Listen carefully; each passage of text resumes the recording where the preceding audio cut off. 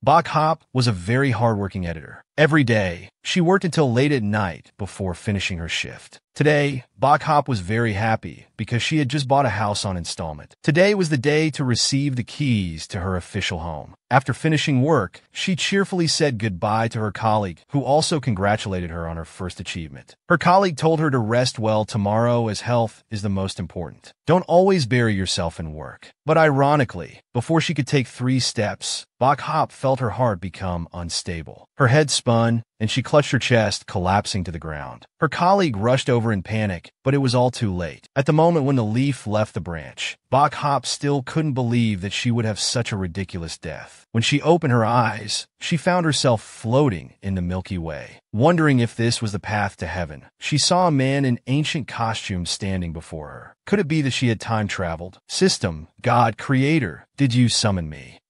Is this time travel or rebirth? Bok Hop asked urgently. However, the man only showed an indifferent face. Although she didn't like his attitude, she could tolerate it because he was handsome. She could hold back her questions. Neither then? So, may I ask if I have died? The man nodded. Bok Hop immediately asked, so, is my current situation living on the spot, or rebirth, or soul transmigration? What do I have to pay? What's the process? As long as you can complete the mission, I can make you continue to exist without disappearing. Hearing him say this, Bok Hop's mind started racing. Not disappearing is the key point, right? Social experience told her that this trap couldn't be jumped into. Social news taught her that this kind of multi-level marketing needs to be avoided. But this couldn't be explained by science. She had to survive first to have a chance to return home, where she hadn't even lived in her installment house yet. After calculating, she accepted the handsome guy's proposal. The handsome guy coldly waved his hand. A light blue vortex appeared before Bok Hop's eyes. This was using her soul to sign a contract. But for a modern person like Bok Hop, this was like signing a contract to receive a uniform for work. So, boss, what's my mission? The handsome guy spread his arms. A large number of manuscripts burst out around Bok Hop. This left her stunned. Even more surprising was looking at the titles of those manuscripts. She immediately recognized them as novel scripts. Just seeing these old Mary Sue novels made her dizzy and gave her a headache. At this moment, the handsome guy spoke. Your mission is to enter these worlds and fulfill the regrets of the original owners. After completion, there will be rewards. You can also return to your original world. Able to return, Bok Hop was so happy that she could go back to see her new house. Then, what if she fails? The handsome guy coldly uttered 2 words. These 2 words scared Bai so much she broke out in a cold sweat, just like that these names represent the inner world, right? It feels like there's a cultural context, as if it's some kind of novel. That's right, it is a novel. You used to be an editor. You must be very familiar with it. Every time an author writes a novel, a new world is formed.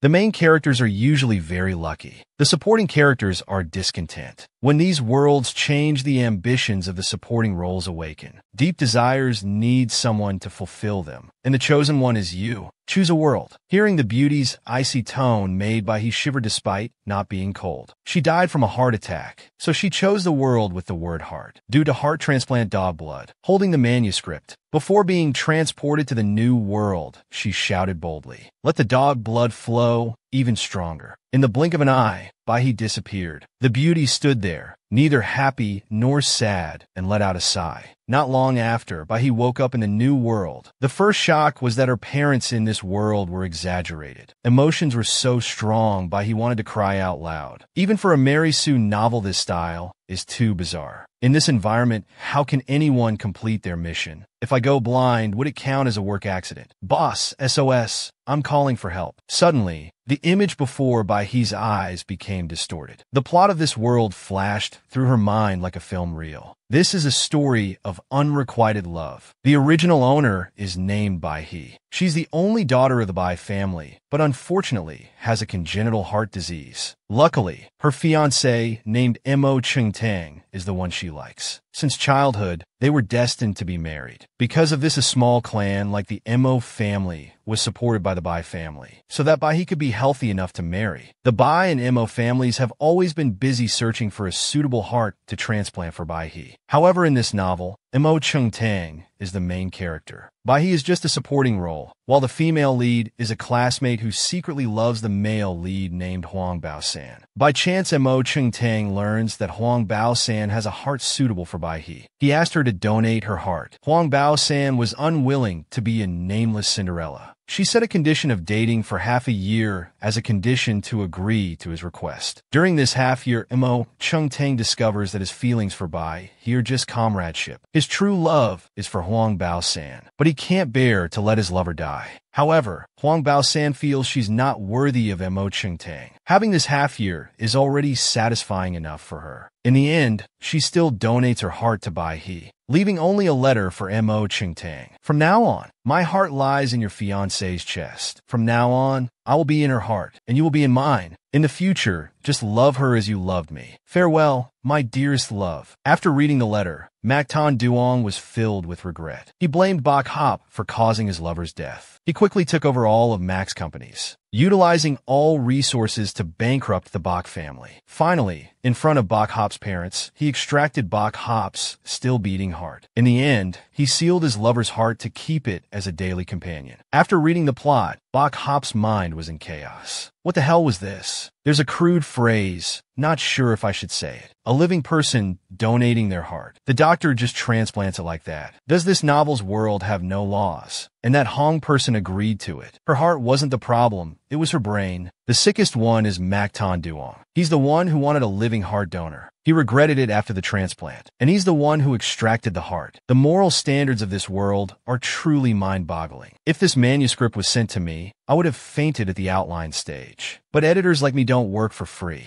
Having grasped the plot, I've prepared a plan to deal with it. I hope the boss will be satisfied with my work ethic. Bok Hop, full of determination, clenched her fist. But soon she felt something was off. Opening her hand, she found a pair of blue eyes had grown there somehow. She screamed in terror. Her weak heart nearly jumped out of her chest. Boss, isn't your way of implementing this a bit too extreme? I can't work like this. The current style of depicting the work environment is already quite bizarre. Could you please stop messing around? Before Bok Hop could finish speaking, she noticed that her surroundings were now completely empty. Outside the door, she heard her parents bringing a doctor. Fearing exposure, Bok Hop quickly hid her boss under the blanket. Everyone rushed in. Seeing her awake, her mother quickly inquired about her condition. Bok Hop noticed the art style had returned to normal and breathed a sigh of relief. Mom, don't worry. Let the doctor check. It's nothing serious. She felt that the original character's parents truly cared for her. Bok Hop's wish must be to prevent the tragedy from happening, to avoid the outcome of her heart being extracted. Don't worry. I'll protect your parents and complete this mission well. Bok Hop was determined on one hand, but her hand clenched tightly again. Remembering something was wrong, she pulled the blanket to cover her hand. A while later in the hospital, when things had settled down, Bok Hop began to inquire about how far the plot had progressed. She asked the lady where Tan Duong was. Her father came over and said he didn't see the boy. He must be quite busy. Tan Duong has always been concerned about the heart transplant for their child. I heard this time the compatibility check was extremely successful. Bok Hop sighed in relief, thinking to herself that it hasn't changed yet. There's still time. Currently, this body is weak, but I don't know if it's because of my soul or not. There's no life-threatening danger, so there's a possibility to carry out this plan. As she thought, she glanced at the host's parents and assessed the Bok family. A top-tier multinational conglomerate. Why couldn't they find a heart? The Bok Group owns numerous real estate properties, large-scale industrial chains. So why couldn't they find a heart? Everywhere you look, it exudes wealth and affluence. This is truly a big golden thigh. Being born at such a prestigious finish line and not needing it. I'm not that stupid. After considering, she immediately began the first step of her plan. She told her parents that there's no need to bother Brother Tan anymore. With this body, she couldn't wait until the wedding day. Her eyes blinked, squeezing out 2 lines of crocodile tears. She said sorrowfully, "He must look down on me a lot, right?" Bok Hop was also very curious inside. She wondered if her expression looked pitiful enough. Would biting her lip make her look more pitiful? Does she look like a little white lotus green tea bitch? Mrs. Bok comforted her daughter Little Hop, why do you have such thoughts? Did that Mac family brat say something? He has no right to look down on you.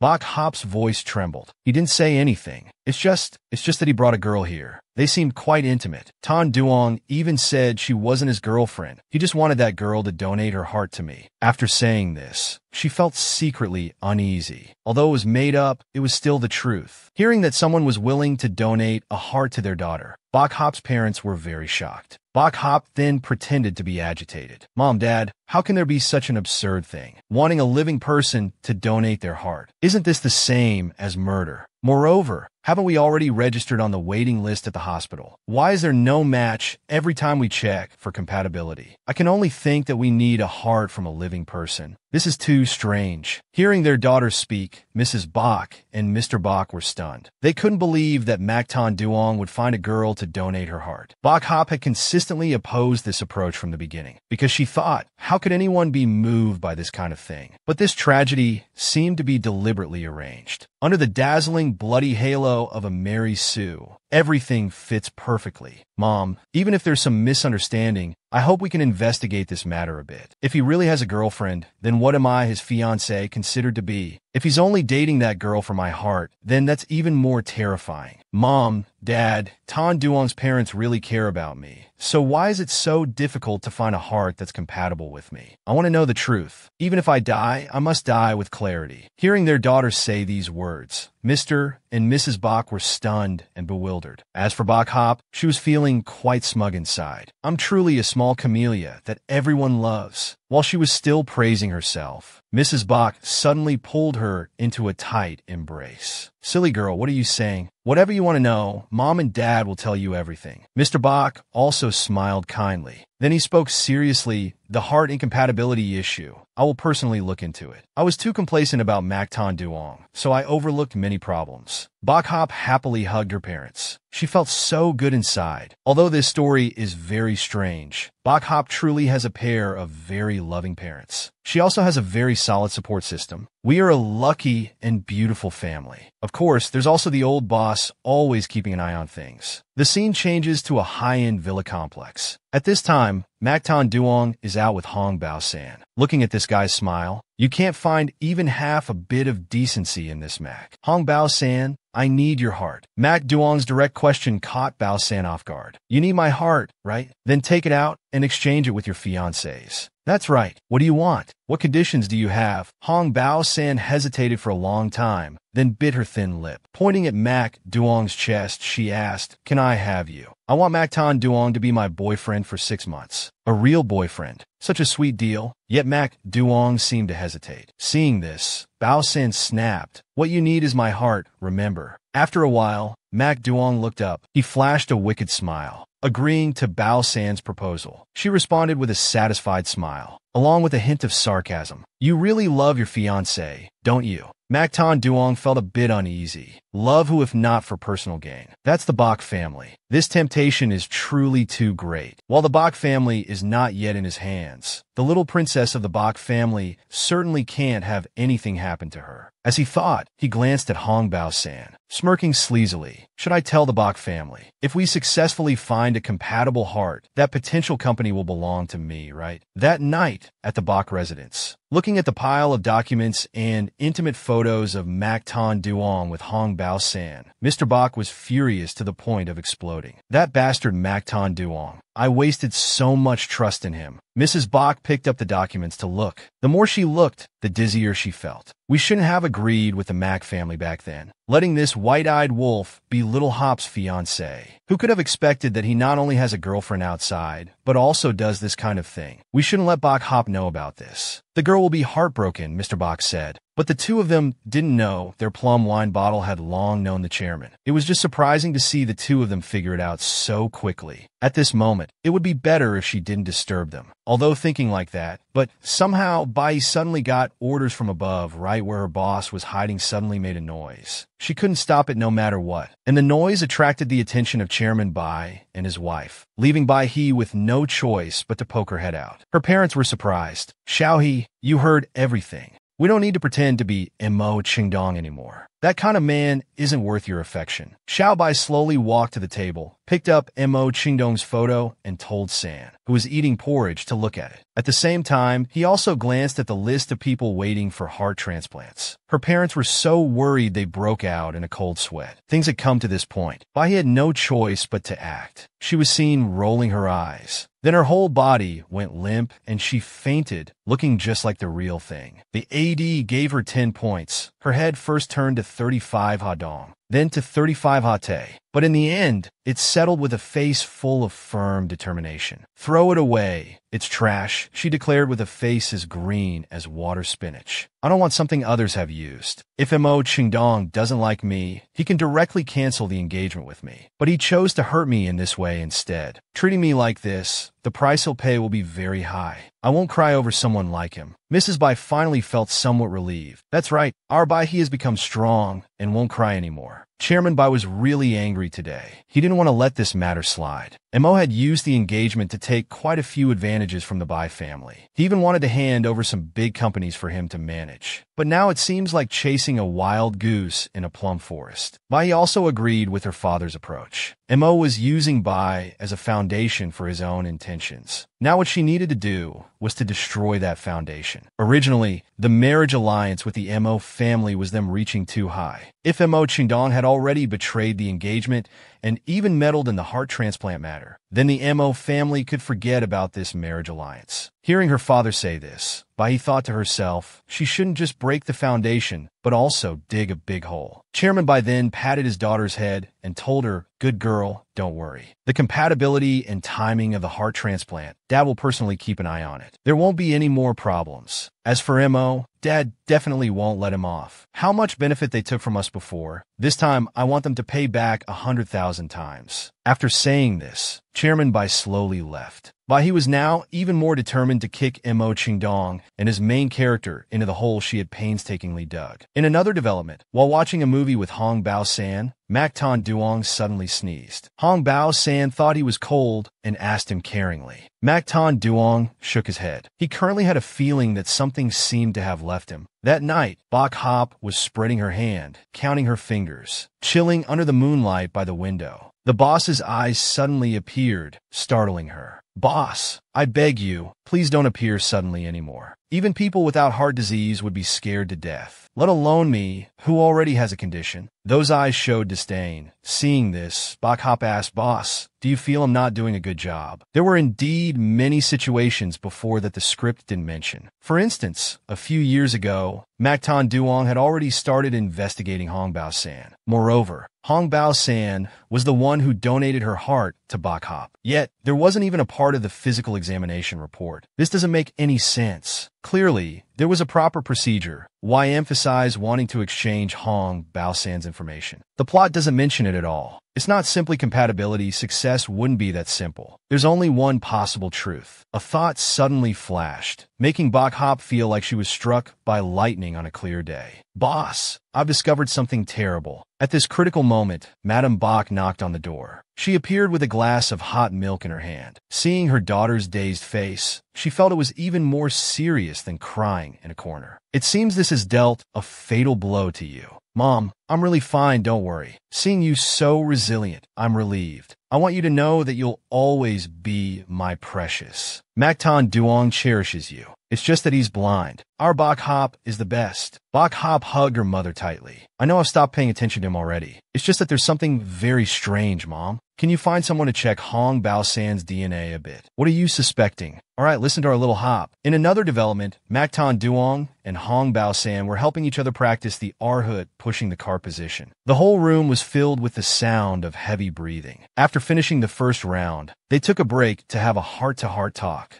"I belong to you now. My heart, everything of mine, I'm willing to let you handle as you wish." Macton Duong smiled slyly. "You're mine. Everything of yours is mine. Actually, you've liked me for a long time, right? Hong Bao-san was startled with surprise, but she quickly nodded, confirming that she had always secretly loved him. At this moment, she thought to herself, "Do you know how much you mean to me?" Father never met mother, collapsed and couldn't get up. The family was broken. Whenever I felt heartbroken and miserable, I could always see him stepping out from the light. His smile, his gentleness, could always erase all of my gloom. But just thinking that he belongs to someone else, every heartbeat of mine carries pain. Thinking this, she asked Ching Tang, "I'm willing to do anything. For you, it's just that your fiancé is really unwell. Can you take me to visit her first? My boyfriend belongs to someone else. My heart also belongs to someone else. Why is this world so unfair to me? I must go see what this legendary fiancé looks like. Is she worthy of my godlike man or not?" Mu Qingdun, lying beside her, flashed a mischievous smile. "You want to meet her?" he said while kicking up and getting up, pinning Huang Baoshan down. "Then it depends on your performance." Without saying more, I'm sure everyone knows this couple is continuing their arhut, pushing the ox cart for round 2, right? The next morning at the Bai family, just as they entered, Mo Qingtang unhappily asked Uncle, "Is it a new gatekeeper who doesn't recognize me? Why do I need to be announced to enter?" The 3 Bai family members remained silent. This made Mo Qingtang feel that something wasn't quite right. "Qingtang, who is this girl you brought here? What does this mean? Do you want to break off the engagement with Xiaoa?" Mr. Bai asked in a cold tone. Mo Qingtang immediately explained, "Uncle, how could I possibly break off the engagement with Xiaoa? This is the heart donor I found for Xiaoa. She said she wanted to meet Xiaoa, so I brought her here to see." Mr. Bai laughed. "A heart transplant for our Xiaoa. This girl, I don't see any problem. She looks healthy, no illnesses, right?" "No," Mu Qingdun quickly replied. He was very confused about the Bai family's behavior. Seeing that Bai he had hope for a heart transplant, shouldn't they be excited? Being so cold doesn't seem quite right. Mr. Bai angrily slammed the table at this point. If her body is already healthy, a living person like her, how can she donate a heart to my daughter? I think Mr. Bai is being too rigid. Mo Qingtang turned to Mrs. Bai for help. However, he was only met with a mocking smile. "Uncle, Aunt, you two misunderstand. Xiaoa and I grew up together. Xiaoa, she knows me well. I don't know you," Bai said bluntly. At the Bai residence, Qingtang was still trying to face Bai's family. "Uncle," Xiaoa's father said, "if she's not sick or disabled, then it's a living donor. How is this any different from murder?" Mo Qingtang, "What do you take our Bai family for? Do you want us to bear the crime of murder for a heart?" He became panicked. "Uncle, I absolutely didn't mean that. She really wants to donate her heart to Xiaoa. She's volunteering. How can it be called murder?" Bai he sat leisurely, sipping tea while watching the drama unfold. Even if in the plot Mo Qingtang was incredibly capable, currently, he's nothing special, so he's already starting to panic. Bao-san couldn't hold back anymore and spoke up. "How can you talk about Tan Duong like that? Uncle." Bok Hop found this extremely amusing. "Oh my, the female lead has begun too. So I must join in the fun." Bao-san said firmly, "Uncle, I really want to donate my heart to Tan Duong's fiancée." Tan Duong and Bok Hop looked surprised, asking to use his girlfriend's heart for his fiancée. "What? Isn't it too cruel for Tan Duong to do that?" Tan Duong was speechless and stammered. "Little Hop, what are you saying? What girlfriend? Listen to me explain. It's not what everyone thinks." Bok Hop shouted, "I won't listen. I won't listen." A hand stopped him from getting closer to her. "That's enough. You don't need to say anymore. The engagement between you and Little Hop before, let's consider it as you two were young and didn't understand things in the past. So let it be, we don't need to mention it anymore in the future." Tan Duong was stunned. "How can this be? I don't agree." He was extremely worried inside. If there's no engagement, then everything of the Bok family will have no connection with me anymore. Bok Hop's father stood firm in his decision. "I'm just informing you. I don't need your agreement. You can leave now." Bao-san was trembling with anger. She ran towards them. "Wait a moment." Then she knelt down at their feet. Bok Hop was surprised by this action. "Miss Hong, I'm not dead yet. Why are you kowtowing to me?" She thought to herself. Hong Bao-san isn't worth sympathizing with. Knowing full well that Tan Duong has a fiancée, but still proposed to be his girlfriend for half a year. This excuse for being the third wheel is truly pure, transcendent. Feeling accomplished, donating her heart for love is a very great but brainless act. I don't know what she'll do after. Then she said to Bao-san, "You don't need to beg me. If you like Tan Duong, I'll fulfill your wish. I don't want Tan Duong anymore. I'll give him to you." Hearing Bok Hop say this, both Tan Duong and Bao-san were extremely shocked. Bao-san, with tears in her eyes, tried to explain. Miss Bach, I didn't mean this. I really want to donate my heart to you. Bao San felt a sharp pain in her heart. I've come this far. What more do you want from me? For love, I can sacrifice my life. My heart hurts so much. Bok Hop called out Miss Hong. You two don't need to use the excuse of doing it for me to do things that can't be known by others. I don't need your heart. I also don't need the heart of a living person. If fate doesn't allow me to see the sun in the future, I won't become an evil demon harvesting other people's lives to prolong my own fate. Please let me be buried with a noble soul. Rest in peace. At this point, it's all just acting. Those who are close to mud will smell of mud. Miss Hong has put in so much effort and finally managed to win Tan Mok's heart. She must feel quite accomplished. Tan Duong corrected, don't make assumptions. There's nothing between her and me. She's just the one donating her heart to you. Hearing such harsh words from the one she loved, Bao San felt her heart die inside. As soon as Tan Duong finished speaking, she collapsed on the spot, surprising him. Bok Hop sighed, oh my Lin Ho's final move is fainting. Why didn't I think of that? Defeated, Tan Duong called out her name in confusion, San San. Bok Hop's mother frowned and said, even if you faint, don't say you're being bullied by the Bok family. Quickly take her to rest. Tu Bok, sitting nearby, also pretended to faint. How scary. Seeing her faint, her mother panicked. Tu Hop, quickly take her for emergency care. Tan Duong also rushed over to check on Tu Hop, but was stopped by her father. No need to trouble yourself. Our medical facilities are comparable to the best hospitals. It's just Tu Hop's heart. In the luxurious room, Bao San gradually regained consciousness. Where am I? Tan Duong. Bok Hop approached and said, you really love him, even if he wants you to give your heart to me. Bao San replied, you don't understand. Such selfless love is the deepest. Hearing this, she smiled and said, I don't understand. Why would he want to give me a weak heart? Bao San was shocked. My heart failure. How? Bok Hop asked, you've never seen your heart health report before, have you?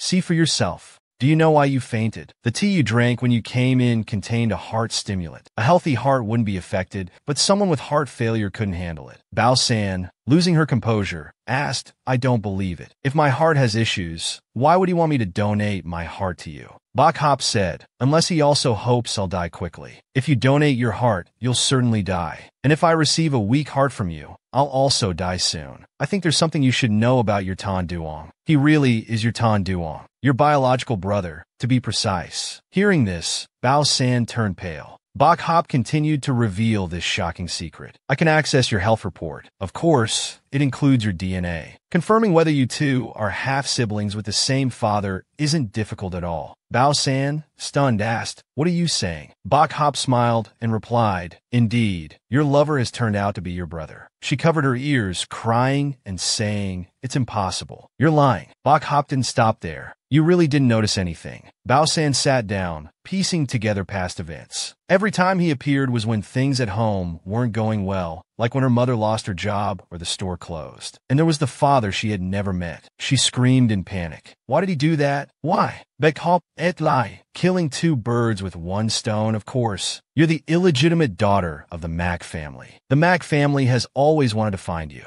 You didn't know, but Mac Tan Duong did. He romanced his own sister to trick her into donating her heart, using her unhealthy heart to exchange for his fiancés. Both the fiancé and sister would die. The assets of both Bok and Mac families would belong to him. Mac Tan Duong calculated it all very well. Even with Mac Tan Duong like that, you still love him. Bao San trembled and said, I love him so much. I love him that much. For him, I was willing to pay with my heart. Unexpectedly, he truly is my good brother. I hate him. I must make him pay. Bok Hop was surprised to see her transform into a different person just because of love. Indeed, a bipolar person with such extreme love and hate. Keep a distance. Be careful not to get hurt yourself. Parents and servants outside were extremely worried about Bok Hop, sir. That girl won't harm our young miss, will she? If anything's wrong, we'll rush in. In the hospital's special care room, Bok Hop was receiving in 4 drip. Until now, she was still in a comatose state. Mac Tan Duong kept staring at her. Suddenly, someone tapped his shoulder, startling him. Dr. Bach, congratulations, Little Hop's surgery was successful. Finally, you agreed. Anyway, Little Hop's body couldn't last any longer. He said, we're very grateful for what Hong Bao-san did. Her last wish, we will help her fulfill it. We still selfishly chose. After all, nothing is more important than Little Hop. He confidently said, Uncle, don't worry. I will take good care of Little Hop. Bach Hop's father maintained his initial decision. Then it's not necessary. After canceling the engagement, we will have no relationship whatsoever. Tan Duong, standing behind, glanced at him and thought, how can there be no relationship? The Bach family's enormous fortune must be mine.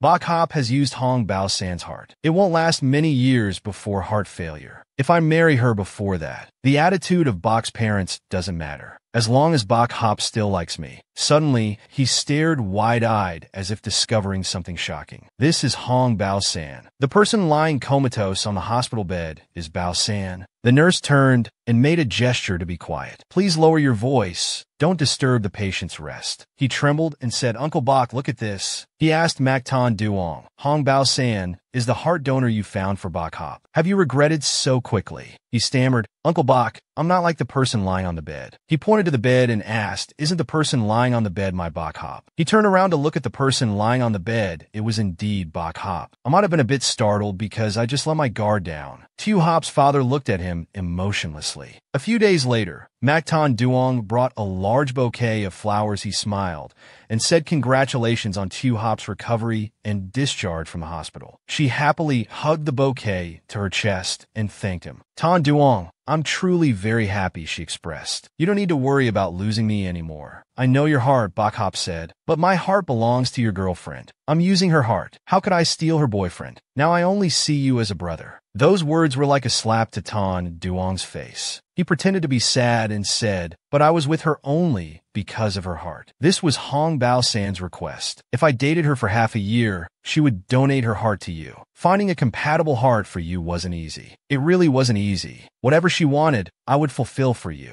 She asked in surprise, really? He started flattering again, of course. Bach Hop, everything I do is for you. As he was about to embrace her, she changed the subject. Oh my. I forgot I need to arrange these flowers. Mom, I need a beautiful vase. He clenched his fists, telling himself not to rush. She definitely won't escape. After arranging the flowers, she happily showed them to Tan Duong. Look, isn't this beautiful? He replied, beautiful. She asked further, so am I prettier or are the flowers prettier? He smiled and turned to look at her, of course. Suddenly his face changed. Why is it you? Bao-san suddenly appeared in front of him with a strange expression. In the living room of the Bach family, Tan Duong, trembling with fear, said, Hong Bao-san, why are you here? Bao-san smiled at him and asked, Mr. Tan Duong, what are you talking about? I'm Bach Hop. Bach Hop's mother worriedly asked him, Tan Duong, what's wrong with you? Even though Bach Hop is using Hong Bao-san's heart, you shouldn't mistake her like this. He shouted, this is Hong Bao-san. How could it be Bach Hop? Seeing him go crazy, Bao-san quickly hid behind the curtain. Mr. Tan Duong is so scary. Bach Hop's mother sighed. Tan Duong, you haven't rested well, have you? He quickly turned to explain, no, Annie Bach Hop. She, hiding behind, Bach Hop sadly asked, how could you mistake me for someone else? Tan Duong took off his glasses, rubbed his eyes, and said, Bach Hop, Mom. She spoke up, advising, you should go home first. Bach Hop is recovering very well. In a few days, we'll have a party to celebrate her recovery. Even though you're no longer her fiancé, we'll still invite you to the party. For today, please go home. Bach Hop called his name gently, Mr. Tan Duong, goodbye. As soon as she finished speaking, Bao-san's eerie face appeared again. He closed his eyes, wondering what was wrong with him. That night, due to drinking too much alcohol, Tan Duong fell into a deep sleep. Suddenly, a soft hand touched his face, causing him to wake up in a daze. San, the girl, looked at him tenderly and said, Tan Duong, it's me. I'm Bach Hop. In his head, he mumbled Bach Hop. He closed his eyes tightly. Then he opened them wide and saw it was Bach Hop, not San. Bach Hop's image suddenly blurred and was replaced by Bao-san. Brother, did you think I was dead? Because my heart is gone. Well, I can use your heart. Give me your heart. Brother, Tan Duong shouted, don't come here. It's not me. Go find Bach Hop. She's the one who used your heart. Both of them stood watching him suffer. Bao San said, "This is the room we stayed in when we were lovers. Him coming here is even more convenient for me." Bok Hop thought to herself. As expected of the female lead in the novel, the villain transformation principle is truly evil, drugging him to cause mental disorder as if not caring about the consequences, directly putting it in the wine without fear of sending Tan Duong to his death. No wonder they say blood is thicker than water. Tan Duong is in for bad luck from now on. The next morning, the sound of glass bottles falling and clattering. Tan Duong's father shouted in his face, "Look at what you've become." Recently, the company has been continuously losing money. Cash flow is becoming a problem. And then there's Bok Hop, that girl. He unconsciously called out Bok Hop. His father pointed directly at him. That's right. Why was the engagement with Bok Hop canceled? Don't you know the Bok family is our biggest support? Don't you? If I had known you'd be this useless, I would have. He interrupted his father's words. You would have brought in your illegitimate daughter instead, right? Too bad. She's already dead. He laughed like a madman. In his ears, he heard Bao San's voice, "Brother, where's my heart? Give me your heart. Give me your heart. Give me your life." Tan Duong screamed, "Don't come here. Don't come here." Seeing this, his father quickly ran over and asked Tan Duong, "What's wrong with you, Tan Duong? Calm down a bit, son." He smashed everything in the room. At the Bok family's wine party that day, everyone was discussing Tan Duong. The Mac family's boy didn't come. His family is about to go bankrupt. How could he not be ashamed to show up? I heard the Bok and Mac families had an engagement. Tan Duong was caught with another girlfriend, and the Bok family found out. That's why they're going after the Mac family. Look, isn't that Tan Duong over there? He appeared with a gloomy face. Bok Hop. Everyone was frightened, but Bok Hop appeared, beautiful and smiling, saying, "Tan Duong, the party I specially prepared for you is about to begin." At the luxurious wine party, Bok Hop descended like a glamorous young lady. She said softly, "Tan Duong, you've come? Did you come to give me your little heart?" He remained silent while she smiled at him. Tan Duong glanced at me, knowing she wasn't by he. "You should have died already." He pulled out a knife from his pocket. Then he ran frantically towards her, shouting, "Go die." He was in a frenzy, terrifying the guests in attendance. Fortunately, the villa's security guards appeared in time to restrain him. He kept shouting unconsciously, "I must kill you. I'll rip out your heart. Let me go." Bai smiled with satisfaction as she looked at him. Bao San, hidden behind the curtain, was also very pleased to see that cruel man in such a state. People whispered among themselves, "Is this Mac Tan Duong?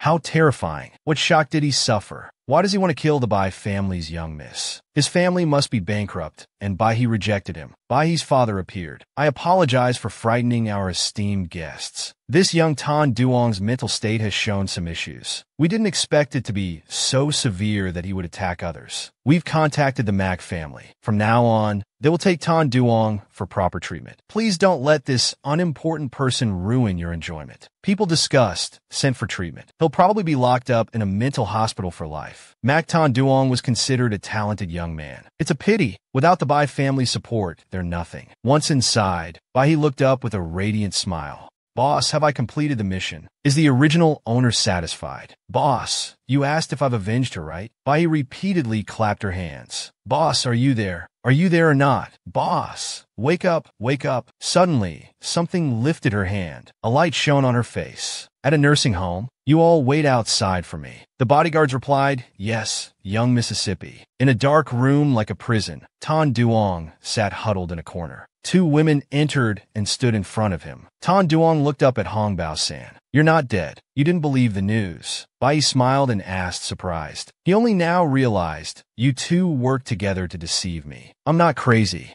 Bao San turned to Bai, "Miss, I have a few words I want to say privately to my brother." Bai nodded and then left. He shouted, "Let me out. You didn't actually die. You tricked me." Bao San approached Tan Duong. She whispered to him, "See how much I love you, brother." A moment later, she went outside. Bai asked, "Is it over?" Bao San turned and replied, "Yes, it's all over now." As she spoke, she pushed Bai into the room. She was stunned, not understanding what was happening. Bao San revealed a scheming face and burst into laughter. Tan Duong, holding a knife, shouted, "It's all because of you." "Di, Bai." She gasped in shock. Tan Duong held a sharp knife in his hand and lunged at Bok Hop, shouting die. She quickly dodged to the side. Luckily, she avoided it. She didn't forget to call for help. In that critical moment, Bok Hop suddenly realized her hand could move again. This made her extremely happy. She immediately used all her strength to slap him with a thunderous blow. At this time, the guards also hurriedly pushed the door open. They called out anxiously. Young Mississippi Tan Duong was then restrained. He cried out in despair, "Let me go! Let me go! Why are you arresting me?" It was Mac Tan Duong who wanted to kill Bok Hop. Bao San's voice was also trying to escape blame. "Bok Hop, you set me up? Weren't these people supposed to stay outside? You were guarding against me." Bok Hop gave a contemptuous smile. "Set you up? Clearly, you were the one who pushed me into the room. You instigated murder and conspired to kill. Guarding against you is only natural." Bao San still stubbornly argued. "I instigated murder. Do you have any evidence?" Bok Hop confidently replied. "Don't tell me you thought the place where Mac Tan Duong was held didn't have cameras. The process of you instigating Mac Tan Duong, cutting his ropes, and giving him the weapon was recorded very clearly. Even the provocative words you said at that time. This is all because of Bok Hop. If she had obediently died, would you be locked up here? It's all been recorded as evidence, along with the knife that Tan Duong used just now, which you gave him." Bok Hop pretended to be shocked and fainted under the concerned gaze of the guards, who kept calling out, "Young Mississippi." Her voice feigned pain. "I kindly visited an old friend and almost got killed by this couple of lovers. It's so scary, my heart hurts. They disgust me. Hand her over to the police. I don't want to see her again." Bao San panicked and said loudly, "You can't do this. You're not really hurt. You didn't lose anything." Bok Hop then grinned. "I can't. You must be held responsible for the mistakes you've made." Everything she did stemmed from jealousy towards Bok Hop. From the moment she arrived at the Bok family, Bao San had been secretly complaining. "I have to stay here temporarily. Why is it always Bok Hop? You were born a wealthy young miss. Why is the one I love your fiancé?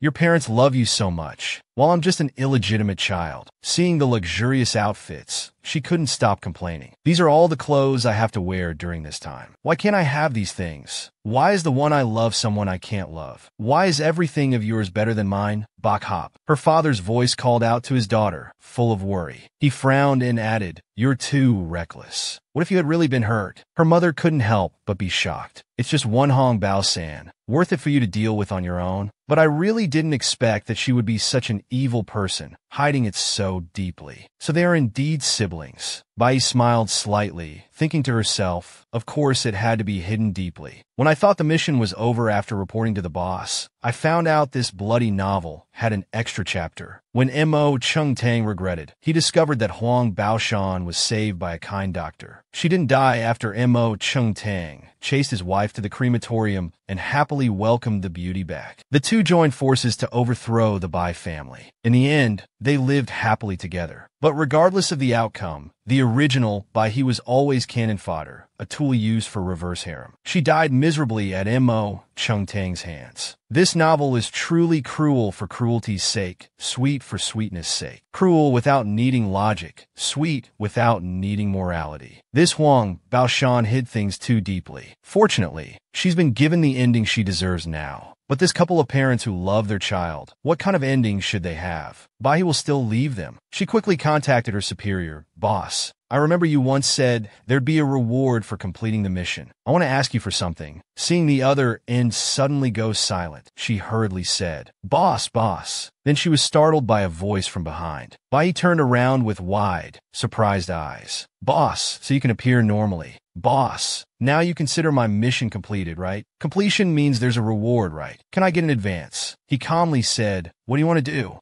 Bai's eyes immediately sparkled. "I want to leave them with hope." At the women's prison, it was now the 20-minute break time. Baoshan looked quite tired. The image of a news reporter appeared on TV. "New medicines have been put into production. This will significantly increase the cure rate for people with heart diseases of all kinds. Please follow our station's reporter to learn more about the story behind this new medicine." She was extremely surprised. This was her former classmate, now a reporter for a major TV station. Her achievements and abilities were much stronger than hers. If she hadn't done that, pursued her own life path, wouldn't the person standing at the TV station now be herself? The reporter continued to report, the beloved daughter of Pharmaceuticals chairman has sponsored the research and development of this medicine, making the drug price more affordable, allowing more patients to receive treatment. Miss Bahi has had a heart condition since childhood, so she understands better than anyone. Hearing this made her even more furious. It's the Bai family. It's Bahi. She's still alive. Wasn't her heart condition worse than mine? I'm not resigned. I'm not resigned. I thought she had died early. Unexpectedly, I still can't live longer than her. At least it's better than my brother. For the rest of his life, he'll never be able to leave the mental hospital. Your girlfriend will forever be only me, brother. Struck by the shock, she collapsed. Shouts rang out in the private room. Guard, Hong Bao-san has fainted. Quick, get emergency help. Her heart has stopped beating. Is she dead? Bok Hop woke up to find herself in another world. Her voice full of surprise. I'm back. Being able to return here, is it because Bok Hop in that world has died right? Currently, my heart seems to still hold on to the lingering feelings and reluctance before dying. The boss saw this and shook his head slightly. The emotions and memories of the previous world are very strong. She calmly replied, it's not that intense. It's like finishing an excellent novel or completing an interesting game. Though there's some reluctance, it's over now. Moreover, I feel I've completed it very satisfactorily. Did the hidden mission appear too? Her eyes were full of expectation. Boss, I'm seeking praise and rewards. She glanced at him affectionately. Responding to that expectant attitude, he quickly raised his hand. A magical light appeared. She couldn't help but wonder. This is, the boss said gently. These are all from the original host. It's the power of wishes. The original host sacrificed their emotional souls as offerings to make wishes. After you fulfill their wishes, a portion of the wish energy will belong to you. Soul food, Bok Hop exclaimed joyfully. This evaluation isn't bad. So now these wish energies, are they my reward? The boss immediately shook his head. No, you don't. Facing her disappointment, he continued speaking. Why? He then added, because you yourself asked me. The reward has already been used by you. Exchange for the chance to give birth to another child for the parents of the original Bok Hop, using your reward to change the future life trajectory of the original character. But none of these are related to you. Do you regret it? Initially hesitant, regret. Then she firmly replied, no regrets. Although I only completed the mission, that world to me wasn't even real. But those feelings and love weren't fake. My experiences weren't fake either. Those rare emotions and experiences are more precious than any reward. Besides, an excellent employee like me will surely be rewarded again. He smiled slightly. Having confidence is a good thing. Well, I'll satisfy you. Your reward in the next world is waiting for you. Before Bok Hop's curiosity, wait, which world is it? At least give me a hint. This is too sudden. Immediately received an indifferent response. We'll know as soon as we enter. This time there will be. So she still tried hard to call back to her boss. What did you say? The signal is bad. I can't hear anything clearly. After the sound of breaking, there was a trembling plea from the servant. Madam, please spare my life. That madam was none other than Bai He, who was now transformed into.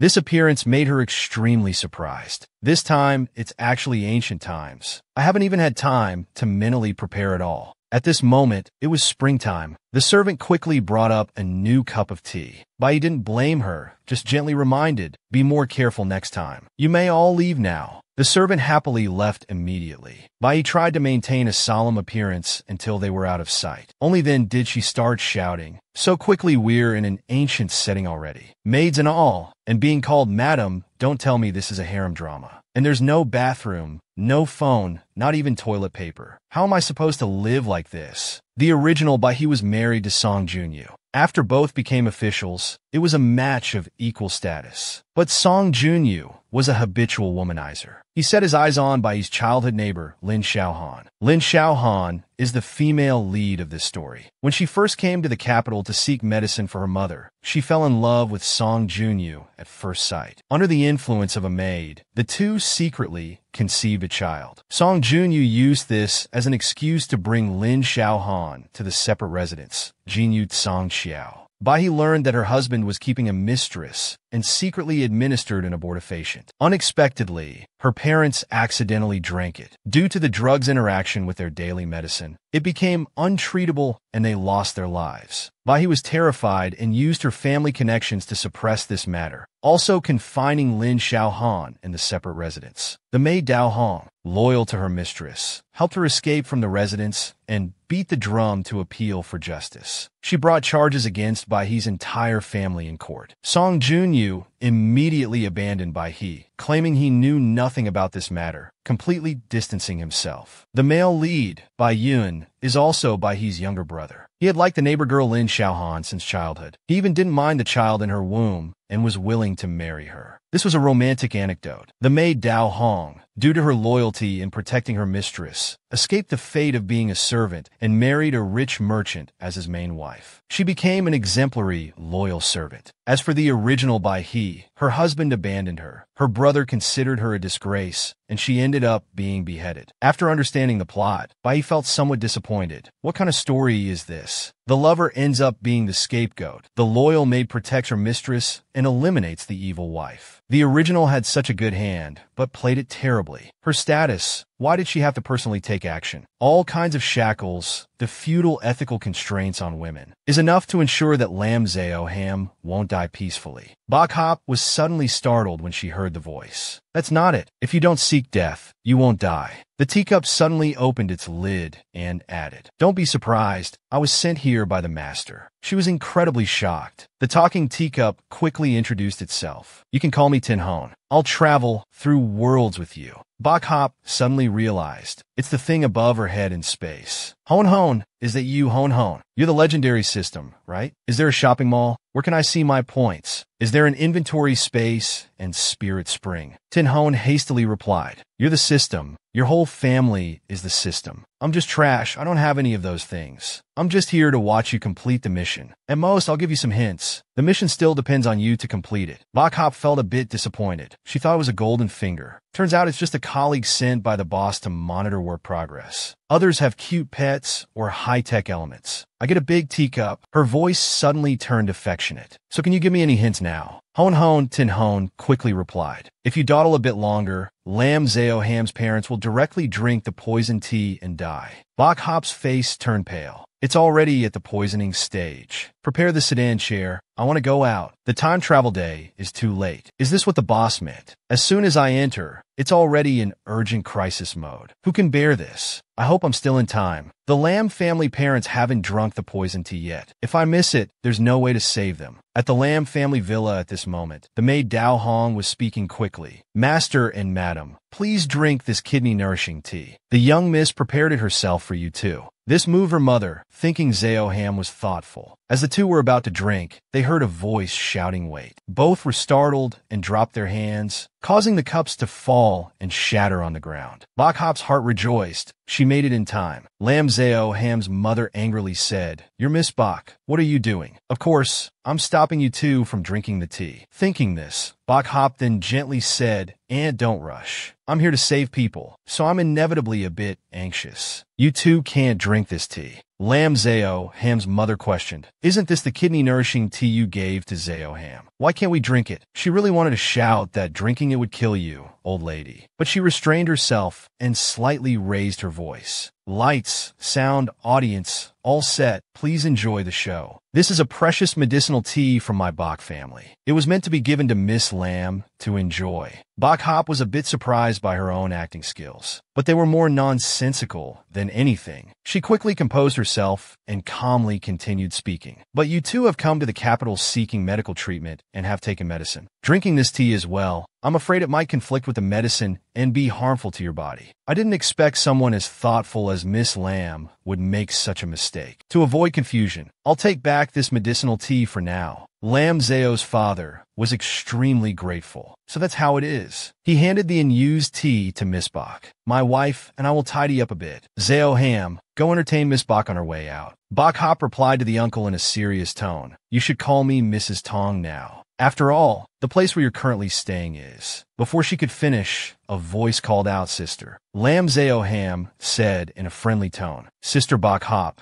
seeing her overly familiar demeanor, immediately let out a sigh. "Who's your sister? You're already calling me sister before even entering the family." Lam Zao Ham's voice suddenly became flustered. I don't. Bok Hop couldn't help but feel contempt in her heart. "I'm familiar with this style. Too bad I've changed my path. Otherwise, Bok Lin versus Bok Lin would certainly be interesting." Dao Hong quickly rushed out to shield her mistress. "Miss Bok, my young miss has always been timid. Why are you scaring her? Moreover, my young miss should indeed call you sister, since in the future, you two might become family members." Faced with her insolent attitude, Bok Hop spoke in an icy tone. Dong Tuet shut her mouth. That maid quickly received several resounding slaps. Lam Zao Ham could only cry out in shock. "Sister Dao Hong, if you're angry at me, just find me. Why take it out on Dao Hong?" Bok Hop's maid immediately mocked sarcastically. "Who does our young miss think she is? A mere servant dares to speak so casually to her. She's not even worthy of our anger." Lam Zao Ham ran to comfort her maid. "Dao Hong, it's my fault for not being able to protect you properly." "Oh,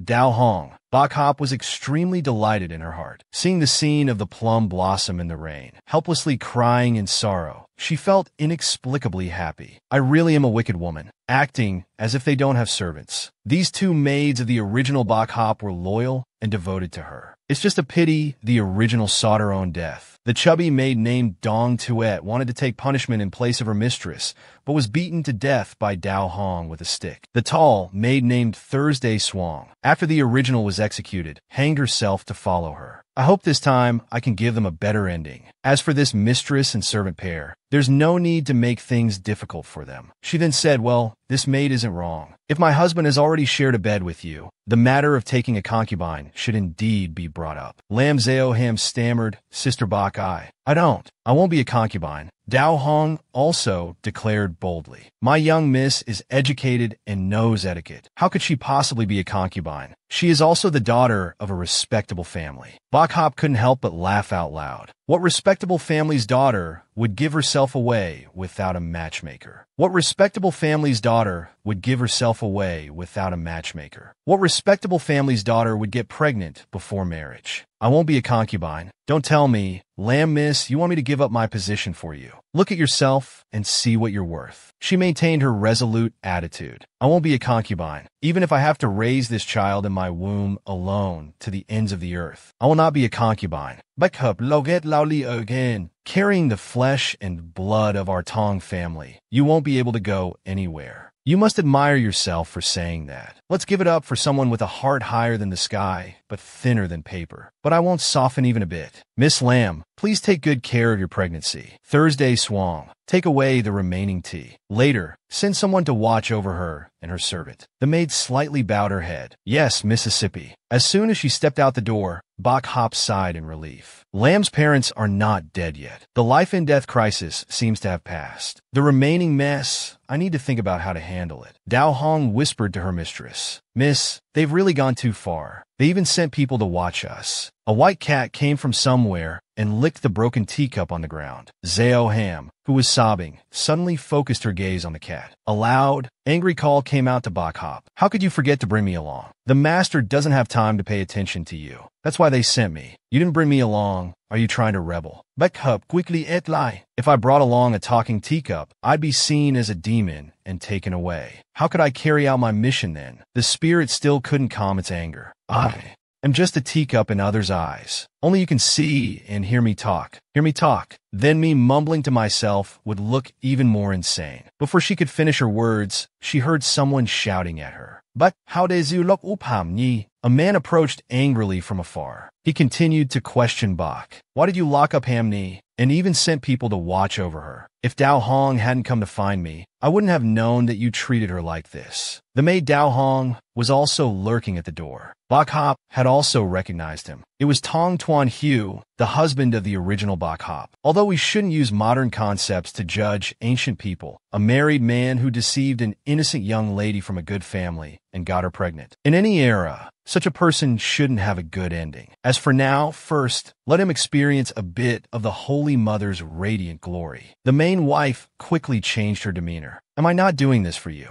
I've known Miss Lin since childhood. If you like her, I don't mind if you take her as a concubine. It's just that Miss Lin may seem gentle and submissive, but she has a strong personality. Now she knows you and I are husband and wife. She's making a fuss about leaving. I'm afraid she might do something foolish. If it were before, she could just leave. It wouldn't matter. My husband, you shouldn't be too heartbroken. But now she's carrying your child. How can we cast out our grandchild to wander the streets? Tuan Hu hesitated upon hearing this. Bok Hop suddenly felt a bit disappointed. It's not even interesting. This man Tuan Hu really has no self-respect. When he hadn't gotten Lam Zao Ham, he was extremely obedient to her. Once he had her body and heart, he quickly grew tired of her. When the original Bok Hop confronted Lam Zao Ham, he chose to stand by and do nothing. He wanted to take advantage of the young lady outside, while not offending his main wife, who had her maternal family's influence. He didn't really love Lam Zao Ham. He just wanted to possess and play with her. Later, when Lam Zao Ham no longer liked him, he would cling tightly to Bok Van and not let go. This kind of person should have the word cheap carved on his face. But for now, she had to act with him. Bok Hop pretended to be understanding. Moreover, I have my own intentions. Miss Lin and I used to be neighbors. Although our family circumstances are quite different now. But shouldn't my younger brother has some feelings for her. Now, he doesn't know about your relationship with Miss Lin. If the two of you meet and get emotional and do something, then her husband saw that he was very angry. She dares to. She quickly comforted him. So I hope my husband will choose a good day to bring Miss Lin into our household, so that our Tong family can have an heir and protect the pregnancy. Tuan Hu was moved and grabbed Bok Hop's hand. My wife, I have misjudged you. I didn't expect you to be so generous and think for our Tong family like this. You truly are a virtuous wife. I will discuss this matter with Ham Ni. Outwardly, Bok Hop urged him to go quickly, but inwardly, she felt disgusted. If you delay any longer, I might vomit on you. Tuan Hu immediately ordered to prepare a horse to go to the villa. Bok Hop also began to act. Thursday Swang, Dong Tuet, follow the young master. Bring some melon seeds and peanuts. I invite you to watch an interesting play. The two maids looked at each other curiously, then quickly bowed their heads and went to prepare. As Bok Hop was admiring the scenery, she suddenly heard a voice. Do you really want to let Lam Zao Ham become a concubine? It was Ting Huan, Starling Bok Hop. You'll scare me to death like that. Tin Hon then reminded her to get used to it. Lam Zao Ham's parents aren't dead yet. The story has changed. Why do you still want to bring her into the household as a concubine? Bai cheerfully explained. How could she become a concubine? Miss Lin's ambition is too high. On the contrary, want to see. Her parents are healthy. Lin Xiaohan is pregnant with a married man's child. What exactly does she want to do? Xiaohan cried out, no, I don't want to. How could you make me a concubine? As she spoke, her eyes welled up with tears. It seemed like she could cry at any moment. Song Lang put his hand on her shoulder. Using a coaxing tone, he said, Hunter, don't make a fuss. If not a concubine, what else do you want to be? Then he continued, Bai he is very generous. She has already prepared the back courtyard. You can move in directly. Xiaohan leaned dejectedly against the door. No, I only want one life, one couple. I won't be a knife cutting lotus roots. I won't sit in a concubine sedan chair. Suddenly, Dao Hong came over and hugged her. Then she turned to scold him. Song Lang, how can you make the young miss a concubine, especially under that woman? Hearing this, he had to explain, Bai comes from an official family. She's very generous. She definitely won't mistreat your young miss. He smiled. Moreover, a grand household like the Song family. Even as concubines, we are still noble and can't be compared to ordinary merchants and rich families. Hearing his boasting, Dao Hong wanted to argue, but, seeing her impertinence, wanting to argue, he shouted, I'm talking to your young miss, who allowed you to interrupt so many times. Get out. His shout frightened her, making her cower behind Xiaohan. Then she seemed unwilling, angrily stomping her foot. Song Lang still resolutely drove her out. Dao Hong had to cover her face and run out crying. Song Lang then turned back and started coaxing Xiaohan. Hunter, come to the mansion with me. Then he hugged her and used sweet words. We'll be together for life, with a son and a daughter. Isn't that a perfect life? She nestled into his chest, but was still unsatisfied. I won't be a concubine, Song Lang. She immediately teared up. Can you negotiate with sister by he a bit? I don't want to be a concubine. It's an insult to our love. The more she spoke, the more unpleasant it became. He started to get annoyed. Negotiate what? You want the position of the main wife. However, Xiaoan quickly denied it, crying out, no, I didn't think that way. Then she turned away angrily. If she doesn't love you, and you don't love her, taking that position, wouldn't she be hurt? Song Lang then asked, do you want me to divorce her and marry you? My father is a high-ranking official. I will also enter officialdom in the future. My wife can't be a merchant's daughter. He was truly at a loss, wearily coaxing her. Can you stop making a fuss? What's wrong with being my concubine? Does she have any better option? She pulled his hand away forcefully, refusing to let Song Lang go. I don't want you to leave. You're causing me too much pain. Then she didn't hold back and scratched his face hard, causing pain. Song Lang angrily rubbed his face, at a loss for words. Then he left. Outside, Dao Hong was sitting alone, counting flower petals. Hearing a sound, she turned to look. Song Lang approached her and said, advise your mistress to come with me to the Song mansion. I won't mistreat her. But she didn't pay attention to his words and instead looked at the wound from earlier. Lord Song Lang,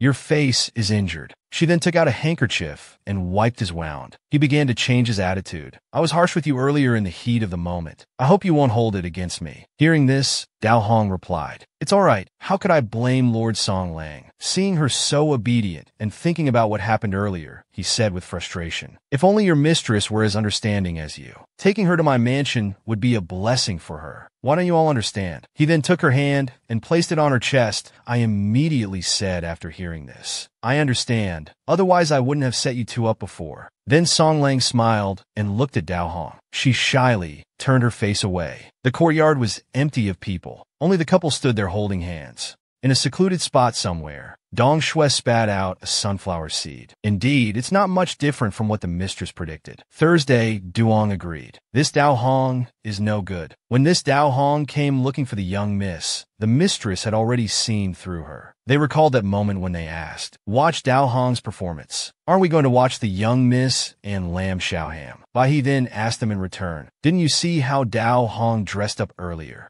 Different from her maid outfit last time. Today she clearly put effort into her makeup, deliberately wore hairpins, and applied lipstick. Even chose clothes to accentuate her figure. She smiled. If you say she had no intention of climbing up, I don't believe it. Hearing this, Thursday swung, and Dong Shui angrily said in unison, she wants to seduce the young miss. We're helping the mistress within limits. But Bai said the opposite, no need. If the young miss is willing, of course we should satisfy him and bring her to the back courtyard. She smiled gently. After all, I'm the main wife. I should be generous. It was dark and lanterns were lit in the mansion. In Xiaoham's room, her father said, where's that girl Dao Hong? She's not serving in the front. Where has she run off to? Her mother was embroidering something. She said after returning to the old house, let's buy a few more maids. I think that maid from the Bai family, the one called Sano, has quite a presence. Xiaoham had been standing with her back turned, listening silently in a daze. Her mother continued speaking. Now she's become Madame Tong. Her father-in-law is a high-ranking court official. Her husband's future will also lead to the imperial court. There might even be royal decrees involved. Hearing this, Exohem bit her lip as her father continued. Remember back then, the Bach family wasn't even as well off as us. Who would have thought they'd be living in luxury now? The Bach family has changed their status. Their daughter directly married into an official's family as a madam. Exohem covered her mouth and burst into tears. Seeing this, her mother also felt sad. Daughter, our Ham is no less than that Bach Hop is she. It's just a pity, she said, then let out a deep sigh.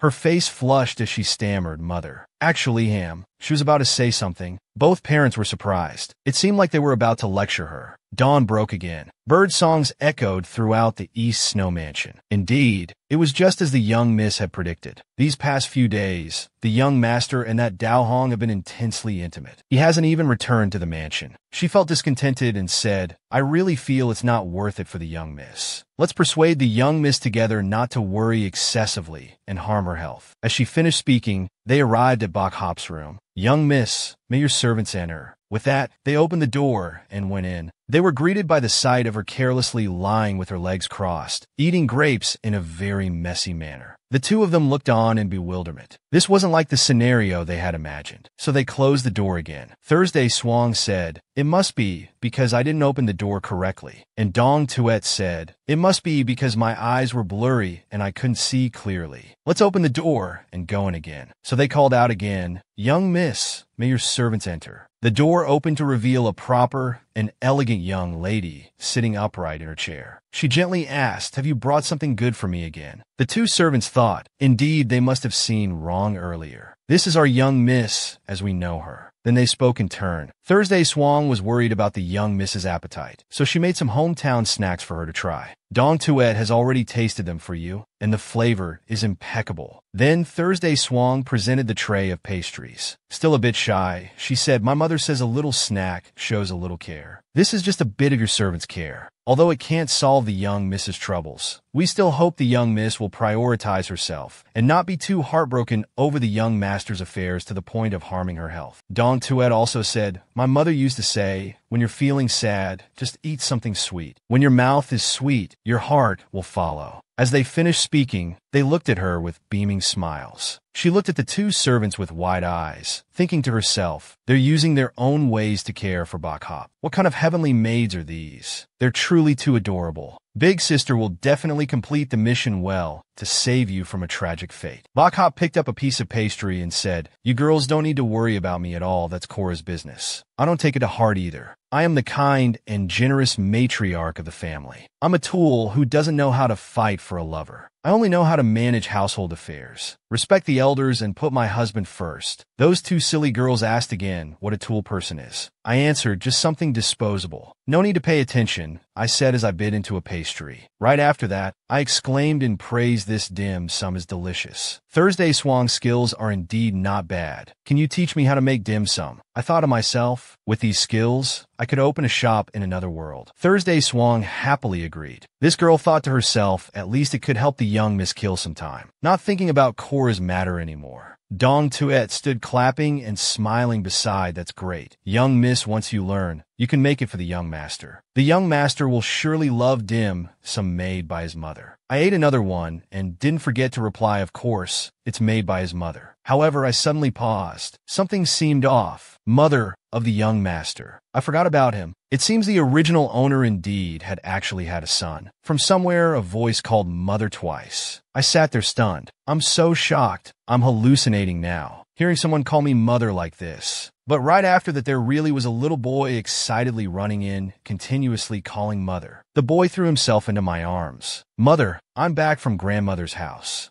He looked at me with round, excited eyes. "I missed you so much, mother. Did you miss me?" Before I could answer, the boy hugged me tightly, acting spoiled. If it weren't for someone matchmaking for little Ninth today, grandmother was too busy, they wouldn't have let me come back. Mother didn't say she was coming to visit me either. I thought to myself, uneasily, can I say, I just forgot about you? No, suddenly I remembered something. Wait, matchmaking. Could it be Lam Zao Ham and Bai Yun? My little brother is about to take advantage of my Bai Yun and become a knight in the original story. The female lead Lam Zao Ham gets pregnant with her brother-in-law's child, the male lead Bai Yun. Sister Bai Yun's sister, Bai He accidentally kills the female lead's parents. The female lead's maid Dao Hong reports the sister. The male lead goes to the magistrate. Bai He is beheaded. Bai family's father resigns. The mother dies of grief. In the end, the male lead Bai Yun and female lead Lam Zao Ham have a perfect ending together. Remembering the plot, I really had questions. 100,000 whys appeared in my head. I hugged the boy tightly and thought to myself, although the biggest crisis for the original owner has been temporarily resolved, the variables for the Bai family are still enormous. I must be present to participate in this. Thinking of this, I smiled. Seeing this, the boy could only look at me in confusion. At the Bai residence, Madam Bai said apologetically, "Madam Lam, it's all because we didn't teach our children well. Unexpectedly, our son has secretly developed feelings for your precious daughter. They've been meeting in secret." Over there, Exoham covers her mouth shyly while Bai Yun smiles. Then Mr. Bai says, but please rest assured, the Bai family will certainly do right by Lin. 3 mouths, 6 ears, 8 sedan bearers. We'll bring Miss Lin into our home. Hearing this, Mr. Lin laughs heartily. Brother Bai, no need to worry. My daughter and your son are simply rekindling an old connection. Years ago, when our families were neighbors, these two little ones got along very well. This is heaven's will. We should celebrate this joyous occasion sooner rather than later. In-law, why don't we choose an auspicious date for these two young ones to marry soon? Mrs. Lin smiles. I think the 2nd day of next month is a good day. Mrs. Bai looks a bit startled. Next month? Isn't that a bit rushed? Suddenly, a voice comes from somewhere. Not rushed. What if she's already pregnant? It's Bai He, dressed impeccably and beautifully made up. She looks almost ethereal at first glance. Mr. and Mrs. Lin are shocked, asking pregnant. Little He, what do you mean by that? Mr. Lin looks worriedly at Mrs. Song. On the other side, Exoham turns pale with fear upon seeing her. Bai Yun, hearing her words, is thunderstruck. Sister. Mrs. Bai panics. Could it be that you and Miss Lin have already? Mr. Bai angrily says, what's become of propriety? Where are your manners? Mrs. Lin tries to calm them. In-laws, we shouldn't speak like that. This is just the children's affection. As long as we have them marry quickly, then next year we'll be holding a chubby grandson. Hearing this, they seem somewhat moved. If that's the case, this marriage. Seeing them wavering, Bai speaks up. I don't agree. Mr. Lin says, Mrs. Song, you're already a married woman. Your birth family's brother's marriage is not for you to decide. Mrs. Song, time and again you've obstructed this marriage. Are you looking down on our Lin family? Hearing him speak as if he's right, she immediately replies yes. Her words are unexpectedly frank, shocking everyone. Mr. Lin immediately takes offense. So that's how it is? Well, the child in Exoham's belly won't need your concern either. We Lins have our own ways to raise it. It will have nothing to do with the Bai family anymore. Bai pretends to look dejected. Her words are completely opposite to what she said. There was no relationship to begin with. The child in Miss Lin's belly is actually my husband's flesh and blood. Saying this, she smiles maliciously. Her eyes glance at them. Mr. Lin feigns surprise. The child Exoham carries isn't Bai Yun's. On the other side, Bai's parents are even more shocked. Is this true? How can this be? Bai points directly at Exoham. Don't you know Uncle Lin? Where you are staying right now is the Song family's villa. Freeloading so comfortably, aren't you? Even if you don't know, Miss Lam should know, right? Xiao Han truly couldn't argue. She could only remain silent in fear. She frowned. So what you call not wanting to be a concubine is actually wanting to be the main wife. Huh. After saying that, she leaned close to her face and asked, if you can't be the main wife of the Song family, you could be the Bai family's, right? Xiao Han was scared to tears, and Bai he continued, Yin Lang has been on business trips for months. You say you're carrying his child. Aren't you afraid the baby won't match next month? Then she looked at her coldly. You made my husband cheat on me, then you want to make my brother cheat. You really are a brilliant green light. So wonderful. Digging up our Bai family. How much do you hate us two siblings? However, Xiao Han still stubbornly explained, it's not that Yun Lang and I are in love, but we can't let our love take away another life. Although it's not Yun Lang's child, he can still be called the father. Do we really have to put shackles on who the biological father is for an unborn child? How can she say such words without feeling ashamed? Why, he was truly impressed. This happy fatherhood speech is really special. If it weren't for the mission, I would have wanted to applaud her. Then she turned to ask her brother Yun Lang, what do you think about this? Bai Yun seemed to turn into a statue.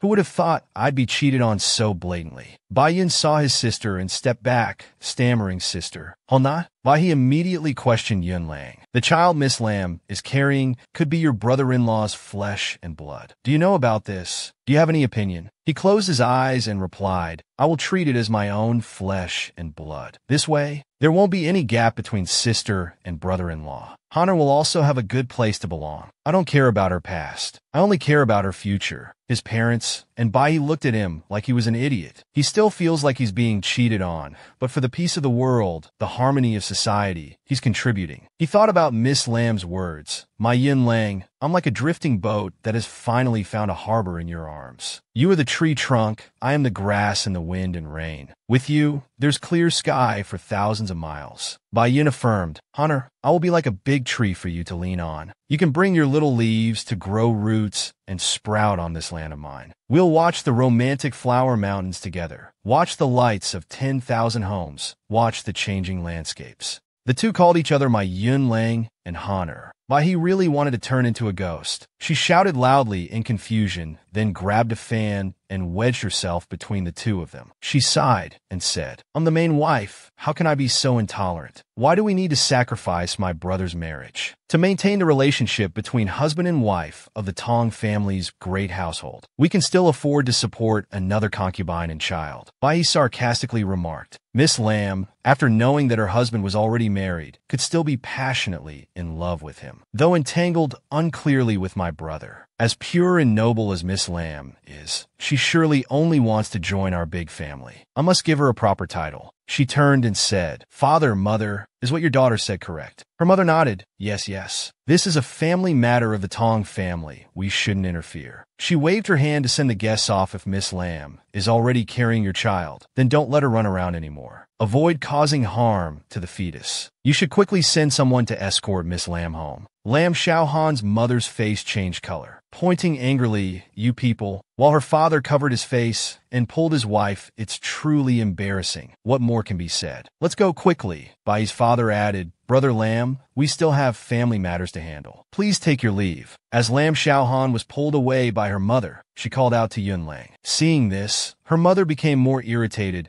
and said to the maid beside her, "Dao Hong, don't let your young miss call out wildly anymore. Isn't it embarrassing?" Bai Yin on this side was also unwilling and called back, "Honor, your mother is worried about the child." Bai He remained completely calm, stopping her mother from approaching. "Mother, let the young people have their hearts broken once their minds might become normal." He was heartbroken, leaning against a tree, unable to do anything more. Hearing footsteps approaching, he smiled bitterly and said, "I know it's you, sister. No need to persuade me." She kindly replied, "I know you two are true love, Yin Lang." She took a deep breath, thinking to herself, the online big sister teaching you about love is actually advising you to break up. But her mouth uttered these words instead. "Your love is like mountains and clouds. Though untouchable, it's everywhere. Love appears and disappears, unable to bear the shackles of the mundane world. You should cultivate it, test it, let your love go through a great baptism to be sublimated." It was like water off a duck's back. Bai Yun still innocently replied, "Sister, I believe in honor." She had to continue her strategy. "I believe Miss Lamb's actions may seem improper, but she must have her reasons." Bai looked at her brother gently and said, "You're about to take up a post in a barren place. You can take her along. You don't despise her for being pregnant before marriage, deceiving your feelings. How could Miss Lamb dislike you for taking a lonely post, living an honest life? If she'd rather stay at the Tong family villa with an unclear status than be your lawful wife and go far away with you." She hesitated, then this Lam Xiaohan. Silly Bai Yin has fallen into the trap. "Sister, don't worry. Hanny is not someone who craves wealth and status like that. I'll go find her right away." Bai concealed her cunning smile and tried to remain calm as she replied, "That's right, your love cannot be tainted." Jinghuan appeared and asked, "If Lin Xiaohan really went with Bai Yin, what should we do?" She smiled and replied, "That would be even better. Think about it. What was the original Bai He's wish?" Jinghuan answered, "Not to make the same mistake again, accidentally killing someone, living peacefully, and protecting her birth family." She continued, "So as long as the male and female leads don't jump in front of me, if it's true love, then let's fulfill it for them. I've set up the stage for this play. How it unfolds depends on the male and female leads." Xiaohan was locked in the storage room. She shouted reminders before returning to her old home. "Don't even think about going anywhere. Dao Hong, watch your young miss carefully. Don't let her go out and embarrass us again." Hearing this, Dao Hong could only obey and reply yes. Xiaohan was pushed hard, crying out in pain. She desperately called out, "Father, mother, how can you be so heartless as to lock me up here?" She lamented to the heavens, Why has it come to this? Oh heavens, are you punishing me? I only wanted to seek my own happiness. What have I done wrong?" At this moment, a voice called out, "Hanny, are you in there?" As soon as the words were spoken, the door of the storage room was kicked open with a loud bang. Xiaohan joyfully climbed towards Yun Lang. "Is that you, Yun Lang?" He choked up, "It's me, Hanny." The two embraced each other. Xiaohan rested her head on his chest and said, "You came. You still came for me. I knew you would come running to me, to save me. I'm so happy. I feel so warm." Bai Yun rested his chin on her head and replied, "I'm here. I broke free from my constraints and ran here. I'll take you away. I'll make you fly, make you a spring butterfly, an autumn wild goose. Her eyes lit up. Leave. Did your family agree? Were they moved by our true love? He smiled. No, we're gonna run away together. I'm about to be posted to the border for duty. You'll be the wind. I'll be the sand. We'll be the lonely smoke in the desert, wandering to the ends of the earth. She widened her eyes. What? Wandering to the ends of the earth. Bai Yun held both her hands. Softly, he said, Henny, I know you certainly won't fear poverty. You're willing to be by my side. Don't worry. At most in 15 years, we can return. By then, we'll bring our child along. My parents will surely accept both of you. Henny, come with me. Let's go right away, right now. Leaving behind all the worries and noise of the secular world, keeping only our pure feelings and love. Xiaohan hurriedly pushed him away and shouted no. She collapsed on the ground. I won't go anywhere. Bai Yun was extremely puzzled. He asked why. I've been able to forgive you, understand you, accept your child with another man. Why can't you come with me? Are you so attached to the food and drink currently under another roof? Xiaohan anxiously replied, no, it's not what you think. I'm doing all this for. After hesitating for a while, she continued, it's all for the child. I don't want it to be born in a faraway place. Even less do I want its father to never see it. It should receive complete love, not just love from one side. You understand me, don't you? Bai Yun was thunderstruck upon hearing these words. He laughed at himself for not denying her earlier. I don't understand. Sister's words were indeed true. It turns out I was the only one willingly in love. It turns out I'm not complete love. It turns out you're just like the noise of this secular world. It turns out only I gave my true heart to be trampled on. He shouted no and rushed out the door. Xiaohan called after him, Yun Lang. But before she could say anything else, she fell. Bai Yun soaked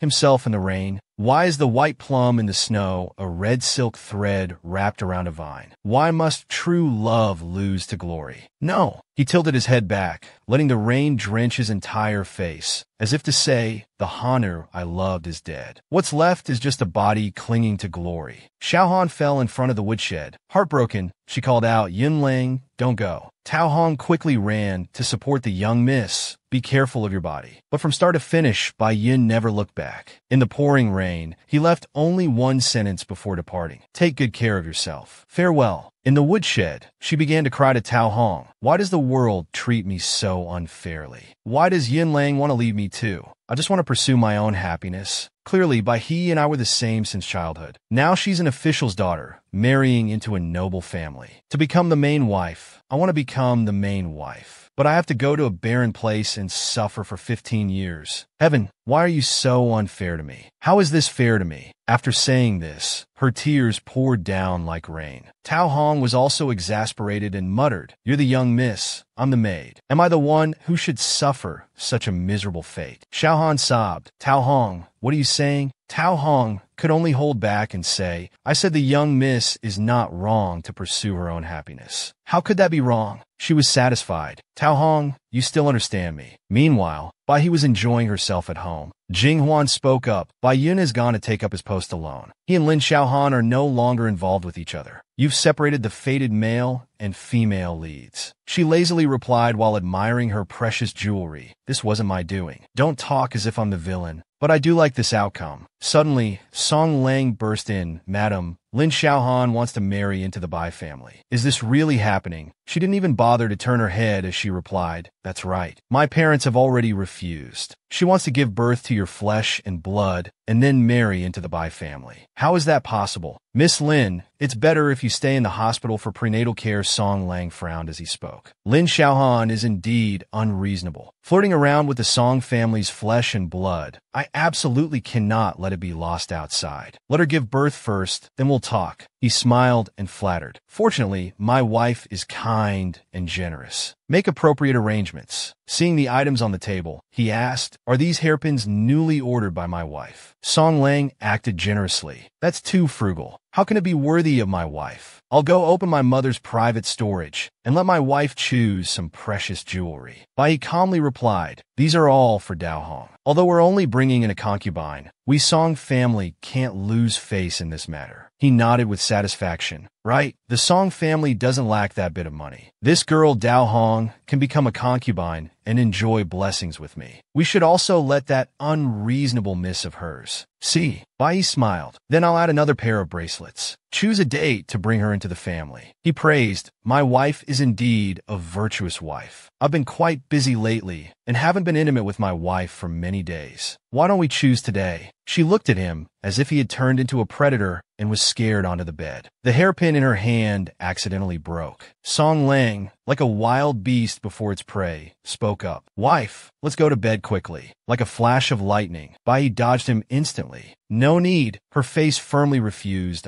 She, hit right in the heart, could only laugh it off and find excuses. "Tomorrow morning, father will check your work. My lord should review a bit." After the eldest son returned from his maternal home, "You still haven't paid respects to the famous scholar who returned to the capital. Father said you should visit him early. Concubine Chun Xing is bullying servants due to her favor. I want to punish her, but I must ask for your opinion. There are also matters of the shop and the village. I want to report some of it to you." Song Lang frowned. "No need to bother me with these trivial matters. It's such a mood killer." He rudely turned away, muttering, "Really doesn't understand romance. I'm going to Furong's place." "Wife, don't be jealous." "How could I be? I'm the main wife. I must prioritize my husband's family." After he left, she quickly closed the door. So nauseating. So nauseating it's causing work injuries. You need to compensate me with a mission in the modern world. I want to learn self-defense and fighting techniques from a boxer. If I ever meet this kind of person again, I must punch them one by one. Jinghuan hurriedly advised, "Bai he, calm down." "How can I calm down? If that scumbag really forced himself on me, I would have no way to resist at all. I just want to complete the mission and live here. I don't want to develop any feelings or have any physical contact with NPCs. Please don't send me to this kind of world again. Please answer that spirit orb. I can't guarantee anything. The small world is formed by novels. The worldview forms its own faction. We have no way to interfere with its own settings. If it's not the master who needs you to find." She asked blankly, "Find what?" The spirit orb angrily said, "What else could it be?" "That wishing star. You fulfill the original owner's wish first. The boss definitely doesn't want to find a wishing star, so what could it be? Why make me go find Li Yin's sister? Can't she find it herself? Could it be because he's the boss? This is truly the despair of being an employee." A few days later in the woodshed of the Lin mansion, Madame Lin forced her daughter, Bahaner, drink this abortion medicine. "After the fetus is gone, we'll go back to the countryside to find you a good family to marry you off as a wife to live well. It will be more respectable than you are now." Xiaohan screamed in protest, "Mother, I don't want to." "Dao Hong, save me." Madame Lin covered her mouth. It's useless to call that lowly servant girl. A few days ago, she was already taken to the Song mansion as a concubine. That devilish girl probably had this kind of thought for a long time. She instigated you and young Master Song to have an affair. This is using you as a stepping stone to climb higher. She shook her head. "No, I don't believe it." While struggling, she accidentally spilled the bowl of medicine. Madame Lin angrily shouted, "Believe it or not, whatever Dao Hong does, becoming a concubine or a prostitute has nothing to do with us. Our Lin family can't have a daughter become a concubine." Old Master Lin also added, "Look at the things you've done. Is there anything among them that doesn't make your parents lose face? No. If we were cruel, we could have hung you from the ceiling beam. We can't let others look down on us." After saying this, the two of them left. Before leaving, they didn't forget to remind her, "This time I'll brew more. I don't believe you won't drink it. Clean up your belly and we'll go back to the countryside. Don't let others see." Suohan fell to the ground and cried. "Song Lang seems to have forgotten me. Wan Lang has also abandoned me. Sister Dao Hong has also betrayed me. Why is my fate so miserable? Father and mother only think of themselves. But this is not their fault. If I hadn't brought them to the capital to treat their illness, if father was also a big official, I could have become the main wife. I wouldn't have to suffer like this. It's all their fault. It's all their fault. Why do I have to bear all the pain?" Xiaohan smashed the medicine bowl. The blue shards cut her hand. "It hurts, but her heart hurts even more. Father and mother want to kill the baby in my womb like medicine to kill a pig. Are their hearts made of stone? Pigs, dogs, poison. Death." She repeated these words, her eyes brightening as if she had thought of something. Xiaohan became vicious. "It's you who forced me." At the Song mansion, Dao Hong, now a concubine, had also become more open. She came to pay respects to Bai. "He thank you, madam, for rewarding my sister-in-law Song with hairpins and jewelry. My husband also praised their beauty." Bai continued reading her book. Without turning her head, she replied, "They truly suit you well. Of course, I had to give a compliment." Dao Hong Din Yang just entered the door. Is everyone still getting used to things? She cheerfully replied that she was getting used to it, wearing silk and brocade, having fish and meat at every meal. No need to work,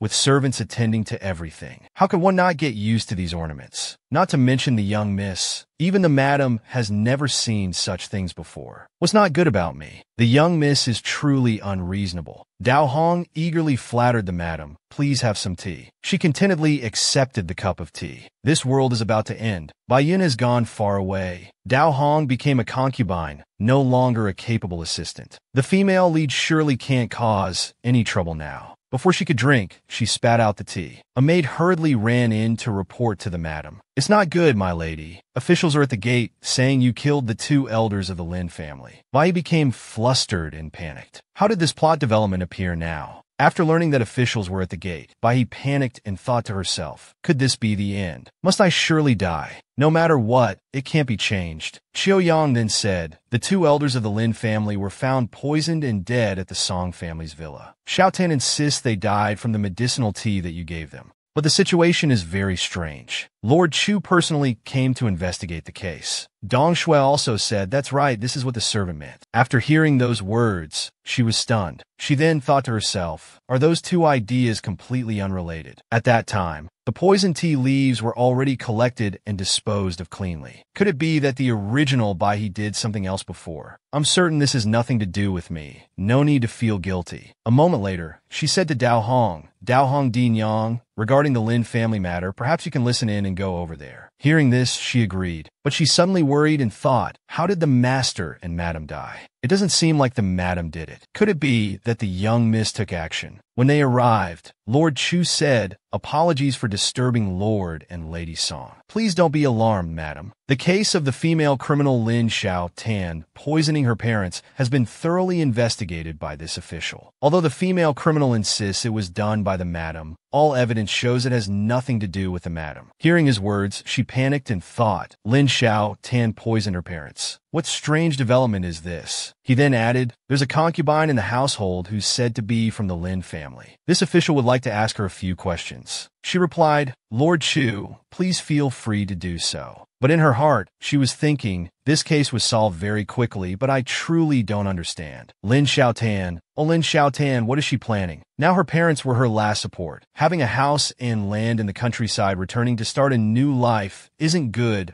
Why doesn't she have a reason to kill her parents? What on earth was Lam Xiaotan thinking? At that moment, Dao Hong told me that the young lady is very stubborn and might do such things actually. It's not too surprising, he replied. I understand now when the trial day comes. I'll need you to testify. But suddenly Bok Hop said to him, Lord Kuk, I have an unreasonable request. She said that although Lam Xiaotam committed murder, she's carrying my husband's child in her womb. The child is innocent. Please be lenient. My lord, to let her give birth to the Tong bloodline. Hearing these words, he smiled and said, Madam, rest assured by law, female convicts are executed only after giving birth. Knowing this, she asked, can I bring some supplies to visit Lam Xiaotam? After all, there are many inconveniences in prison, he said. Madam Tong is truly kind and exemplary, a generous mistress. His words made her feel very embarrassed. In the prison at that time, there were moans and cries of injustice. It was Lam Xiao, him moaning, let me out. No, it's not right. It shouldn't be me. It's not like I thought. It should be Bok Hop locked up here. Suddenly, a voice announced prisoner Lam Xiaotam has a visitor. She was very excited and asked if it was Tong Lang. Has he come to make me his official wife? Tong Lang, I'm here, but the visitor wasn't him. It was Dong Tuet carrying some items as she entered. She said, you've done all these bad things and still think beautifully. This is our young lady being kind enough to bring you some things for your pregnancy.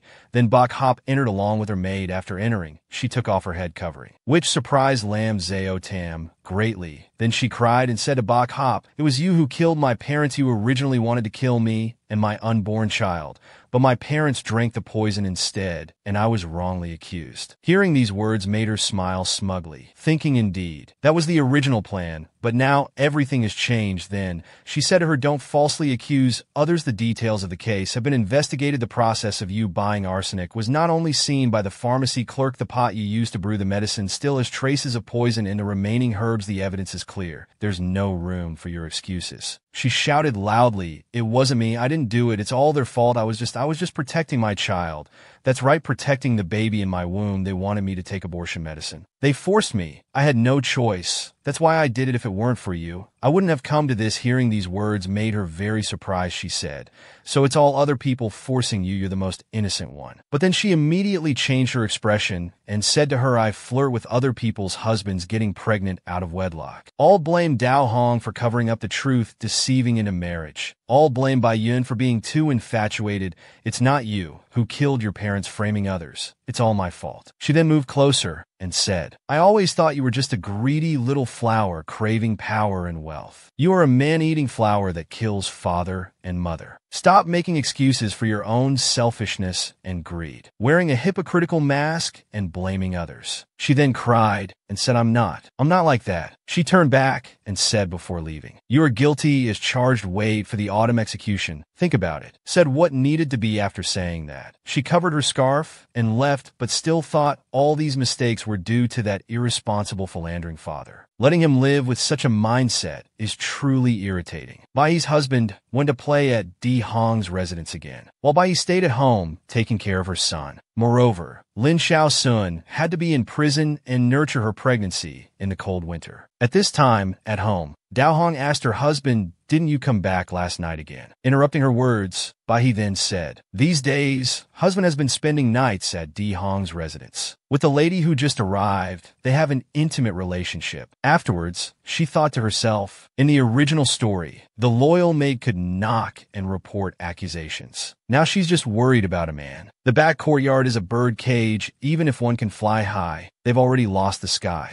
At the same time, when knowing her husband spent the night at Di Hong's residence with another woman, Dao Hong thought, Song Lang Guan once promised that after me, there would be no more women entering. I would be the last one. He promised. Interrupting those thoughts, Bai then asked Dao Hong, "Have you ever thought about doing something? I have a dessert shop, lipstick and jewelry store here. You could be the female cashier. Isn't that better than staying in the back courtyard?" Hearing those words, she loudly said, "Madam wants to drive me away. Is it to give the position to the newcomer, right?" She then denied that saying, "Of course not." She then asked, "I'm not doing well as a concubine, so I should go serve others. Even if I was a maid serving others before now, I'm the master's concubine." She turned and said, "Madam can't just drive me out like that." After saying that, she angrily left. Right after that, the teacup spoke. "It's a pity you wanted to lend her a hand, but she's not grateful." She then replied, "That's right, with one heart hanging on that philandering scumbag." Dao Hong's ending is just like that. Suddenly, in the back courtyard, a group of people appeared discussing something very noisily. She then asked Thursday Swang why the back courtyard was so noisy. Thursday Swang then said, "And not from Hong Di's chambers, which you've already brought back noisily a few times. You just said that your husband likes beautiful women, so we don't need to care about his jealousy and competition." Suddenly, Dong Tuet rushed in and shouted loudly, "Something big has happened." Bok Hop calmly drank tea and said, "Why are you in such a hurry?" But then the maid said, "Dao Hong Di, she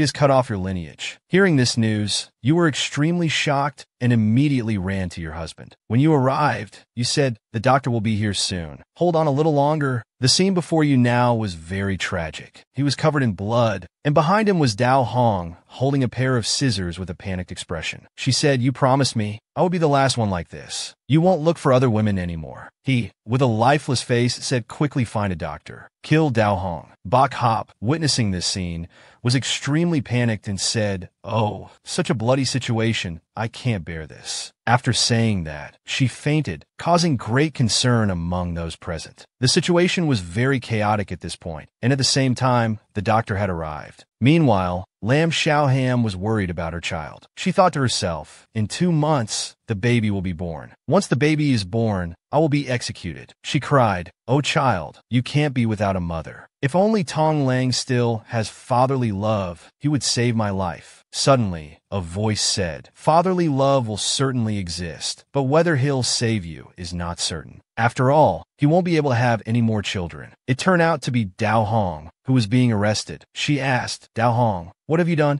Dao Hong heard this and replied, "I did what I had to do to make the master keep his promise, not to bring other women into the house anymore. So I cut off his thoughts of that." 2 soldiers said to each other, "This woman is crazy." Now the young master of the Tong family has become a eunuch. Whether he'll live or not is uncertain with all that blood loss. That son of his has become precious now, the only heir of the Tong family. Hearing those words made her very surprised. She thought, the only heir? No, that's not the only heir. I'm carrying the blood of the Tong family too. Mother is valuable because of her child. As the heir to the Tong family, it will also help me escape punishment. No, Bok Hop still wanted me to be a concubine before. But suddenly something happened. Her stomach started to hurt a lot. She cried out, my stomach hurts so much. I'm about to give birth. Quickly call someone. After waking up when the treatment was finished, hearing a sound, Bok Hop asked, are you awake? He hurriedly tried to check his body, but before he could, she said, no need to look. It's gone. Hearing this news, he panicked and asked loudly, gone. How can it be gone? Then she consoled her, saying not to get agitated. If the wound opens up and bleeds again, you might lose your life, Tong Lang. He angrily pushed her hand away and said, get out, I won't drink. She tiredly said, my husband, I know you're angry, but everyone will be sisters-in-law in the future. You should be more open-minded. Just now, your father-in-law advised you to take care of your health. Don't go out anymore in the future. The old man, he doesn't hate you nor abandon you. You're just keeping the grandson by his side to start teaching. Those words made him cough up blood. She then explained further. The Tong family line hasn't been broken as the main wife and matriarch. I'm still very satisfied. It's just a pity that Lam Shao Xin had difficulty giving birth, dying in prison with 2 lives lost. But my husband, don't be too heartbroken. The beautiful concubines in the back courtyard, I will take good care of them all, so they can accompany you, my husband. This made him so angry that he coughed up a lot of blood from his wound. She said, you're bleeding again. Someone, bring the concubines to serve the master and give him medicine. Immediately, a group of people rushed in from outside. They worriedly said, oh husband, will we be widows for the rest of our lives? You've really become useless. He then panicked and shouted, get out, all of you, get out. Seeing him suffer like that, she was extremely delighted, and then she left. Then a voice asked, I hear you satisfied with this outcome. Then she came back and sighed, saying live through another cycle. She then asked the boss, I suppose I fulfilled the original by his wish right. Then, checking the timeline showed, parents healthy and long-lived.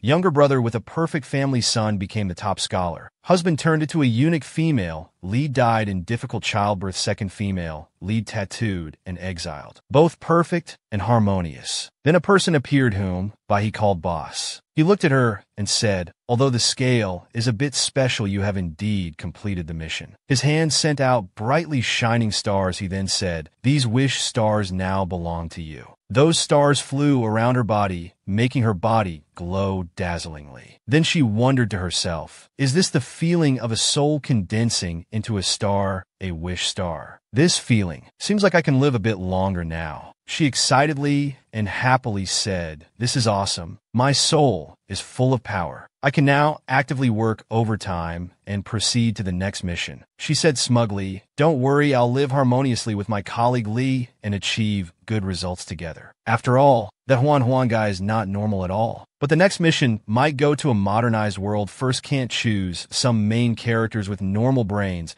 Before, 1 person, 2 people were all thrown in jail by me. This is fulfilling the will of the Canon Ashes or presiding over online law. For the physical and heart health of the staff, sir, let me go to a normal world. Hearing those words, he said, you're not wrong. That statement surprised her immensely. He created a box, saying, seeing you've endured through 2 worlds and still haven't collapsed, I should give you some rewards. This reward is your destination. That sphere gradually floated up. Looking at it, she thought to herself, my destination. This small box. After being given a box by the boss, it made her worried, thinking even if it's all time travel and fantasy departing from science, turning into mysticism, is the final destination of humans all an urn of ashes. She then begged him, boss, if I've done anything wrong, I'll fix it. Don't put me in the small box. She thought, I still don't want to end up as a box. Hearing her, he was confused, saying he didn't understand what she was saying. I'm just giving you a room. This space belongs only to you. She was very surprised to hear that and asked, it only belongs to me. Is this having a home? Recalling her death before, she thought to herself, I died before getting a house. Having a home of my own was my last wish. Unexpectedly, what I couldn't have before I can have after death. Moved by the gift he had given, she cried profusely. He said, if you're not satisfied, you don't have to take it. Hearing that, she quickly replied, I need it. I need it, I need it. Immediately she was inside the box lying inside. She said, well, like this. Isn't the decor style too minimalist? The house only has 4 walls. Can't imagine anything. He then told her this is your living space. You can make it however you want. Your soul has become a bit stronger. You should be able to use mental power to create this place. Hearing the explanation, she got excited and created a new outfit, then said, if anything is possible, of course, wearing home clothes is the most comfortable. After creating the new outfit, it made her feel very excited. She then continued to create a cat paw sofa. After creating the sofa, she immediately jumped onto it and said, now I want a bed, wardrobe, carpet, desk, massage chair, floor lamp. But she suddenly realized and thought, sorry, I'm thinking too much and wanting too much. Seeing this, he said, you're too weak for now. You can't manifest that many things. Your mental power will increase along with the missions you complete. Knowing the truth, she sadly thought it's like not having enough money. Even after death, I can't escape the fate of being poor. She immediately replied to him, all right, boss, I'll try my best to work for you, boss. Then she invited the boss. Would you like to come in? Become the first guest of my house. His face was quite calm, and he also stepped into her space. But when he entered, his outfit was also transformed into a Western suit. She asked in surprise. Now it automatically changes clothes. He then asked her, do you want me to appear like this in your house? She then explained, our boss over there would dress like this. But in her mind, she thought, Li Yuanyi looks so handsome in a Western suit. Could it be that wearing clothes makes him look thinner than without clothes? After thinking such naughty thoughts, suddenly, that thing happened.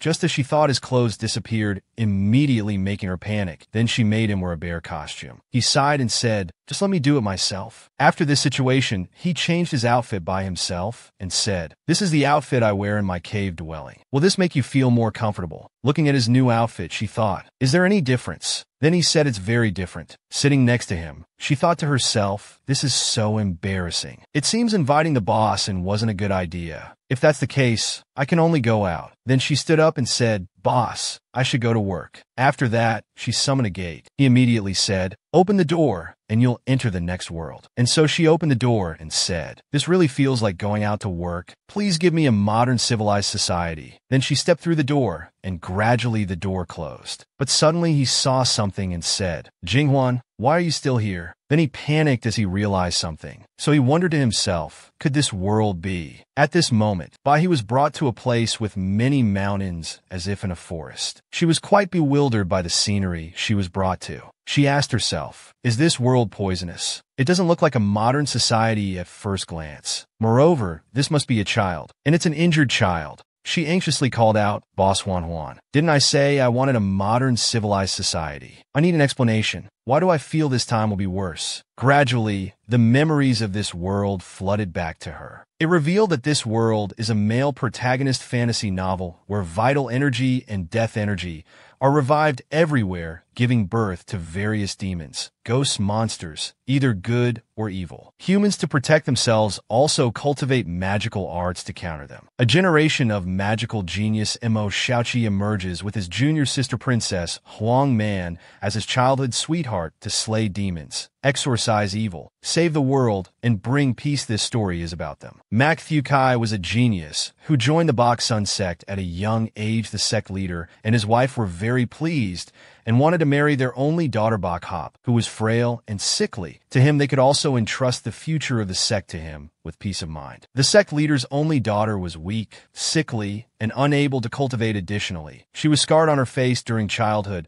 causing her personality to become gloomy and withdrawn. She avoided meeting others. Mak Thukai protected Bak Hop like a sister, but his true love was his childhood sweetheart, the young princess Hong Man Ni. After growing up, Mak Thukai and Hong Man Ni left the mountain to train and slay demons. During their journey, they encountered various beautiful and talented women who helped Mak Thukai grow and advance. But unexpectedly, some great demons sought revenge against his fellow disciples, nearly wiping out the entire Bak Sun sect. At this time, the corpse King Dung Lai emerged from death energy, acting strangely, defying common sense, fearing a great catastrophe. The Bak Sun sect leader and his wife, along with the martial arts world, wanted to eliminate him, but were powerless and were completely wiped out. The sect leader's daughter Bak Hop begged Mak Thukai for help. She could suppress the corpse king's soul bone technique. Bok Hop voluntarily sacrificed her life, extracting the Soul Bone Talisman to help Mak Thieu Kai eliminate the Corpse King. The Corpse King was born from the chaotic death energy of heaven and earth. Mak Thieu Kai could only seal it by uniting the world's forces, but it could awaken again at any time. Mak Thieu Kai decided to leave behind his wives and lovers in this world, to guard alone, breaking through the void to search for the Great Way. These memories overwhelmed her, not to mention modern society. This had all turned from science into mysticism. She cried in fear, saying she was afraid of the dark, ghosts, and monsters. But she didn't know that when she pressed her hand on the rock, causing it to gradually crack and grow larger, it confused her. It was a terrifying power, causing nearby crows to fly away in panic. Witnessing Ming's power, she said the original Bok Hop, due to her soul bone physique being overloaded, her veins were blocked. There was no way to circulate chi and practice martial arts. How could she have such terrifying, destructive power? Could it be because it's currently her own soul, so the energy preserves stronger abilities? She spoke while thinking. Her own soul had undergone enhancement from that wishing star. Because she was certain of this, she told herself in this world she could learn martial arts for self-defense. As long as she seized the opportunity to master martial arts and mysticism, she could strengthen herself and overwhelm others with force. So she thought that all schemes and tricks before absolute strength are just paper tigers. Looking at the benefits of this world, she could also learn martial arts for self-defense. Boss, this time I won't scold you anymore.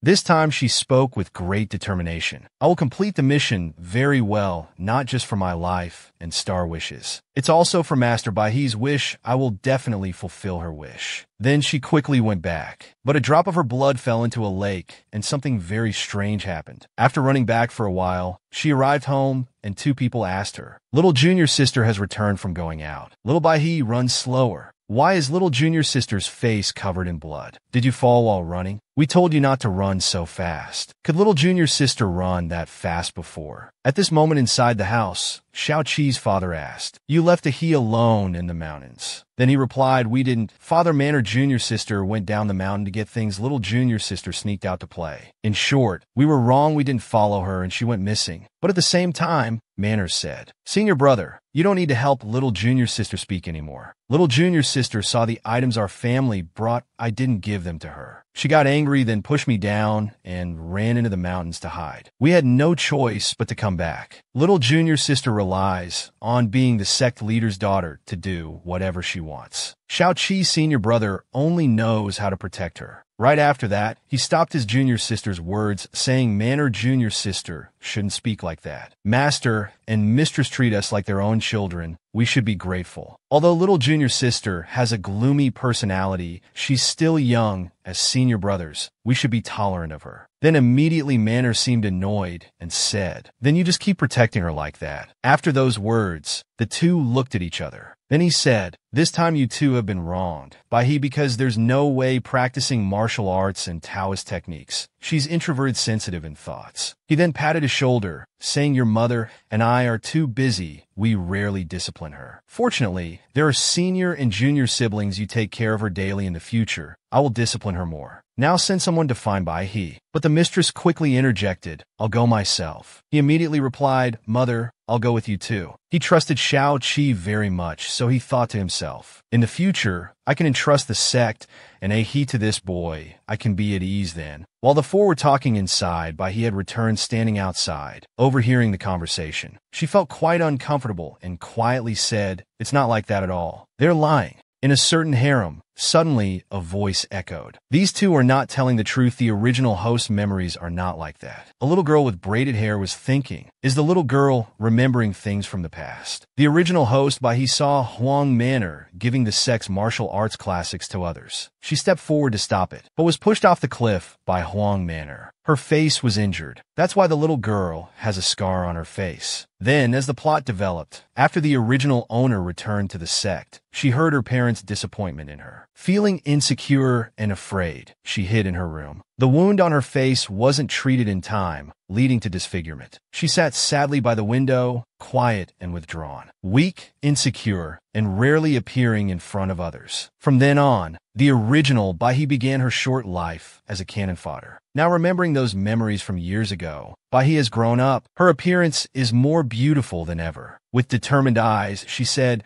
"But now that I'm here, all of this will change." The scene changes to a room in the underworld. A voice from that room speaks, "Xiaoji, I'll leave Bahi in your care from now on." The little girl, hearing this from behind, shouts, "I don't need him to take care of me." Both of them are surprised to see her. There are two more people inside. They are Bahi's older siblings. Her older brother, upon seeing Bahi return, exclaims joyfully, "Little Shimmy has returned." Before he could finish, he hears her footsteps running. Bahi is rushing towards her brother. In an instant, before his eyes, his Dage sees her figure. She hits him, sending him flying into the air, leaving everyone astonished. Their parents are very surprised that she could make her brother fly so high. The mother, stunned, asks, "Ahi, where did you get such great strength? Why is your face injured?" Turning to the father, he's trying to see where the eldest son has flown to. When he sees Bahi, Manor immediately gives her a warning look. "You dare say one more word, just try it." The little girl, not backing down, glares back at her. "Your threats and intimidation are useless against me." Then, she takes a deep breath, preparing to reveal all of Manor's crimes. "It was Manor Shiji who did it. I saw her handing over the sex scriptures. I said I had to report it to father and mother. She then pushed me off the cliff. After that, they ran away. My face was scratched badly, and my body hurts all over." Bai rattles off a series of evidence to accuse the other person. Manor refutes, "I didn't do it. Little Shimmy must have seen wrong. It was a letter from Little Shimmy's home that just arrived. She said I stole something from her family. She came forward to snatch it. During the struggle, she fell off by herself. The sex scriptures are all recorded. How could I dare to take them?" She turns to speak to Xiao Ji. "Xiao Ji Shixiang, help me explain." But he's still reeling from the hit earlier. His eyes are spinning like pinwheels. The father then interrogates Xiao Ji. "What exactly happened here?" It seems he has regained consciousness. He says, "To be honest, I don't know what Manor Shimmy's home letter is about. But Little Shimmy doesn't know martial arts, and she doesn't know many characters either." Again claiming it's a classic martial arts technique. It's indeed a bit arbitrary. Chu Kai worried this commotion would be big. It would affect the sisterly relationship between them. So she lied to cover it up. "Please punish your disciple, master." He turned his face away while saying this. "I know. Your mistress knows too, children. Both of you go down and reflect. A hop's face needs to be treated quickly. Ignore man knees screaming." After saying that, both of them left the room together. Your disciple takes leave. As for Bok Hop, her face was very serious as she spoke to her parents. Suddenly, she paused to think. She had to face the original host's parents alone now. Whose words would they believe a child's lies? In adults' eyes, they're all the clumsiest acts. Both of them frowned at her. Suddenly, they hugged Bok Hop tightly and said, "Quickly apply medicine. Are you injured anywhere on your body? You were running and bumping into people. Can your body handle it? Your veins are still weak. If your chi flow is like a thread or gets blocked, what then?" Her father immediately took her hand to check her pulse. "Quickly, let us check your pulse for a moment." After checking, they were stunned. The blood flowing inside was like water rushing like the sea, vast like the universe. Both their eyes were sparkling. This little one has cleansed her meridians and marrow. Her veins are already unblocked. Perhaps due to panic, she was drenched in sweat. Did the original host parents just paint this scene? What does this mean? The scene of a peaceful afternoon appeared at Bok Hop's place. After having her wounds bandaged by the master, she left in high spirits. Suddenly, she mumbled something. Heaven and earth primordial chaos. Universe mysterious and vast. The child's cry echoes in the mountains. For some unknown reason, she seemed to transform into a different person, full of optimism, looking at life with joy.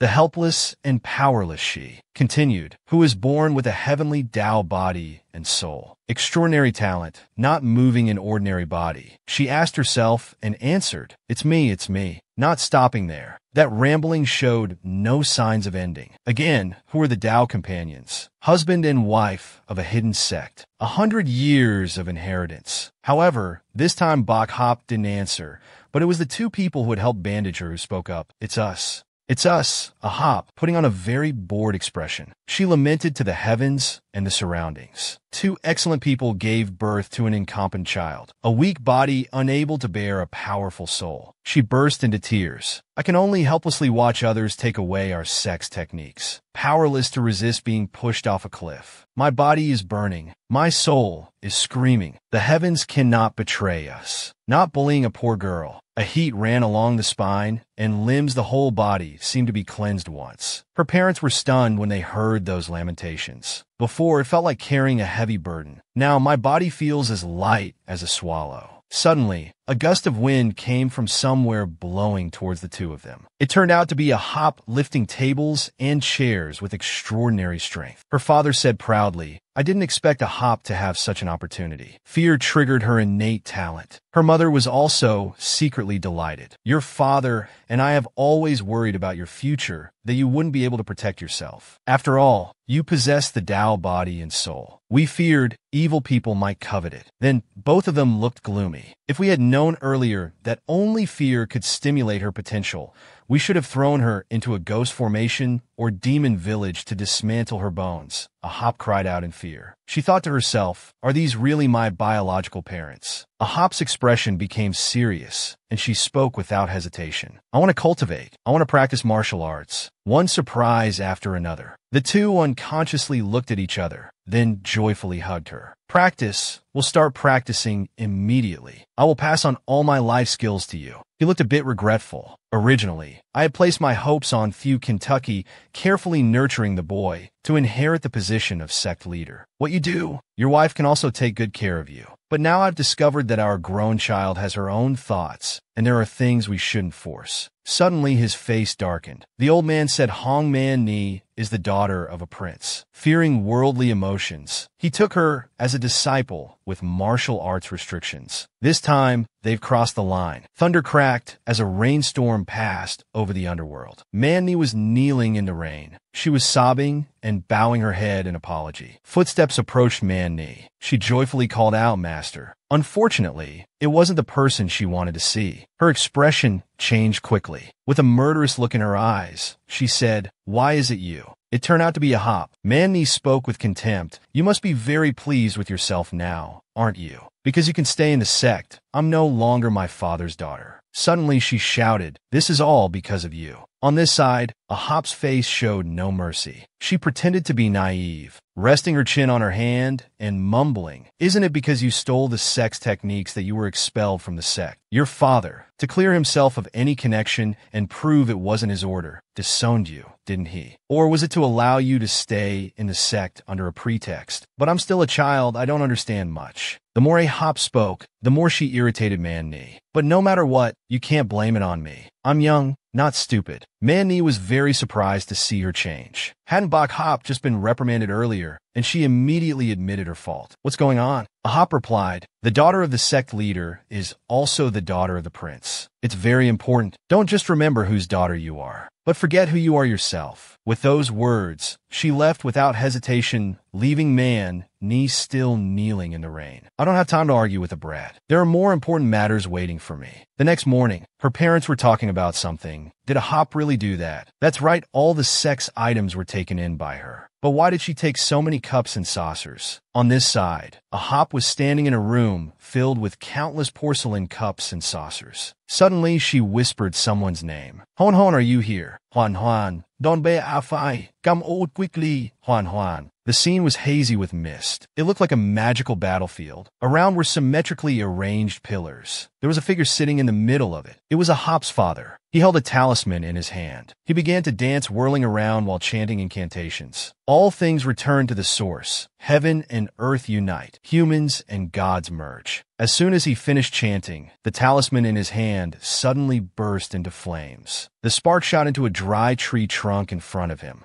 Seeing this extraordinary power, a hop couldn't help but exclaim, "Father, that's amazing." He explained the power he had just demonstrated. The Thunder Talisman is an offensive talisman used most often in exorcism. You children are still young and haven't reached the level of chi manipulation, mobilizing the life force of heaven and earth. Today, you only need to be able to draw a talisman with spiritual energy. That's enough. The heart follows the brush, guide the strongest thoughts in your heart and infuse them into the cinnabar. Everyone had begun their first brush strokes. He added that the stronger this feeling is, the more it can awaken the life force of heaven and earth. The effect of the thunder talisman becomes more powerful. Use your strongest belief to draw the talisman. Less effort, but greater effect. Ahop's learning posture was very serious. She tilted her head and asked, the strongest belief. It's the belief that even if you travel through 2 worlds, the belief that lasts 3 lifetimes without changing. That's it. The first brush stroke was drawn on the talisman. The talisman is complete. Manhwa's voice rang out. Junior Kai, as expected of a cultivation genius. 1 stroke completes the talisman. This is twice the achievement of talent and belief combined. I heard that senior sister, the famous genius in our sect, only achieved 1-stroke talisman completion at the age of 20. She turned to Ahop with disdain. A genius like you must have finished drawing too, right? The result wasn't what Manhwa expected. Ahop's talisman was already completed, which truly startled her. Not acknowledging Ahop's talent, Manhwa immediately put on a concerned tone. Little junior sister, you're really too childish. You can't just draw anything randomly on a talisman paper. Even though you're still young, you should know the importance of talismans. Even if you're the sect leader's daughter, you can't treat talismans as a joke. Or little junior sister feels she has a talent for body techniques. Doesn't take the spell rules seriously. On this side, Ahop also doesn't, just as you said, you're the one with talent for cultivating the Tao. Clearly, this is you playing with Yin Yang's strange energy. Manhwa was furious, but couldn't do anything. At this moment, the father spoke up. All right, finish drawing the talisman, and let's test its effect. Mani still wouldn't let it go, and continued to tease her. On the contrary, I want to see the power of little junior sister's talisman. The sound of an explosion from Thieu Kai's talisman rang out. The straw effigy caught fire. Perhaps this was a favorable result, so the father praised Thieu Kai, truly talented and intelligent. Such a young talent already able to use thunder power, promising future. It was Manhwa's turn. She used all her strength to attack. However, she could only destroy the head of the straw man. Seeing this, she was very proud, although not as good as senior brother Thieu Kentucky. But overall, I didn't disappoint Master's teachings, although my talent is not high enough. But I've done my best. Absolutely will not play around with talisman magic. Little junior sister, won't you try drawing yourself? Scribbling on the talisman, don't dirty the sex incantations, okay. It was Ahop's turn. She was full of confidence. Incantations. I have my own set. She concentrated her mental energy into the talisman in her hand. Focused on reciting the spell, transformed the unchangeable talisman, looking at the 1/4 angle. Everyone around looked at her in confusion. What kind of incantation is this? What milk, what sugar? A gust of wind appeared right above Ahop. Everyone was surprised by this extraordinary event. How is this possible? And then Ahop made her move. She launched a powerful attack on the straw man. Don't underestimate the determination built up overnight. Lightning bolts had left many holes in the ground. Ahop clapped her hands and said, "Father, how was my performance?" She turned around and realized all 3 people had messy hair due to being struck by the lightning earlier. The father sighed, "Very good. Ancestors above, our Bak Sun sect has produced what kind of genius is this? Having talent and ability is due to the original Bak Hop of this small world. Not me. Whether it's science or mysticism, what you learn yourself is truly yours. No one knows what will happen in the next world. Relying on others is not as good as relying on yourself." 10 years later, a desperate voice rang out. She's come down the mountain. The eldest senior sister has come down the mountain. Come down, the eldest senior sister of Bak Sun sect has come down the mountain. The voice echoed through a bustling market full of people. An old man asked for news. Is it the eldest senior sister who conquered mountains and rivers by fighting me, causing disturbances around? Another person also wondered, is it the eldest senior sister with unparalleled martial arts who went up the mountain to take revenge on monsters barehanded? It's the person with the nickname Iron Embroidery of Bak Sun sect. Hush, don't mention that name. The Taoist priests have arrived. The scene was more lively than ever. The silhouettes of those 2 rumored figures appear. Is this the senior sister? These are their 2 senior brothers, Matthew Kentucky Bok Sun sect values strength. The order of appearance is based on skill comparison. Don't think Bok Sun sect has few people. They say everyone has their own strengths. This Mak Thieu Kai is a genius in Taoist magic, so he's still not second. The senior sister is still the most powerful. This must be her, right? She's truly a great beauty. A girl with purple hair appears. The people around are all discussing her beauty. This is not the senior sister. This is Taoist Hong Man Ni, known as the fairy of Bok Sun sect. So she's the one titled as County Lady. I heard there's quite a story about her. Moreover, her appearance doesn't match the rumored senior sister of Bok Sun sect. The senior sister has fists like clay pots. One punch can kill a man-eating fox demon. Eyes bulging like bronze bells. Can breathe fire and shoot lightning to kill monsters. A body like a stone pillar. Not tall enough to reach a table, but can jump up to hit people. All these characteristics point to a hop. Finally, we know what Bok Sun sect's Thiet Tu Don looks like. The senior sister isn't much taller than Tu Don. She's really too short. Everyone seems unsatisfied with her height. I hear those unpleasant words. She also feels a bit sad inside. I don't want to be short either. I guess all the nutrition went to my Taoist body and soul. I've never experienced this height before. Tu Kai turns to ask her, "Ahop, you don't need to come with us, right?" His face is full of sparkle. "You're still not at ease about me. It's because of you that I'm not at ease." She frankly replies. Tu Kai smiles and says, "I know Ahop cares about me. That's why you want to come along." She immediately denies, "Want my ass? You're really a pig with fireworks in its butt, looking for shit with smoke,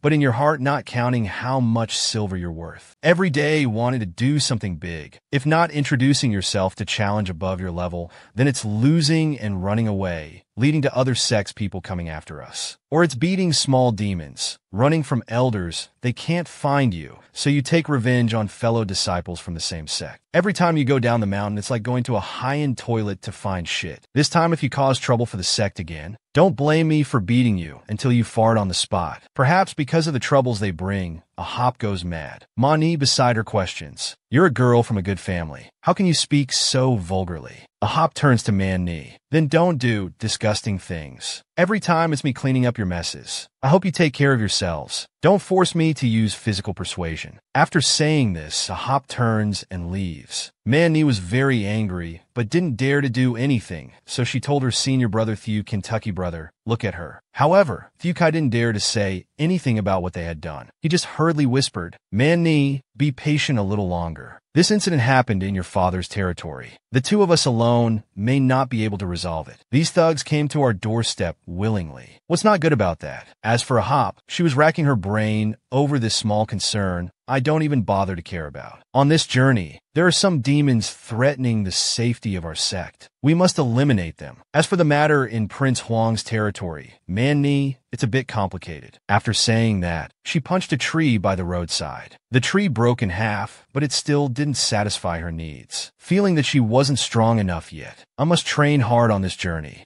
She started to get angry, attacking all the demons that came into her sight, punching and kicking, also using talismans to stick all over their bodies. Ahop trained tirelessly day and night. On the contrary, Thieu Kai and Man Ni were terrified. They were panting heavily, walking while leaning on their sticks, exhausted. As the sun set, they finally arrived at their destination. She said, "We've reached Veen's Sun City. Let's rest here tonight." Their worn-out bodies could finally get some rest. At last, they wouldn't have to sleep next to demon corpses anymore. Quickly, enter the city. There are no demons or ghosts inside the city. As for Ahop, she was thinking about the place where the three were about to stop. Veen's Sun City, if I remember correctly. In principle, this is where all the disasters began. After saying that, all three of them entered the place. Inside the city was a gloomy scene, surrounded by elderly people. The atmosphere was very stuffy and a bit scary. Seeing this, she said, "Don't you two find it strange?" "What's strange about it? Haven't you been to a big city before?" "It's rare to see, so it's strange. There are too few people in this city. It's too desolate. Moreover, they're all old people. No young or middle-aged people. Also no children. There aren't even any city gate guards. Is it unguarded and unprotected? Or are there no people left? She was full of doubts about this place. Veen Sun City indeed had something unusual about it. The atmosphere had become gloomy since the three of them entered. Could it be that something had suppressed this place? Few Kai spoke up. No young, middle-aged people or children. How come I didn't notice? Man Ni continued. What does that have to do with us anyway? Let's quickly find an inn to rest. A voice from the people around them spoke up. Are you Taoist priests? They're holding whisks and carrying peach wood swords. There's even a Taoist apprentice serving them. They're indeed Taoist priests. We're saved. Please, Taoist master, save my grandchild. All three of them were surrounded by these elderly escapees. Seeing this, Shao Qi asserted his authority. Villagers, don't be afraid. I am Mo Shao Qi, disciple of Baishan sect. This journey is to eliminate evil and protect the righteous. If there are any rampaging monsters, I will execute them on the spot. After hearing him speak, the elders sought his help. Please, Taoist Mo, save our Yuan Shan city. That 100 Bones King demands we offer young boys and girls. If not, he'll come down the mountain to eat people. Most of the youth and children in the city have been taken up the mountain by him. If we don't offer more this time, the monster will destroy the city. We beg you, Taoist, to eliminate this beast and save us. He got straight to the point. She asked for information about the anomalies here. Where is the monster's lair? Let's attack it directly. No one listened to her words because they thought she was just a Taoist apprentice. This is a matter of life and death. An apprentice shouldn't meddle. Taoist master, we beg you to save us. Shao Qi and Man Air stood frozen in place. He paid no attention to their words. She interjected and said, can you take me to its lair so I can kill it? The surrounding people unanimously agreed. Both of them, Shao Qi and Man Air, were dressed in gaudy attire. They changed clothes and were carried on a cart along with offerings for worship like pig heads and boiled chickens. This time, both shared the same view. Why do we have to dress up as young boys and girls? Sister, why don't we just directly attack the lair and kill the monster? Why bring us along? He, from inside that jar, spoke out. The people taken to the lair are certainly still alive. I will deal with the 100 Bones King. You two are only responsible for rescuing people. In the original story, these two outwardly rescued people back to the city. In reality, they fought monsters beyond their level. After provoking and getting injured by the 100 Bones King, they escaped without alerting the people or their sect. The two in the cave sentimentally treated their wounds and advanced their relationship. In his rage, the 100 Bones King came down the mountain and destroyed the city. No one in the city was spared. After destroying the city, the 100 Bones King attacked Baishan sect. The sect leader happened to be away. Most of the young disciples of the sect were massacred. After finishing, she looked towards them and lamented. These two truly bring misfortune wherever they go. They encounter disaster everywhere. Whatever they do, they're the #1 calamity. After thinking, he said again, if you two don't want to go rescue people, I'll go rescue you as you fight the 100 Bones King. They panicked and quickly refused. No, we'll rescue them. Upon reaching the cave entrance, the cart stopped. The cart puller hurriedly said with a trembling voice, 100 Bones King, we've brought the tribute, please accept it. A spiritual force appeared, causing the cart wheels to shake violently. Then the cart drove itself straight inside. As soon as they entered the cave, all around were human cocoons scattered everywhere. Oh my God, what is this? It's so nauseating. It seems to be prey wrapped in spider webs. The person we need to rescue won't be one of these, right? I want to go out. People have started to lose heart. A hop closed her eyes inside the jar. No one told me the 100 Bones King was a spider. I also want to go out. All three approached a massive throne. This must be the underground palace of a former dynasty's king. This monster is very good at finding places to live. Isn't it a hop? Senior sister, we're here to rescue people. Xiao Qiao unsheathed her sword and said, exorcising demons and protecting the way is my responsibility. This is the celestial master sword of manners. Father Junior sister gave it to me. I will use it to save people. Senior sister, take care. They ran away in a flash, leaving her alone here.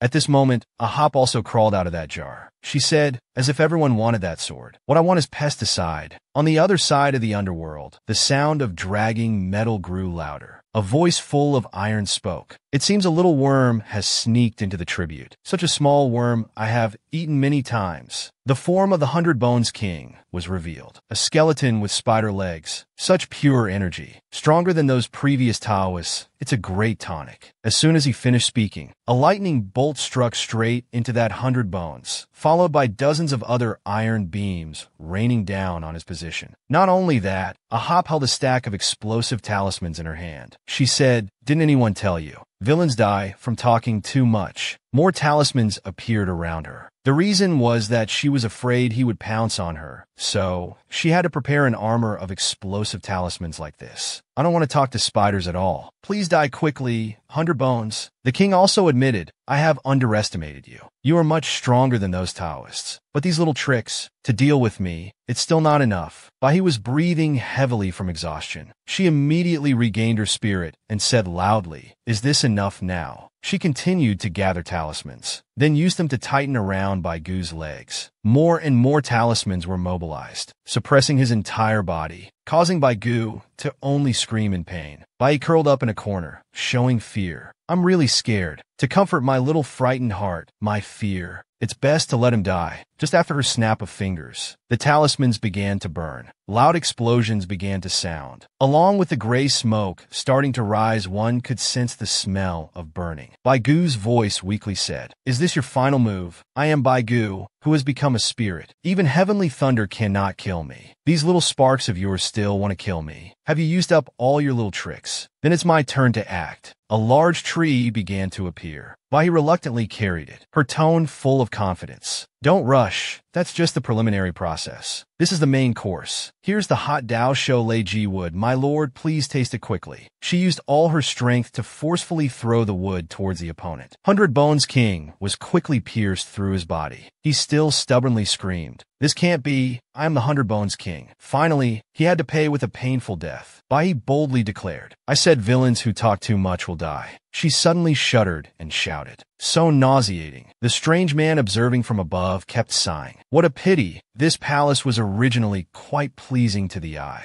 Now it's ruined because of this ugly thing. It's really an eyesore. As soon as he finished speaking, he gently opened the fan he was holding. A strong wind blew, sweeping away the remnants after the fire, restoring cleanliness to the palace. Bai on this side couldn't stop admiring. So powerful. The man cheerfully continued, "Much more pleasing to the eye now. I just can't stand ugly things. As for you," Bai then attentively listened to his teasing words, "you're barely passable to look at." She felt extremely irritated inside. Whose brat is this? So annoying. Bai suddenly felt confused. In the original work, this character didn't appear in this part. Who is he? After hesitating for a moment, she decided to inquire, "May I ask for the young hero's name?" He then feigned innocence. "Young hero. No one has ever called me that before, but very few people mention my identity. They all call me the Corpse King Rong Li." His answer made her even more confused. "Corpse King, this title really disappoints me. Even if you were the Lion King, I could still try to play a bit." Wait, Corpse King Rong Li is the strongest existence in the original work. The male lead Mo Shaoqi combined the powers of heaven and earth to barely seal Corpse King Rong Li. Rong Li was born from the death energy of heaven and earth, gaining this, but losing that. The world is filled with death energy. Insufficient life energy,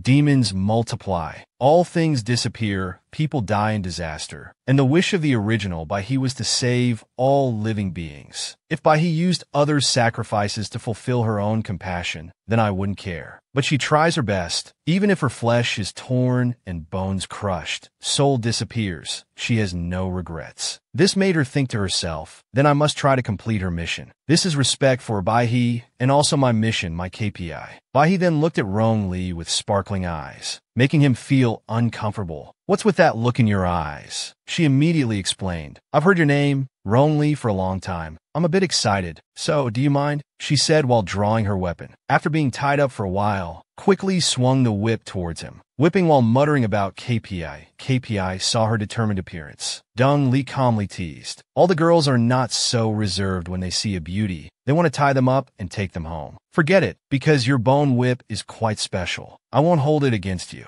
So this little thing is a gift for you." Deng Li tossed the earring towards her, while adding, I guess you two have a connection. This place has been tainted by something ugly. I'm no longer interested. Finding a place worthy of me is really difficult. Bok Hop stood dazed watching him leave. He's gone, as expected of the strongest villain. It's basically impossible to take him down. What fell from Dong Li's body could have a connection with me. She looked at it while exclaiming in surprise. At another location, a respectful voice greeted, "Welcome, Great Corpse King." A blurry image began to appear on the chair. Dong Li gradually appeared, letting out a sigh. Still haven't found a place worthy of me. I can only reluctantly continue to stay here. A voice beside him replied, "This is an honor for us lesser demons. We wish to serve by your side, Great One." Dong Li quickly refused. "I won't kill you, nor do I need you to serve me." The person standing outside the door spoke with a trembling voice. "Of course, we cannot catch the eye of the Corpse King. Great One, some demon beauties have come, having heard of your fame. They hope to meet the Corpse King once." The demon beauties began to present themselves, including the snake demon Lu Tian Tian, the fourth daughter of the fox demon clan leader, Hu Piao Piao, and the Sephora tree spirit Wei San Yang.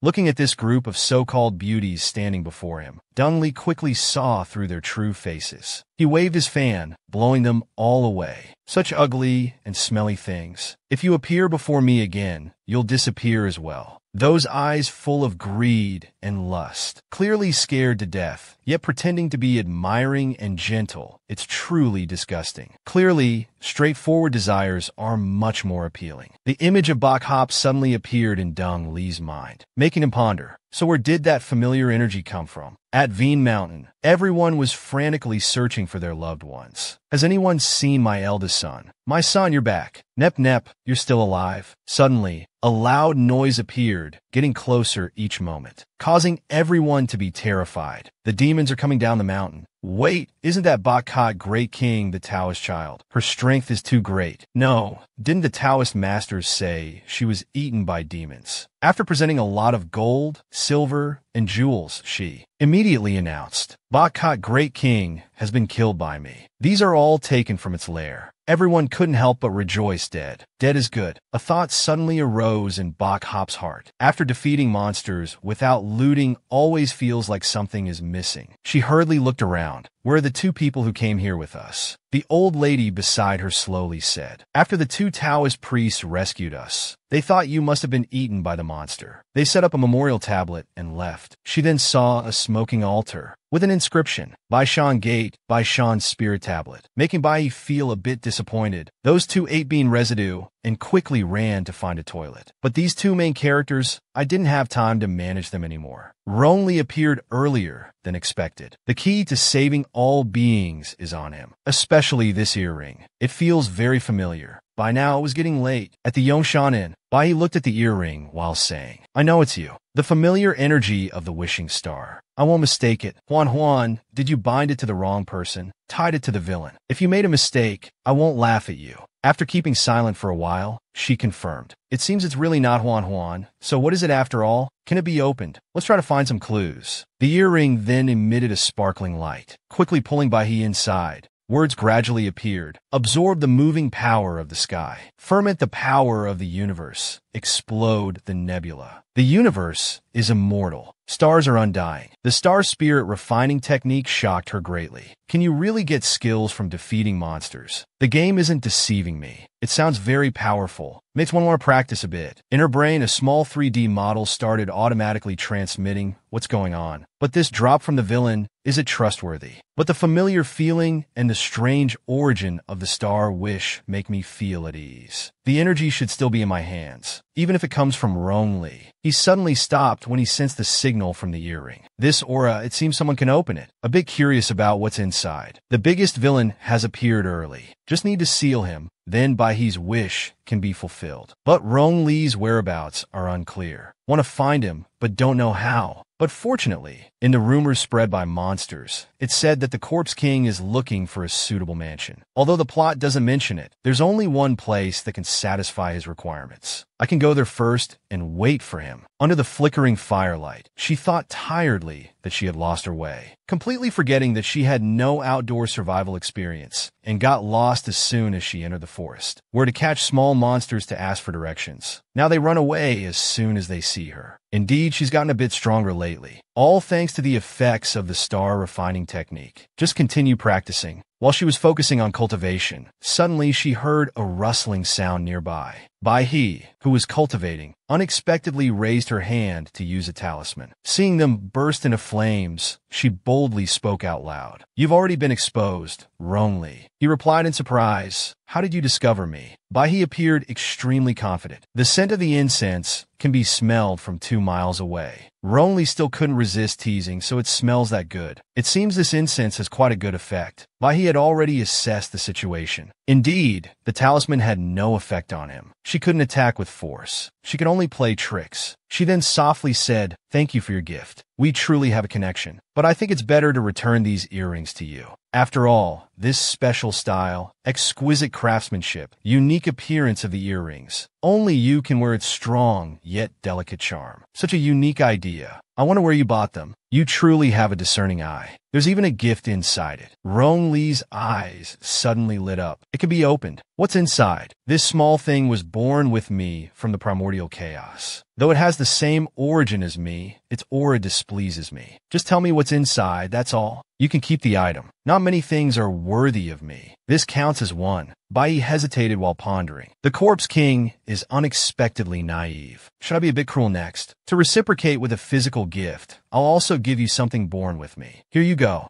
Her proposal made him very excited. Interesting. What is it? Bai He, taking advantage of Rong Li's lowered guard, spoke while raising a bone whip. Pure high-grade Dao body soul bone. Can stretch, shrink, hide, and locate. Inseparable, to be carried forever. Please sign for receipt. The bone whip slowly wrapped around his arm and contracted. Rong Li carefully observed this special gift. His face suddenly darkened. He immediately retaliated, throwing Bai He off. Her body was violently slammed against a tree trunk. Severely injured, she coughed up fresh blood. Rong Li experienced something similar, which terrified him. What? How is this possible? Why am I injured too? He immediately examined his body. He too unexpectedly coughed up blood. Knowing her move had worked, Bai Yi confidently shouted, "You stupid monkey. Don't even think about escaping my Dao body soul bone. Now I'm in you, and you're in me. If you destroy me, you'll perish too. Heart to heart, bone to bone. We're family now, flesh and blood." In principle, Rong Li was sealed by the Dao body soul bone that Bai He sacrificed. Now, she alone refines the soul bone bound to Rong Li, preventing Rong Li from destroying heaven and earth. Bok Hop, I've gone from being cannon fodder to becoming the villain. I've even done this kind of kidnapping before. The mission should be half completed by now, right? Before she could feel smug, she was suddenly hit on the head by something. Contrary to Bok Hop's thoughts, Dung Lai found this quite interesting. As soon as she woke up, she suddenly felt intense pain. Her body was in agony. It hurt, as if she had been beaten up. She saw Dung Lai starting a fire. His face was handsome and attractive, which she couldn't help but be drawn to. Where is this? Who is that handsome guy? Drooling over a beautiful man. How embarrassing. The fluid dripping from the corner of her mouth. It's not saliva, it's blood. Now she remembers. This is from Dung Li's injury. Dung Lai had been captured by her using the soul binding technique. He probably can't harm her anymore. I guess I won't die now. Hearing this, he immediately taunted her. But living might be worse than dying. There are many ways to keep you alive, but in suffering. I don't mind trying them out on you.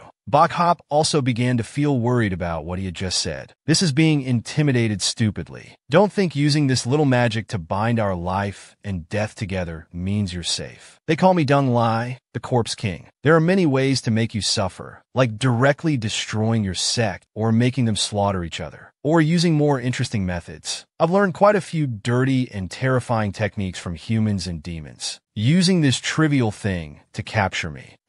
Life and death together. Although I've only been born for a year, it seems you're much more naive than I am, little Taoist. Little Taoist. Those threatening words kept echoing in her ears, making Bok Hop's throat tighten, unable to speak. Suddenly, a feeling of pain and discomfort overwhelmed her mind. Bok Hop coughed up fresh blood once again. The anger in her head continued to grow. This destructive tone and extremely tragic demeanor, yet only born for a year. What kind of childish talk is this? Lack of education. Dung Li's current appearance was terrifying. Now you must die. Before he could finish speaking, Bok Hop had already wrapped his entire body tightly with a bone whip. Dung Lai immediately changed his attitude. How is this possible? Let me go. The more he spoke, the tighter Bok Hop squeezed. You insolent monkey, you still want to turn the tables. You thought the soul-binding technique was just a chain connecting life and death. How naive. The two sat silently by the fire for a long time. Bok Hop suddenly expressed concern. Are you clean now? Dung Lai, with a dejected face, nodded slightly. Calm now. The response to that question was also a small, gentle nod from him. Bok Hop suddenly had an idea. Then let's sit down and have an equal exchange. First, I was impolite to bind and seal you without asking for your opinion. After that, she still ignored his request. So why don't you release me so we can talk? But you've only been born for a year and already want to destroy someone's sect. You don't even follow good examples. Corpse King Rong Li, you still have a lot to learn. As soon as she finished speaking, her face grimaced in pain. He still appeared arrogant. I was born from chaos energy. Stop using human standards to judge me. Bai He immediately corrected her attitude. You're not human. Don't be afraid or insecure. Sister will teach you how to be human. Read many books, read good books. In books there are luxurious houses. Many roads lead to 10,000 miles. Right and wrong are clear. Teaching how to be human, Sister has special experience in the 3 views. I will grow with you, educate you to become human. Rongli began to feel annoyed and replied, I'm really not human, but you're truly a Bai He dog, not only not getting angry, but also persisting in explaining. Funny, don't worry. Next, I won't make you feel bored. I'll take you to find a house worthy of you. Find the most beautiful brocade for your clothes. Find the best craftsman to make jewelry. The most beautiful scenery in the world. Sister will see it all with you. I guarantee each day will be an interesting new day. No matter what you do, someone will accompany you, making you have no time to think about boring things. I tied you up, so I'll take responsibility for you. Rongli sat dazed for a moment, also began to reluctantly accept. I hope it won't be too dull. After all, humans in this world are dull and nauseating. No need to exist. At this, he suddenly laughed. The next morning, he shook his head in disappointment. This is what you call new and interesting. When captured by a group of monsters, they were extremely excited. Great King, we've caught a human. Quickly steam it and eat it raw. Bai He suddenly appeared from nowhere, signaling him to keep quiet. The fun has just begun. Drink up. You want to eat me, right? The pot of hot water was knocked over, causing the monsters to flee for their lives. They kept begging.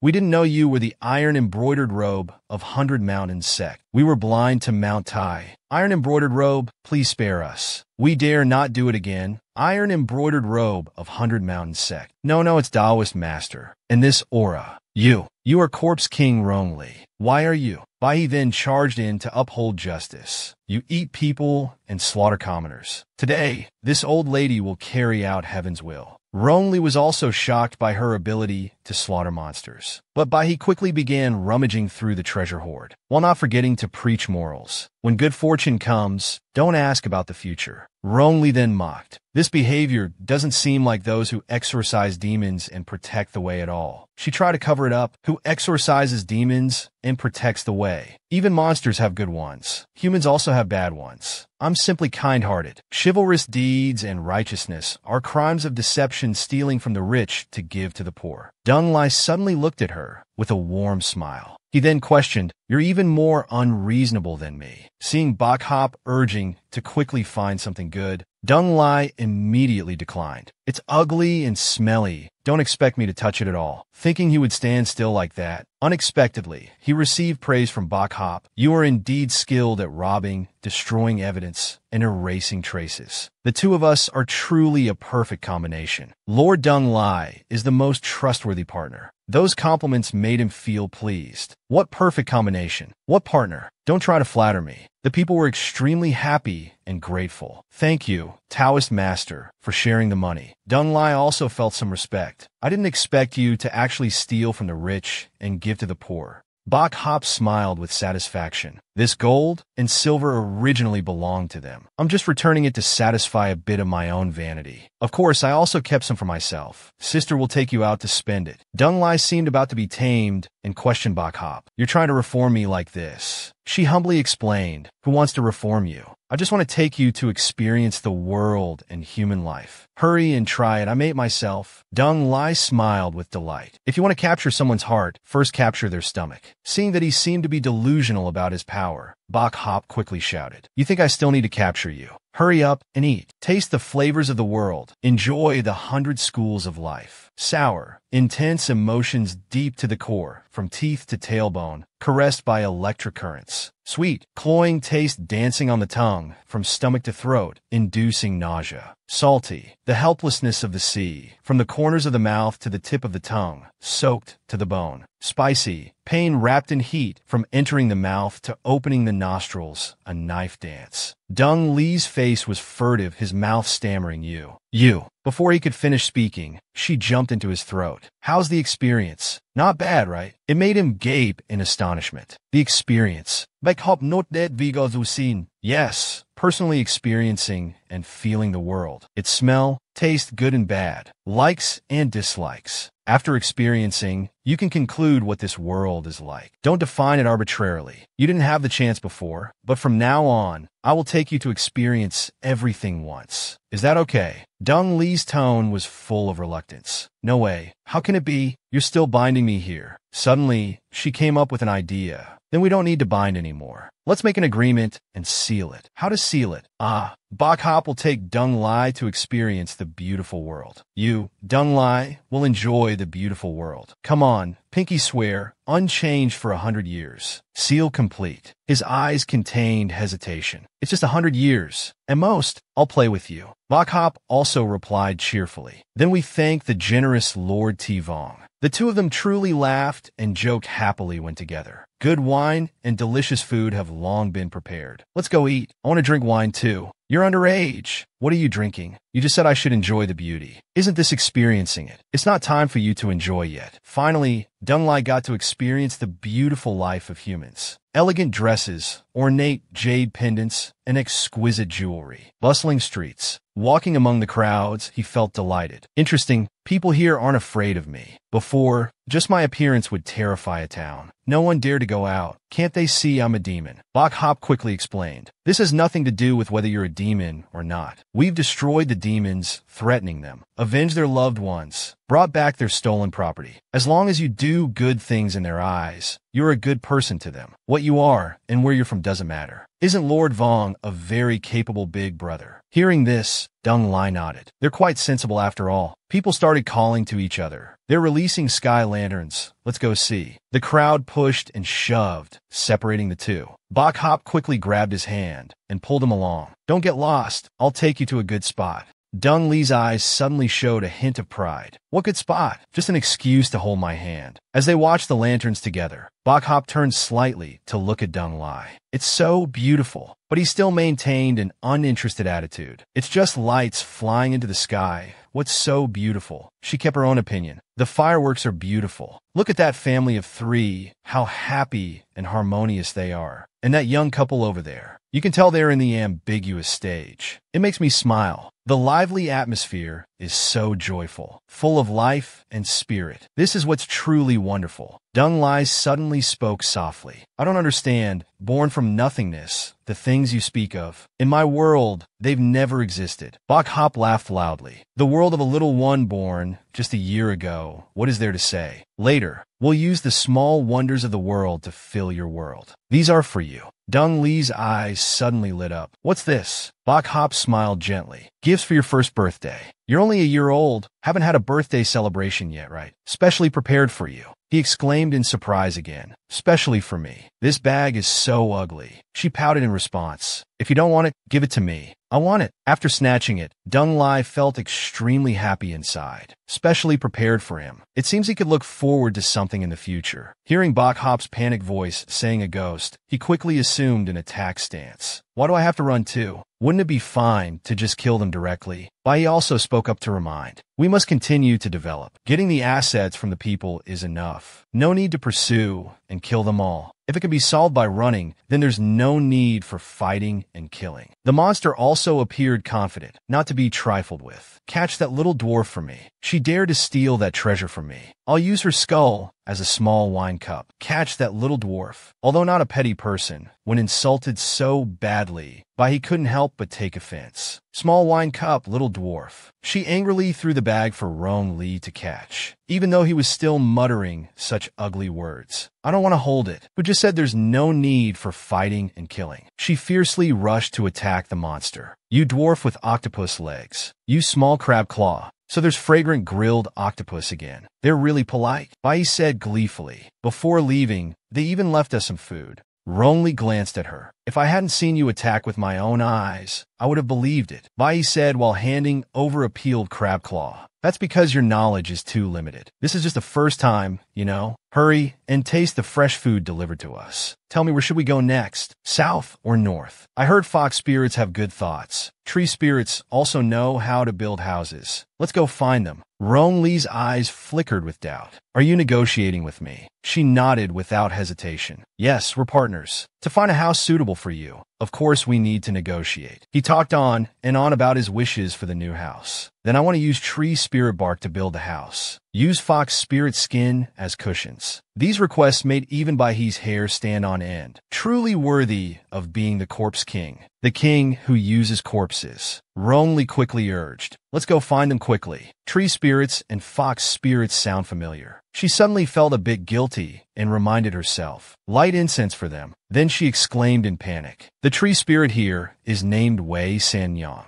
The fox spirit quickly added. That's right. I heard Wei Sanyang knows how to absorb traveler's essence. Charming and beautiful. Then she volunteered to be the corpse king's bed warmer. The corpse king didn't like her. He used her as firewood. This made Rongli confused and tried to cover it up. This is fake news. Even though Wei Sanyang's remains were right in front of them. When only the two of them were left, he tried hard to recall his memory. Too ugly. I don't even remember such a monster existed. This made Baihe feel shocked inside. No way. Wei Sanyang, the monster who was the main character Mo Shaoqi's biggest support in the later stages, just died like this. The thing is, she was pursued by many at the handkerchief-throwing festival. The men kept shouting, Miss Ho, look over here. Miss Ho, choose me. Two people sitting below were eagerly introducing themselves. This is Ho Fu Fu, the fourth daughter of the Ho clan leader, right? This is the fifth, Ho Juju. The fourth was sacrificed to the corpse king by the chief. As a result, the corpse king didn't like her and killed her directly. Bok Hop suddenly felt a bit regretful. Ho Fu Fu was gone. Mak Fu Kai's harem had lost a great general. The rat demons also confirmed. The snake demon queen Lu Tian was too ugly, so she was eliminated by the corpse king. Their clan members felt they had lost face to meet others, so they moved underground. Mak Fu Kai's 3 demon wives were all killed, so they sighed, as expected of the villain. After the two returned to the inn, Dung Lai immediately complained. Indeed, a palace worthy of me is not easy to find. I heard the emperor's palace is very beautiful. This made Bok Hop shake her head in exasperation. Don't put on that everything I see is mine face. Two guests at the next table were also reminding each other. Now you absolutely must not go to the Northern Prince's army station. I heard there are Jiangshi there now. Many people have died already. I also asked why monks and Taoists are rushing to the north. This information made her feel very surprised. Northern Prince, isn't that Hongman Nu's father? Dung Lai only cared about the fact that princes also have palaces, right? Bok Hop thought to herself, this time coming down the mountain, it seems to be because strange things are happening in the north. All her attention was focused on Dung Lai. She had forgotten about this. Mak Fu Kai and Hongman Nu going to the north. It's hard not to suspect this has something to do with them. After thinking for a moment, she also made a request. Next, let's go to the north. Dung Lai immediately agreed, only because the prince's palace was still worth looking forward to.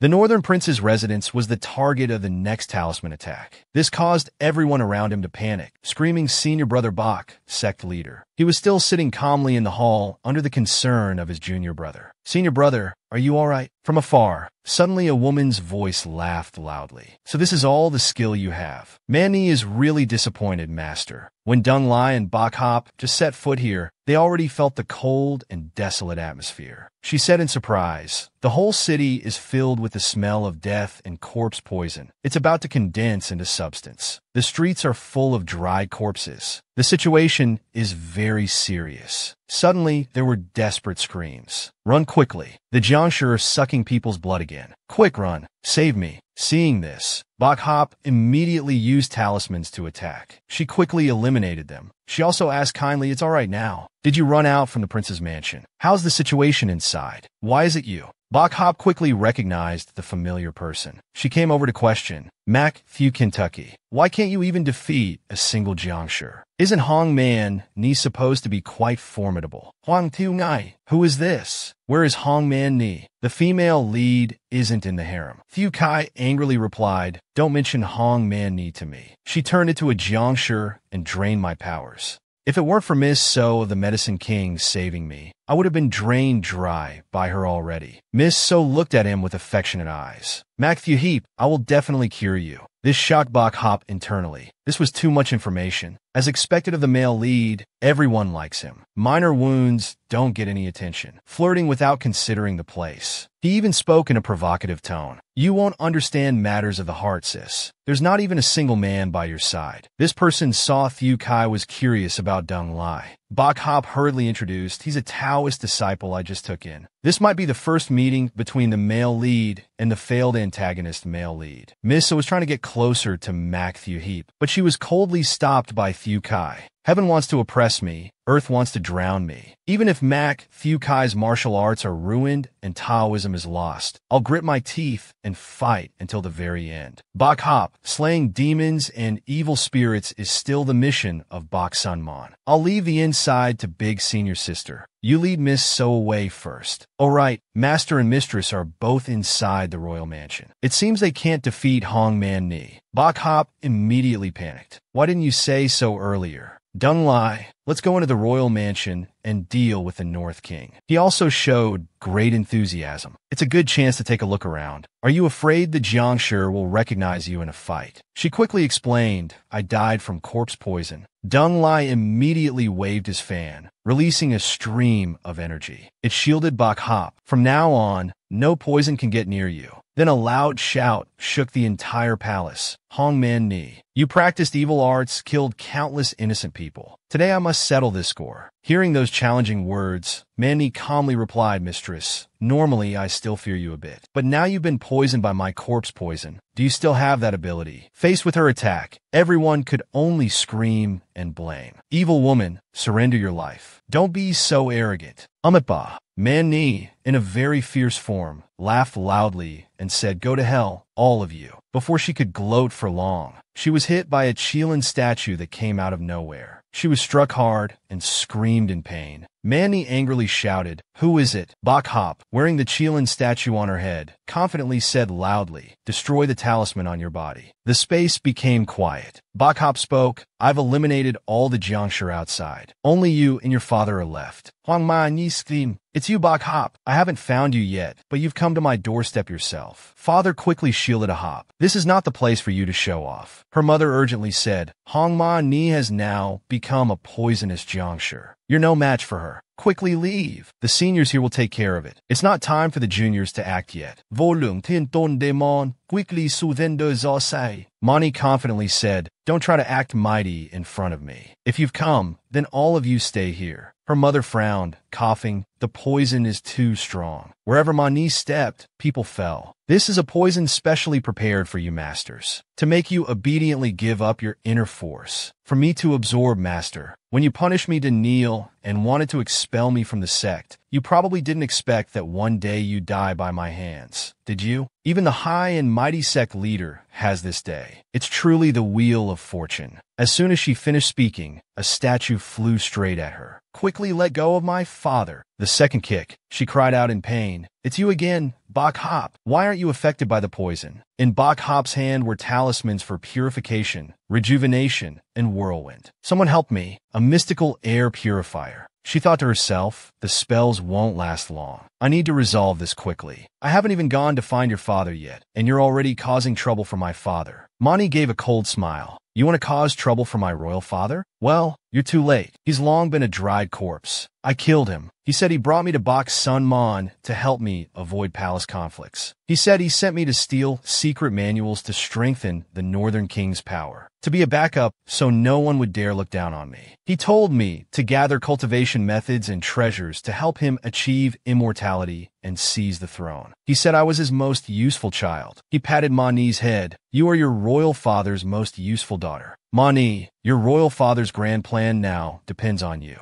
Mani, your royal father is just one step away. I just need the essence of a cultivator. She begged. Royal father, I am your daughter. He angrily replied, because you are my daughter, I gave you this life. Dying for me is only natural. Mani Chembo. What's natural? Are there so many natural things? I've given so much, yet you still drain all my essence. Why? You must return everything to me. Give it back. She bit his hand hard. Mani, you dare. She lost all reason. Return everything to me. He cried in pain. Royal father knows he was wrong. Please stop. Impossible. My power, my immortality. She laughed as she remembered. Afraid that royal father would be lonely, I even sent 7 of his sons down there to accompany him. I'm very filial, you see. Why, he is speechless, right? So filial that you'd even kill your father. In the original work, there were indeed Jiangshi at the Northern Prince's camp, but it wasn't clear who was behind it. It was just briefly mentioned. It only stated that the people's life force was completely drained. Corpses were everywhere, since the emergence of the Corpse King Rong Li everywhere. Turns out the one behind it was the Northern Prince. The female lead in the original work killed her family for the greater good. Now Huang Manor is still killing her family for justice. She's really staying true to her initial goal. She suddenly announces, I am no one's daughter now. Why, he is bewildered. She continues, my father has ambitions to climb higher. Why can't I have them too? Didn't you ask me before? What's important is not whose daughter you are, but who you are yourself. I am Huang Manor, the future ruler of the world. Someone like you could never understand. Why, he claps her hands, I understand. You've awakened to your true self. I should applaud as if it were your family matter. If you want to destroy your family, it's none of my business. But you dare to drain the blood of the common people and want to kill my parents, so I must kill you. She replies, who dies is yet to be seen, senior sister. The atmosphere becomes extremely tense. Rong Li appears out of nowhere. I've been watching. This place is quite nice. Splendid enough for me to stay. It's mine now. The air suddenly falls silent. Why, he is dumbfounded. Pay attention. This woman's name is Huang Manor. The smoke around her is poisonous, and so is she, because she has trained herself into a poison corpse. The man opposite is named Rong Li. He has dark energy swirling around him because he's the corpse king who lives on death energy. And the one standing between them is Bai He, the shield. Her mission is to save the common people. She thought capturing the villain would complete her task, but now she realizes her enemy is the female lead. Manor speaks up, I know you're the corpse king. I've heard the legends about you.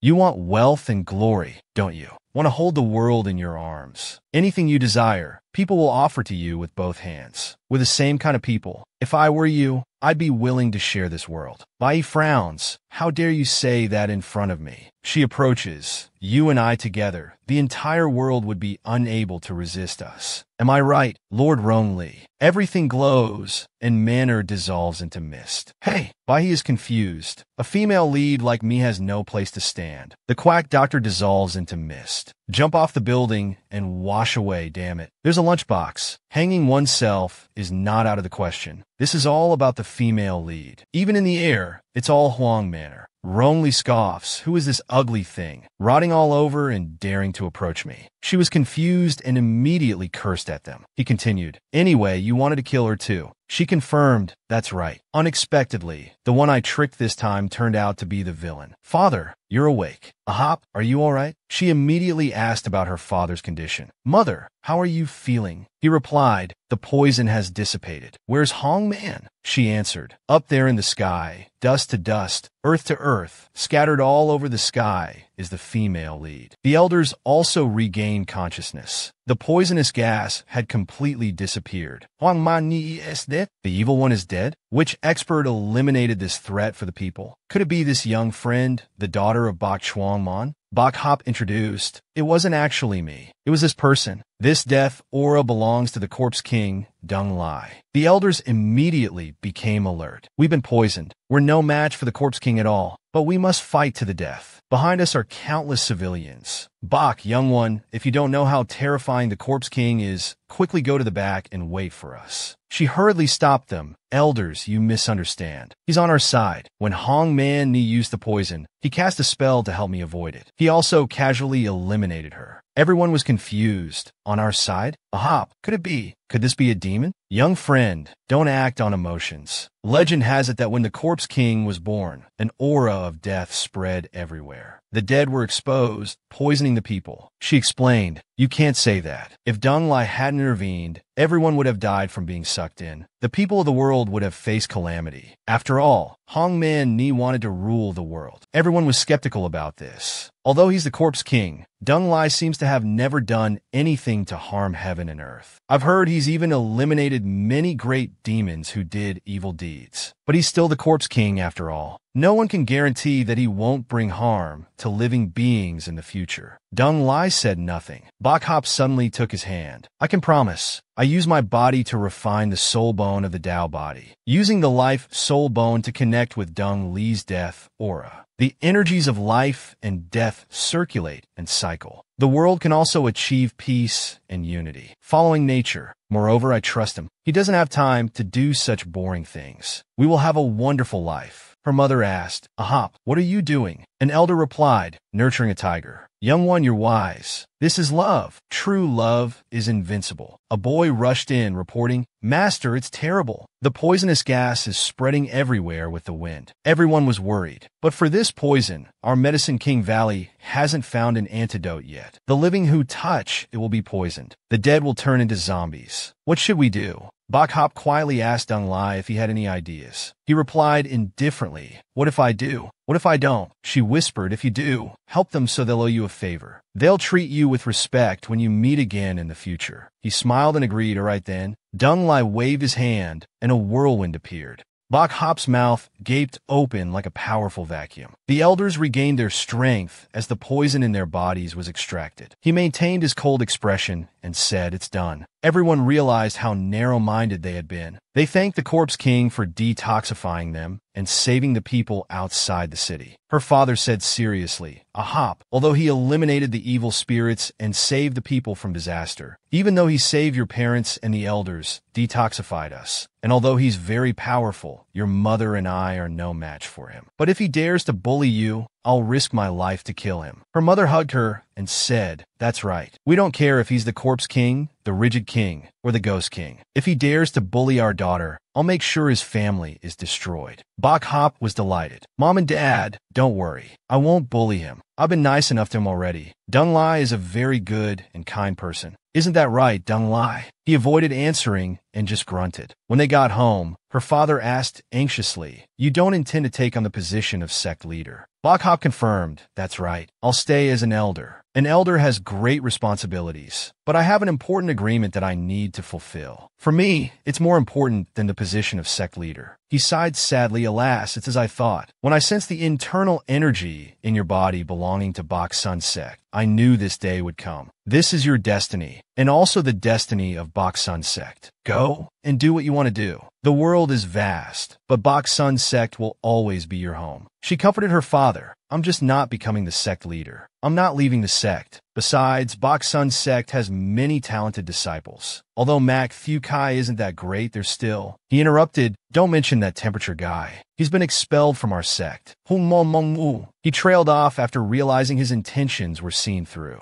His energy has been drained by Hong Mangi. Who cares if he's alive or dead? She pondered, He's probably still alive. When we arrived, I saw Miss So rescuing him. An aunt exclaimed, Oh, my little So brought someone home again. That child really? Bok Hop asked about that person. Although his martial arts are gone, won't he cause trouble if brought back? She laughed and said, No need to worry. Little So has experience in this area. She tried to hold back her laughter. It felt like there was a story to follow. Let's go to Medicine King Valley. I feel like there'll be something interesting to see. Deng Lai wondered, What's there to see? At Medicine King Valley, Thieu Kai frowned and sneezed. Why are you doing this to me? Am I still not enough? A Chu spoke up, Brother Xiaoqi. Stop saying foolish things. I just want to give everyone a home. From now on, you are all brothers. You must get along with each other. He shouted, Who want to be good brothers? I am a genius in the Tao arts, a disciple of the Bai Shan sect. She said frankly, Stop saying such nonsense. You've been expelled from your sect. Your martial arts are gone, and you've been poisoned. You can only rely on my medicine to reduce the toxins. He painfully said, Research more about poisons. Give me the medicine. She looked at him with gentle eyes. Besides here, where else can you go? Where else do you want to go? Rest assured, I will keep you here pity you, love you forever. Stay here with the other brothers. You are all my true loves. By his side, it's truly a loving family. Mo Shao-chi is indeed the male lead. Even if the plot collapses, he still achieves the harem. Miss Sue is truly a role model for us. No wonder she can become the future head of Medicine King Valley. Ronly curiously asked, "Can you also become the sect leader without regrets?" She happily replied, "Not being the sect leader, what's there to regret? I'm about to be exhausted. If I have to work 24 hours a day waiting for orders, I'll surely die one day." He calmly said, "I know you're doing this for me." She thought to herself, "You misunderstood, senior brother." He smiled. "Consider it as keeping your promise. For these 100 years, you must stay by my side." She shyly thought, "Forget it, this misunderstanding is also good. Let's go." We've seen the liveliness of our family of 5. There are still many wonderful things waiting for us to explore. The two of them were very happy together. One day, Ronly curiously asked Bai-He, "Where are you going today?" She replied, "Dressed gorgeously. I want to experience the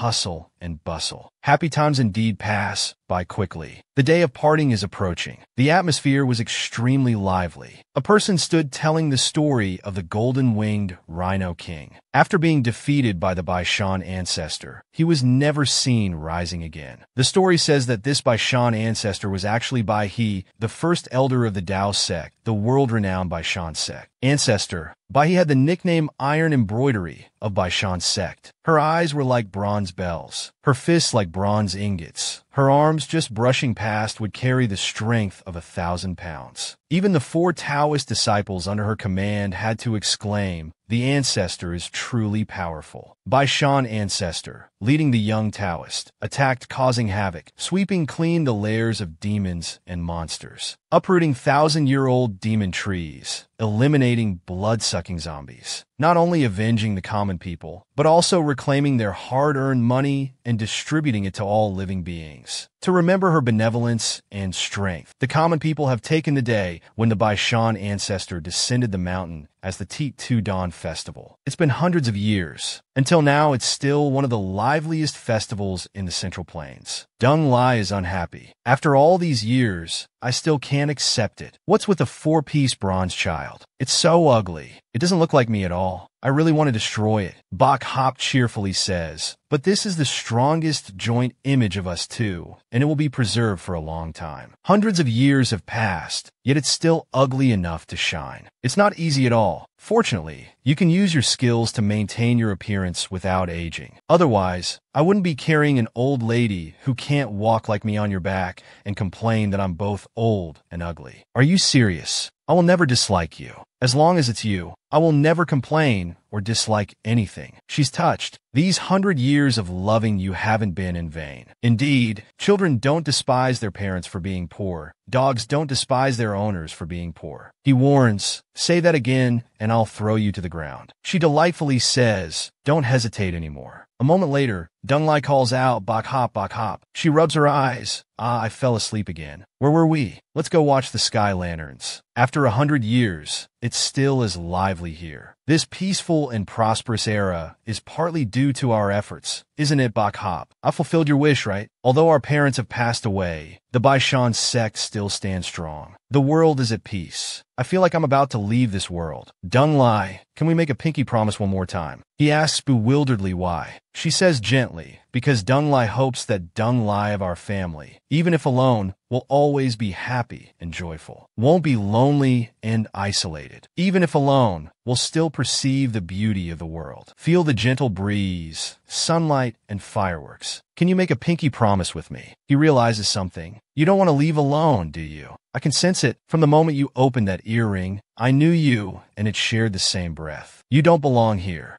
If you're not here, this world doesn't need to exist anymore. But this is the peaceful and prosperous era that we both worked hard to protect. She warns you dare not. Will you protect this world for me first? Can you? Maybe after 100 years, I might come back to find you. He asks again, will you really come back? She replies, it's true. Let's make a pinky promise. Dung Lai agrees. I will protect this world for you for 100 years, waiting for your return. Pinky promise, sealed for 100 years. No changes allowed. Your eyes have changed. Why are you asleep again? Didn't you want to see the sky lanterns? I'll take you there. You must keep your promise. Don't make me wait too long. Otherwise, I'll always be waiting for you at the beginning, waiting for you to come back. In another space, Baihe's eyes welled up with tears. Ronli, I'm sorry. I'm a liar. I was originally. Someone suddenly interrupts. Have you found him? She looks bewildered. He continues. After searching so many worlds, we've finally found his whereabouts. This time he won't be able to escape. Baihe confused. Wait, I haven't even had time to grieve. What shocking news is this? Can someone explain to me? In a room, in some space, Baihe asks, Master, are you looking for Julia? He replies indifferently, Yes, I'm looking for him to bring him back. The feelings from the past still can't be changed with just a turn of the head. Choosing to leave is when self-esteem has been shattered. If each star is a world, then surely there will be a star where I love you across 10,000 worlds, just to chase your shadow. I don't care if you're a ghost or a fairy. I just need you. She ponders. Found him and bringing him back. What the hell am I thinking?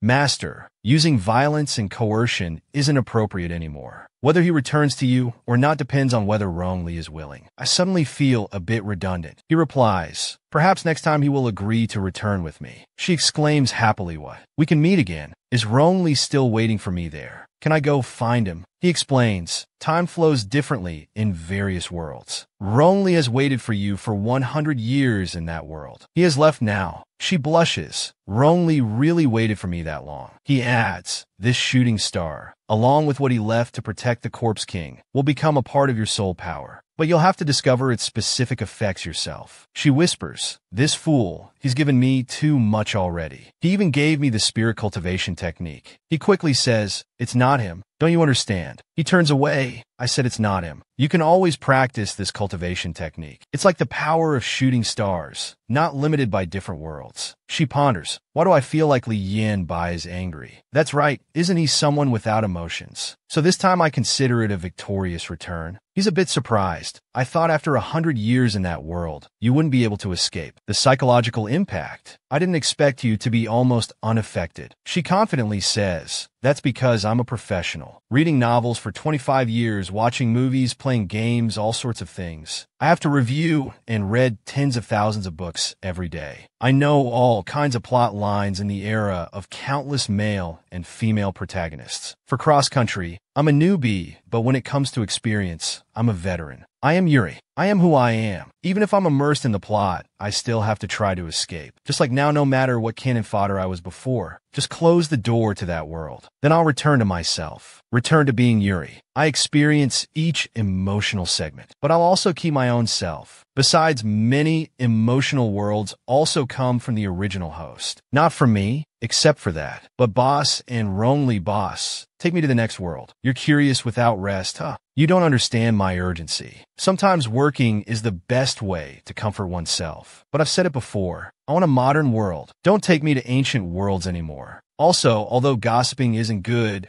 but last time Huan escaped work. This time you have to bring him along. The space suddenly flashed. The boss spoke up and asked, If you meet her again, will you go back with her wrongly? Suddenly someone called out, Yuri, Yuri, Yuri. She woke up. Someone aggressively said, Don't just stare. Hurry and take it off. She squinted and asked back. Oh, Yuri just woke up and saw 3 men around her. Moreover, they were holding cameras and reflectors. They urged her not to even think about running. Just cooperate obediently. If you want to blame someone, blame your boyfriend, who told him to owe money. He handed you over to us. Just take a few photos and we'll clear his debt. They pointed cameras and phones at her and threatened you don't want him to get his legs chopped off, do you? Don't worry. We know you're a small-time celebrity, so we've prepared professional equipment. Yuri closed her eyes and thought. Although she didn't know the specific plot, this situation was unforgivable. The group kept urging, promising to take beautiful photos of her. Hurry up and take it off. Right after that, she reached out to grab the bed frame, intending to lift it up and shout back at them, You take off your own heads. But she suddenly realized something when she saw the bed didn't move at all. She sighed and thought to herself, Forgot that I've changed to a new world. No more supernatural strength. The guy holding the phone had lost patience by now. He raised his hand high, threatening to hit her, advising her to be honest to suffer less. Don't make me slap you. Hearing this, Yuri immediately turned and grabbed the reflector, slapping him in the face with it. Suddenly a voice rang out, Yuri, it's me. She looked at the reflector with wide eyes. How can a reflector talk? Could it be? Thinking this, she immediately said, Huan, how How did you turn into a reflector? Hearing this, Huan replied, "Isn't it because of you? This is the world you chose. Be grateful to me and learn about this world first." This is an inspiring romantic novel. The female lead is Chan-chi, the main vocalist of a famous girl group once dubbed the Flower Sea Singer. Although the girl group later disbanded, all the members were orphans who grew up together, so they had a close relationship like a family. However, many things didn't go as planned, but in the end, they overcame challenges by supporting each other. Compared to Chan-chi, who developed well after the group disbanded, Feng Tin-tu, although no longer famous, had a good life after switching to a career as a radio host. As a result, she was suddenly accused by a famous actress of seducing her husband. To prove her innocence, she wore a red dress and jumped from the 30th floor. The original Bok Hop was introverted and shy. After secretly dating her colleague Tong Tien-tae, she moved to work behind the scenes. Unexpectedly, she was forced to make a pornographic video. After it was leaked online, she attempted suicide by overdosing on pills. Chan-chi lost all her loved ones and was on the verge of a mental breakdown. Fortunately, she had Mo Dong-ko by her side. Chan-chi always rejected him, the heir of a wealthy family, due to their vast social gap. This time, she was finally moved. Although she lost her family and friends, she found love. But her love wasn't smooth sailing. It turned out she was just a replacement. Mo Dong-ko had a white moonlight and a wealthy fiancé.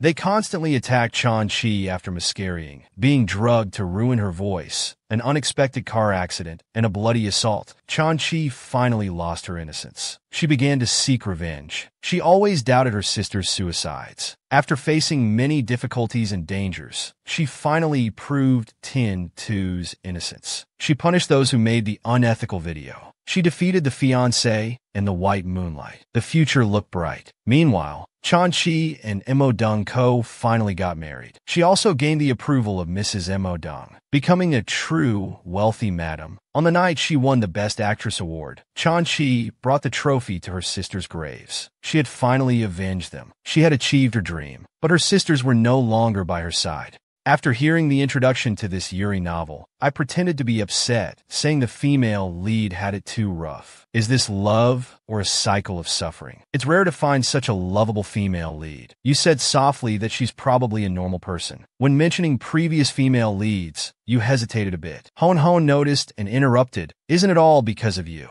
The original Bok Hop's wish was for Chan-chi to live well, not to endure those hardships anymore. So she must be a lovable girl. Bok Hop herself deeply regretted ending her life that way, leaving Chan-chi alone to face all the pain. Leaving Chan-chi to face all the suffering alone. She told herself at this time, "Bok Hop, I will help you protect her well." The beaten man shouted, "You dare to strike again." His voice brought her back to reality. She almost forgot about the current situation. Start by dealing with these guys. 3 men reached out to touch Miss Noi. Then don't blame us for not being polite. Bok Hop took out a lipstick, pushed the cap off, and said, "Feel a little power from the stars." She waved her hand. A white cloth flew up, the spirit of physical training combined with magic, learned from the previous world. Then the cloth covered their heads. They uncomfortably shouted, "What is this?" As for Bok Hop, she was thinking, indeed, power is still the most practical thing. Then she said to them, "Don't you like to spin? Spin as much as you want." Suddenly, strange sounds came from the other side. "Brother, your leg hair today is so sexy." The good brother turned black in the face and hurriedly turned away. "My eyes are blinded. I feel sick. Don't use me as a shield. I don't want to see." Just as she opened the doorknob, a girl suddenly rushed over. She saw Bok Hop and immediately burst into tears. "Bok Hop, are you okay?" Then she hugged her tightly. "Thank goodness, everything is still in time." Bok Hop recognized her. This person was Feng Tin-tu's.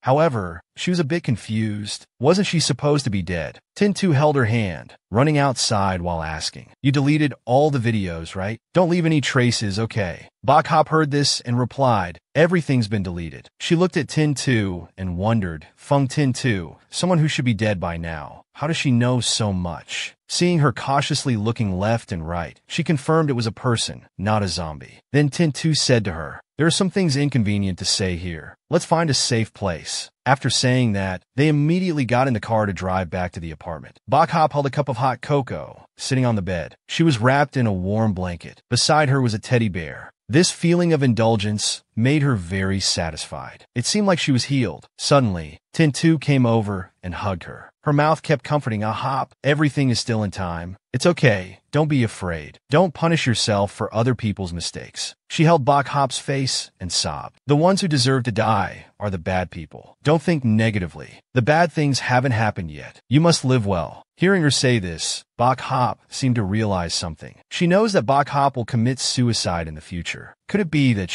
Her thoughts were cut off when Tin2 said, "Although it sounds absurd, I should have been dead originally, but I have been reborn." She heard this and was shocked. Could it be that she's not just a new colleague? Perhaps thinking she didn't believe her, she pulled her hair in frustration. This is hard to believe, but before she could finish, Hop spoke up, "I believe you." She put her hand on Tin2's shoulder. "If it's your words, I believe you. Otherwise, how could you have come to save me? You certainly wouldn't joke at a time like this." Hearing this, she immediately burst into tears and hugged her. "I knew you would believe me. I came down from the rooftop feeling both scared and happy. I almost died just now. Last time I jumped from the top floor," Shinzi sadly recounted, "in our previous life, I died and you died too. How could I have jumped off a building? How could you have taken pills to commit suicide?" At this point, her face seemed angry. "We were manipulated, someone else harmed us." Baiha widened her eyes and asked who harmed them. She thought to herself, could there be something strange behind their deaths that wasn't revealed in the original story? Shinzi angrily said it was the old witch, Murong-gu's mother. She knows evil magic. We were all killed by her. Baiha doubtfully asked, "Evil magic?" She continued, "That's right. I didn't want to jump off the building, but I couldn't control my body and jumped down in a daze. After I woke up, I realized I was already dead. I saw Murong-gu's mother performing a strange ritual. Originally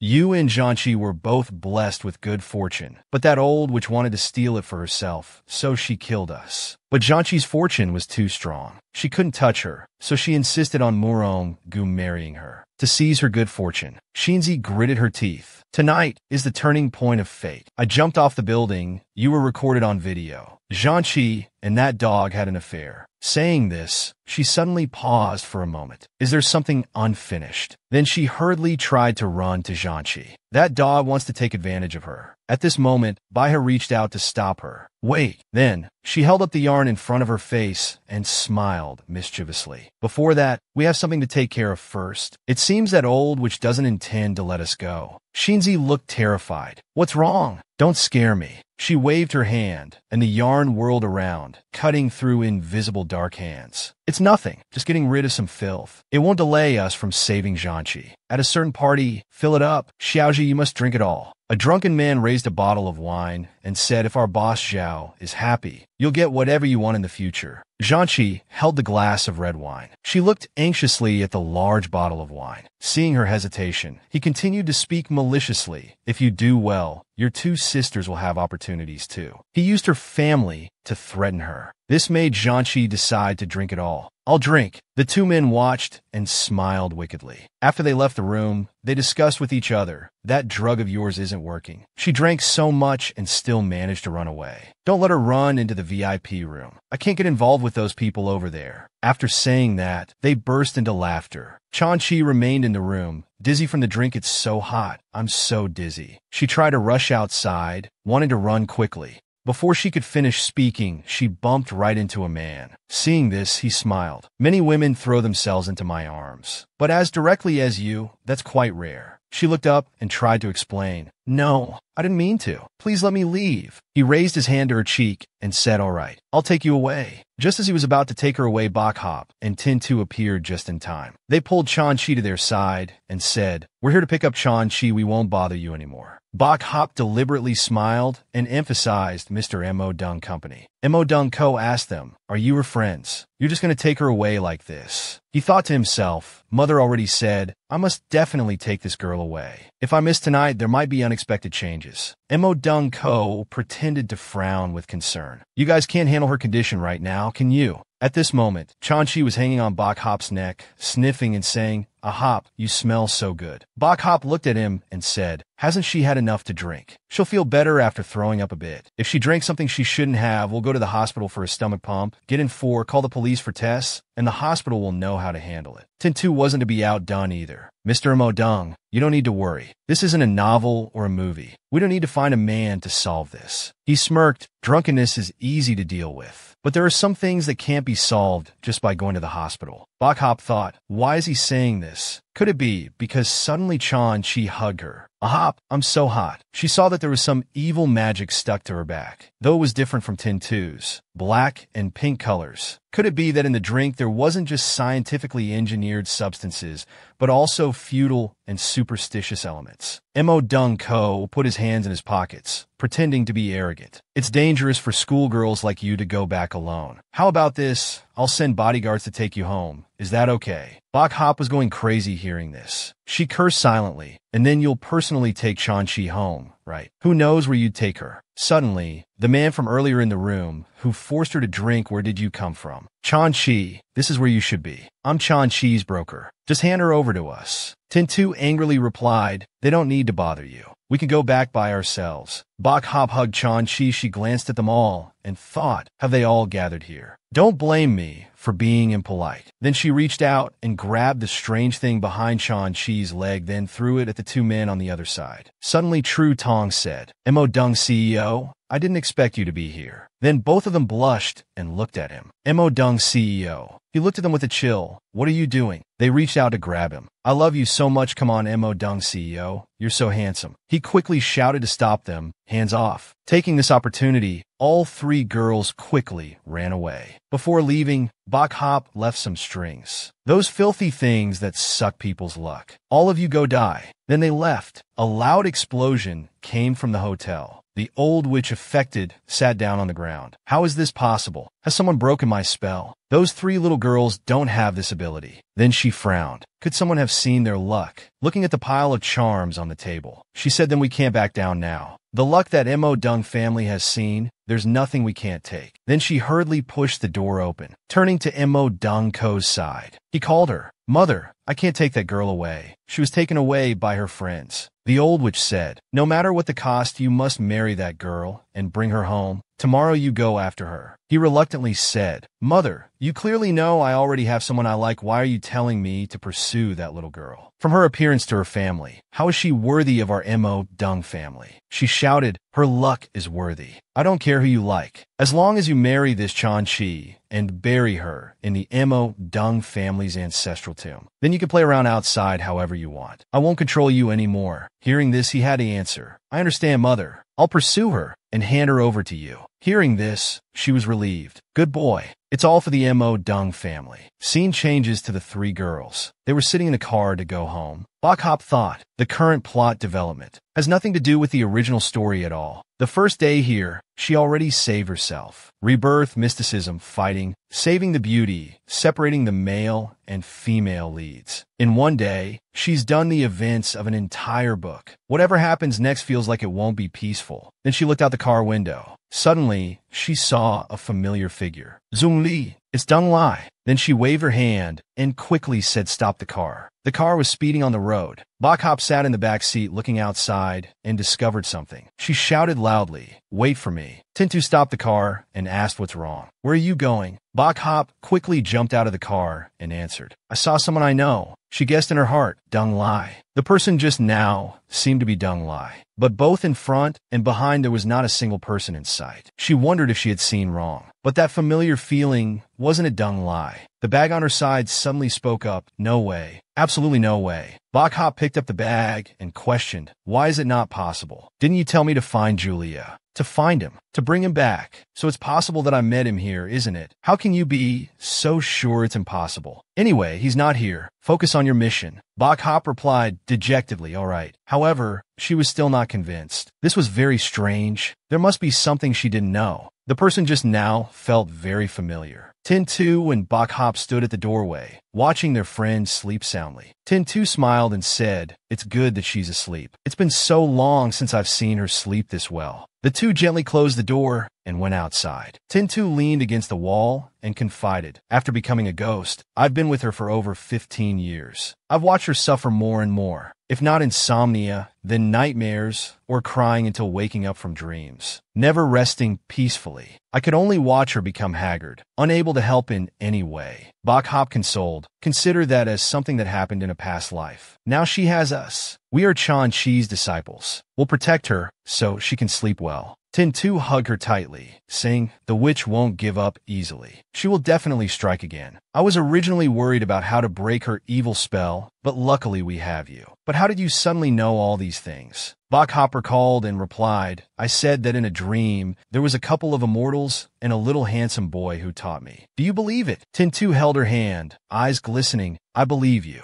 She continued, "I've been reborn. What is there that I wouldn't believe? I believe you, and I also believe Chan-Chi trusts me even more. Now that I've been reborn, no one can harm my sisters. I will personally lead her to the top and avenge her. Baek-hop samai wee li. Why do I feel like we're going to win this time? Actually, I'm the main character in everyone's story. Right. The next day in the music room, Tin 2 was on the phone with someone. Why do I have to prove myself to the police? Talk directly to my lawyer. Report directly to the hotel to check the surveillance cameras. I was alone in the hotel. Why can others intrude on my personal safety and my honor? They are both threatened and smeared. Bach Hop, listening nearby, also marveled. This is how a reborn person turns the tables. How do they know so much about future events? It's like having a cheat code for a game. Although I have a cheat code too. But it seems the game content has been changed. While lost in thought, someone called out a Hop's name. Chan-Chi ran over, hugged her, and said it's all over. Tin 2 has told me about what happened to you yesterday. No need to be heartbroken over a man like Tong Tien-Tay. That piece of trash, with despicable character, gambling debts, yet dares to ask his girlfriend to make that kind of film to pay off his debts, and still has the nerve to look for you. I'll record and expose him. See how he can continue being a lesbian idol then. After listening, she confusedly asked who Tong Tien-Tay was. Chan-Chi also looked at her in surprise. She remembered that Tong Tien-Tay was the trashy boyfriend of the original owner. Chan-Chi seemed to understand her friend's inner thoughts. That's right, just consider him dead. Erase him from your life. Then Chan-Chi went to the recording room and said, "I'll sing for you. I just wrote it, you'll definitely like it." She nodded and said okay, but in her heart she thought it was strange. The film hasn't been shot yet, and that Tong Tien-Tay hasn't looked for her either. He must have been tricked by loan sharks. Hon reminded her, frustrated, "Your phone is still off. How can he contact you?" Bach Hop smiled, as if entering a new era. That's right, this is the modern age. We now have police-issued products like mobile phones. She turned on her phone. A series of messages appeared, making her dizzy. And right then, that Tien-Tay called. As soon as she answered, he yelled, "A Hop, where have you been? What have you done to make Brother Bao so angry? I didn't want this either, but I owe Brother Bao money. Just shoot once, please, I'm begging you. If not, they'll expose my gambling debts. My career will be over. You don't want that to happen to me, right?" They agreed that you don't have to show your real face. "Give me one more chance. You won't lose anything. I won't drug you again. Just sleep with me once. We've done it before anyway. Just film a little bit. Don't be stubborn. Be good and help me. I love you so much. If you don't shoot, they'll beat me to death. Answer me. Why are you turning off your phone again?" Bach Hop really couldn't take it anymore and scolded. "If you want to shoot so badly, do it yourself. You won't show your face anyway. You won't lose anything. I don't care if you die. Collecting trash now also helps protect the environment. People and things are different. Goodbye forever." After saying that, without giving him time to react, she deleted his number and blocked him. All right, this person has disappeared from her life. Hon was dissatisfied. "Is this how you complete tasks when I'm not around?" Suddenly, a clear voice rang out. This was Chan-Chi singing. Chan-Chi was immersed in the song in the recording room. Her voice was both gentle and emotional, as if there was a halo around her. Concise, flexible, yet powerful, carrying dreams and hopes, filling people with faith in future hopes. Tin 2 had appeared beside her at some point and spoke. "Every time I hear Chan-Chi sing, I'm always moved by the girl's voice. Preventing a born singer like this from singing is no different than cutting off a bird's wings." Tin 2's heart was full of resentment. "So I will never forgive those people." Bach Hop put her hand on Tin 2's shoulder and replied, "Don't worry, they now have a chance." While Chan-Chi was singing in the recording studio, something strange suddenly happened. Unpleasant sounds started coming out. Everyone covered their ears. Tin 2 worriedly asked what's going on. "Did we lose power?" "No, but none of the equipment is working." Chan-Chi came out of the recording room covering her ears and asked, "Is there a power outage?" The sound engineer hurriedly replied, "No, that's not it. Other rooms are fine." Tin 2 bit her hand and speculated, "This song, This theme is the start of Chan-Chi's explosion. There wasn't any problem in the previous life. Could someone be interfering? Bok Hop twisted the red string in her hand and nodded. Indeed, someone couldn't sit still anymore. Tintu shouted, "Is it that old witch? How dare she?" She agreed, saying the three of us are safe and sound. It's affecting her plans. She can't directly interfere with Chan-Chi's fate, so she can only try to sabotage Chan-Chi's work, diminishing her good fortune. After saying this, Bok Hop suddenly smiled. "But I'm afraid she'll be disappointed. We're by Chan-Chi's side." The sound engineer looked at the red strings stretched all around the room and asked curiously, "Bok teacher, what's the meaning of these red strings?" She replied, "Just for good luck." "Mr. Recording Engineer, can I borrow your t-shirt? We might be able to record right away." Meanwhile, in another place, the Lotus Jade block started making crackling sounds as if it was about to crack. The young man saw this and shouted, "Mother, the Fate Pearl. The Fate Pearl has stopped spinning." His mother immediately coughed up a mouthful of fresh blood. The weakened Fate Pearl gasped at this moment. Mother tried to suppress Chan-Chi, but it failed. Could it be that the glory of our Mo Dung family has come to an end? He rushed to support his mother. "Mother, I will go find Chan-Chi and marry her." She grasped her son's hand and instructed, "You must be careful. I suspect there's an expert by her side. 3 times 7 attempts to break my spell have failed." He replied, "Mother, don't worry. As long as Chan-Chi loves me, any magic will be useless." She nodded in satisfaction. "Go, Agu. You are the most outstanding heir of the Mo Dung family. As long as Chan-Chi becomes part of the Mo Dung family, buried under the Fate Pearl." She hesitated for a moment. Then she continued, "We will be able to maintain the glory and wealth of the Mo Dung family for 100 years. The red string rejoiced. The green light indicated that the green screen was restarting. Bok Hop, in her yellow t-shirt, jumped for joy and exclaimed, "The recording room is back to normal." The recording technician looked amazed. "It really works, Teacher Bai. Do you know something?" Bai replied, "I have the ability to actively observe. Use strong belief to improve the equipment." He sighed, feeling it was truly mystical. "It felt cold earlier, but now it's much warmer." She replied, "It's psychological suggestion. The folk color combination makes people feel comfortable." X, I, and Z looked blank. Folk color combination. Ah, he has learned to lie with a straight face like a con artist. The recording technician signaled OK to Jinji. In the recording booth, "Let's continue our work." Suddenly, a loud scream came from outside. They rushed out to see who was screaming. It seemed to be from another recording room. The recording technician replied, "Sister Fong Fong is in that recording room today. Could something have happened there too?" Ekenzi whispered in by his ear, "They won't have the same issue as us, right?" She softly replied, "Surely the people inside are affected by the Yin energy."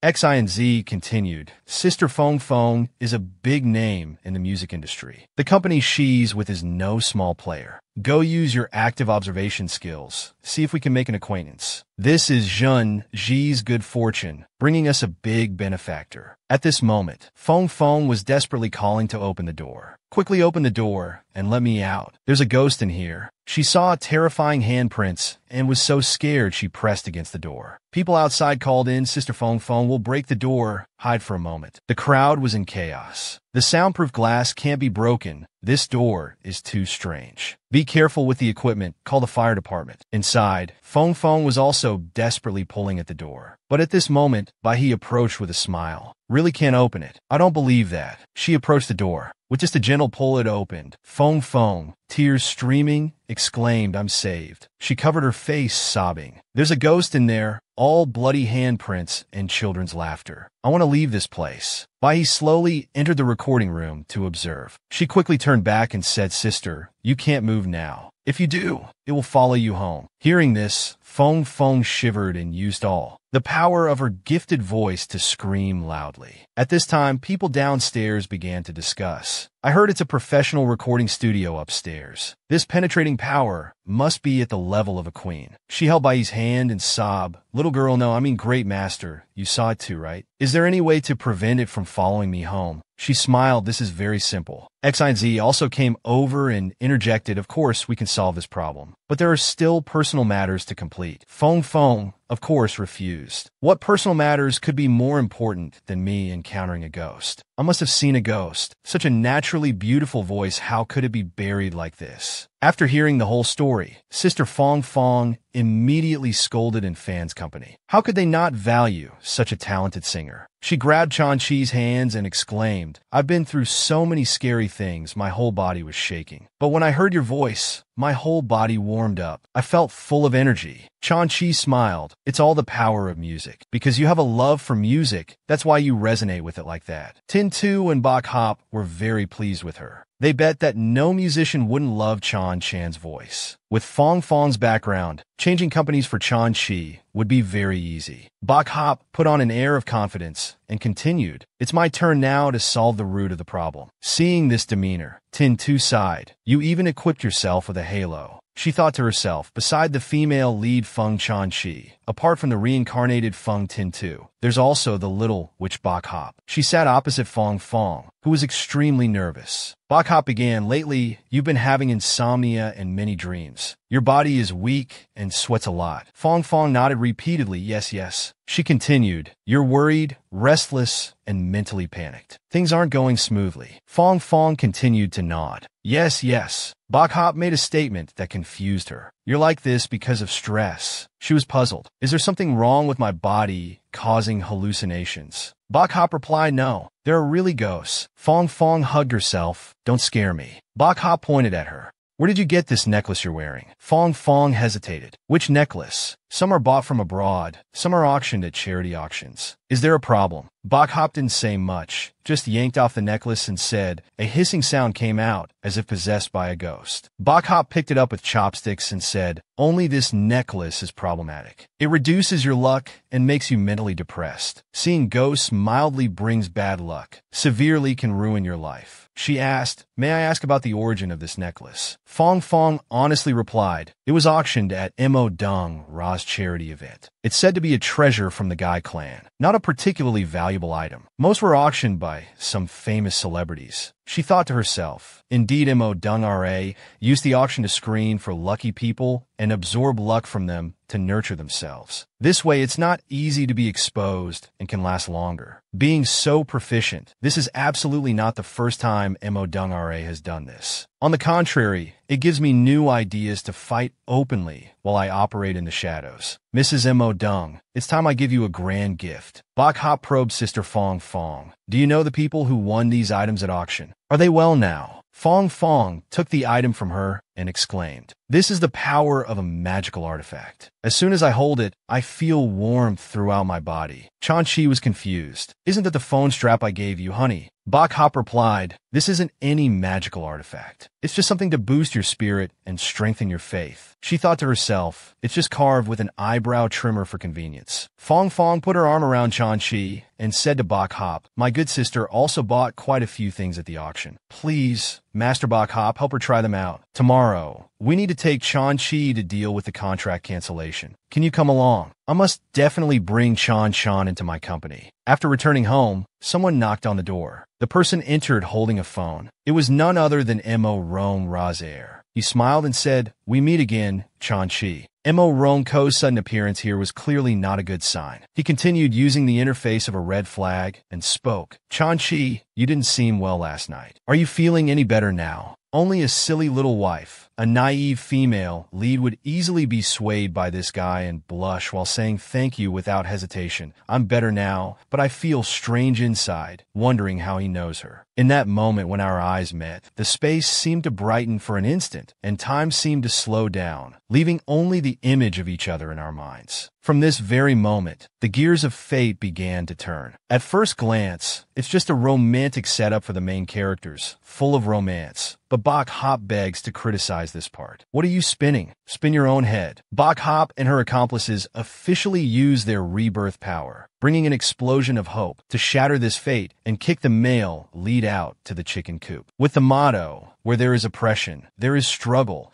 for a rotten noble family, alone and troubled in the chicken coop. Feng Tin Tu cuts through the sorrow between the two with an industrial smile. "Mr. Mo Rong, what a coincidence. We were just about to leave. Please excuse us for not staying longer." Then he carried the little snow princess away to escape. Mo Rong naturally felt that someone had ruined his good thing, and his face darkened with calculations. It's these two again. Yesterday, they were the ones who led Chanchi away. As sacrifices, these two should have died one after another. He could only stand there watching them leave, feeling bitter and unable to do anything, especially when he looked after them. He also saw Fong Fong's appearance, and his brain immediately started calculating. Could it be that a powerful person has really appeared by their side? This woman seems to have sold a collection kept at the auction. A sacrifice. Seeing the unlucky person who took her family's place acting carefree as if nothing happened. Mo Rong is playing the game of winner takes all. Loser goes home, crying to mommy. Looking at her strange attire, could it be that she's the one who discovered something? Now she's with Chinji. I must tell mother. Not long after hearing her son's story, over the phone the mother caught wind of the situation. She calmly lit incense and said she would investigate who she had been in contact with recently. You don't need to worry about it. Your most important task now is to marry Chinji into the Mo Rong family. It seems Madame Mo Rong is also getting impatient, can't wait any longer, and told her son that he must hurry up. The fate of Mo Rong has started to weaken increasingly. Mother doesn't want a 100-year-old family to be destroyed in her hands. On the other side, Bai was sitting alone in the room,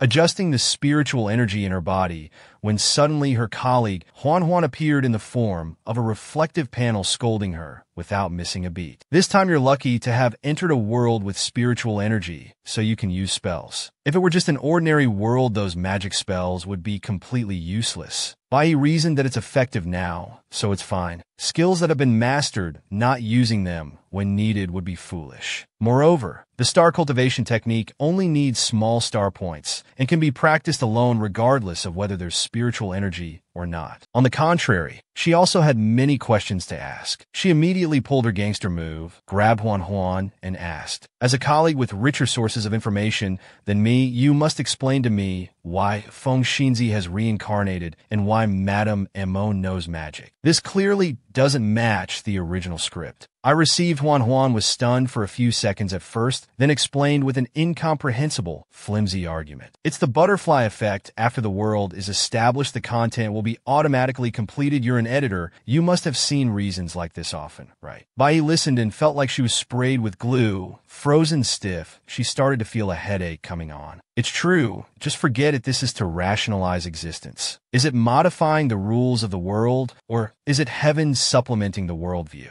Bai thought as long as it doesn't interfere with her completing the mission, it's fine. Then she took chopsticks to pick up the beads with the Mo Rong family's curse from the bag. Xinzi's reincarnation is simply giving me a cheated victory. As long as I deal with Madame Mo Rong's dark magic, this mission can be considered half completed. She then poured all the evil objects into a bag. These auction items will be able to help me. The auction items can help me. Bok Hop then put on the guise of an exorcist and went everywhere to retrieve the auctioned items from the Mo Dung family. Each item emitted an eerie black smoke. I don't need to lie to you. If you bring this vase with you, even if you give it to me, I won't take it. The homeowner was terrified upon hearing this and told Bok Hop to take it away. The result of her collection was a pile of cursed objects emitting gloomy demonic energy, making Fong too scared to approach. People around here have been so unlucky lately. It turns out it's because of these auctioned items. Bok Hop exclaimed in surprise. I didn't expect Mo Dung Ra to be this evil. Every single item is problematic. Fong worriedly asked if it's okay to carry them in garbage bags like this, to which she turned back with a meaningful smile. I'll deal with them later. Sister Fong,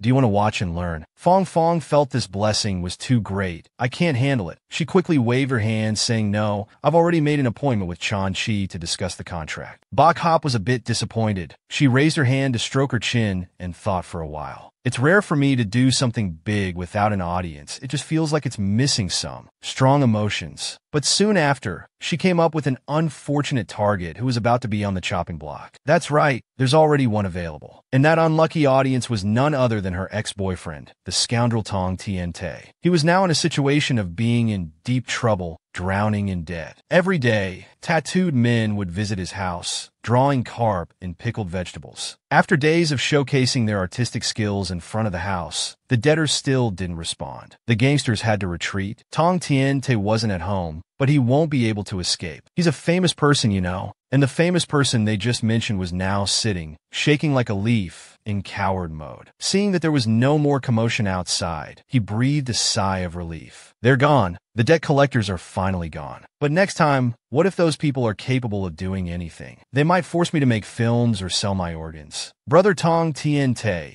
after days of sleepless nights, hiding and running, was now more exhausted than ever. It's all because of Bok Hop. If it wasn't for her lack of cooperation, the debt would have been paid long ago. What should I do now? Suddenly, at that moment, the phone on the table rang, causing the coward like him to be so scared that he almost wet himself and cried out. It's another debt collection call. But fortunately, it wasn't. It was Bok Hop. Speak of the devil, and he shall appear. Right then, picking up the phone, Tong Din Te couldn't believe his eyes that it was Bok Hop. Didn't that bitch already block me? Could it be that she regrets it now? Just then, he immediately put on his professional acting skills to change his tone. Ah, Bok Hop, are you not angry with me anymore? You think you figured it out and are ready to help me, right? Is that so? Then when the video call mode was turned on, he turned off the light and stopped smiling when he saw Bok Hop's side. There was only a black bag covered with charms, as if to say congratulations, you've fallen into a trap. What is this? What are you trying to do? Tong Tiente was as clueless as a cow wearing a bow. Understanding nothing, he asked, what is this? A garbage bag. Bok Hop just gave a dark smile and said, let me show you something interesting. Then her hand immediately opened the bag. Inside the bag, evil things burst out eerie snake-like streams of air. Frightened him so much he fell rolling on the ground, yelling ouch. Bok Hop, are you that crazy? What is this? It's so scary. He rushed to grab the phone and scolded. You did this on purpose, didn't you? But when the other party had lost all value, she quickly gave him a one-way ticket to Block Island. Then Tong Tiente, furious, threw the phone away, cursing, damn it. She blocked me again. But unfortunately for our brother, the noises just now had drawn the seniors to knock on the door, asking very gently, is there any movement in that room? Is that guy at home? Hurry up, open the door, and pay up. Bok Hop at this moment, true to the saying that cruel people often live carefree lives, casually turned off the phone filter and said, not spending this money for everyone to enjoy a bit would be such a waste. It's good to find an audience. Now it's time to get to the main event. The street lights are on, so the MO Dung mother and child are also preparing to leave. Bok Hop then dumped all the evil objects into the compartment of the vacuum cleaner, getting ready for business. Although not much, MO Dung RA has absorbed other people's luck. A reasonable person like me doesn't know much about revenge, but what should I do? Bok Hop's face revealed a bit of an expression saying you're very nice, but I'm sorry. Using a charm pasting motion, she activated the magic, preparing to send the MO Dung family away with love and a farewell to victory. I can only make you return to where you came from, back to that place. Return 100-fold. Obediently become a conduit to return all the luck you've absorbed. The spell activated, and a tremendous power radiated around her. While the MO Dung household still hadn't sensed that the 82nd calamity was approaching. The MO Dung madam was still sitting leisurely, drinking tea, and listening to the detective's report. Madam, we've finished investigating the woman named Fong Fong. She has no experience or connections related to feng shui at all. She said, the opponent who can break MO Dung Ra's magic won't be such a young person. Organize another auction. Chasing after the vital energy still needs some time, like the Pearl incident. We can't wait that long. The butler bowed his head and accepted the order. I will arrange it right away. Just at this moment, in the teacup that the lady was holding in her hand, drops of water began to drip down, strangely red, signaling that they no longer needed to prepare for the auction, but to get ready to smell the earth. Said the butler, his face turning pale with fear. Madam, you're bleeding. Quick, call a doctor. When she realized and touched her face, she discovered that from her eyes and nose blood was continuously flowing without stopping. This was bleeding from 7 orifices. The teacup in her hand shattered. She quickly realized something was wrong and rushed down to the secret chamber where the fate-turning pearl was kept. When she arrived, the secret chamber was indeed in ruins. She recklessly ran to where her family's fortune was kept. The fate-turning pearl, this absolutely cannot be happening. The 100-year legacy of the Murong family, I struggled so hard to become the family head. The Morong family cannot be buried in my hands. Around her, the puppets and charm arrays were all burned by the magical backlash and continuously falling, but she paid no attention. As long as the fate-turning pearl remains, everything can be turned around. The Morong family can still recover. When she found the fate-turning pearl, her face immediately lit up, even though she herself was in a miserable state beyond words. There's still hope, but unfortunately, that spring would not come because at this moment, cracks began to appear on the fate-turning pearl. And then it exploded. Madame Morong immediately collapsed in pain, falling to the ground and screaming. The fortune that the fate-turning pearl had absorbed returned with the shattered pieces. Bai said triumphantly, the stolen fortune has returned to its rightful place. The backlash of having your fortune stolen. Morong family, are you prepared to face it? At that time, in the parking garage of Jingji Company, Chunji's group was leaving with a successfully signed contract. Feng Xinzi excitedly clapped and congratulated. It's all thanks to Sister Fengfeng's handling. Canceling Jinjin's contract is what made things go so smoothly. Feng replied the contract wasn't even half a year old, so it was easy to make and break. It's good for both parties. Besides, we're about to sign with the company we have to show some face to. Her cool, boss-like demeanor that takes care of her juniors made her subordinates admire her greatly. Sister Feng is so impressive. Sister Feng looks very radiant today. Feng was about to say that they should thank Bai He, when suddenly someone called out Chunji's name. When Chunji turned around unexpectedly, it was that soulless guy with the mind of a puppy. At this moment, he's still unaware of the changes in his family,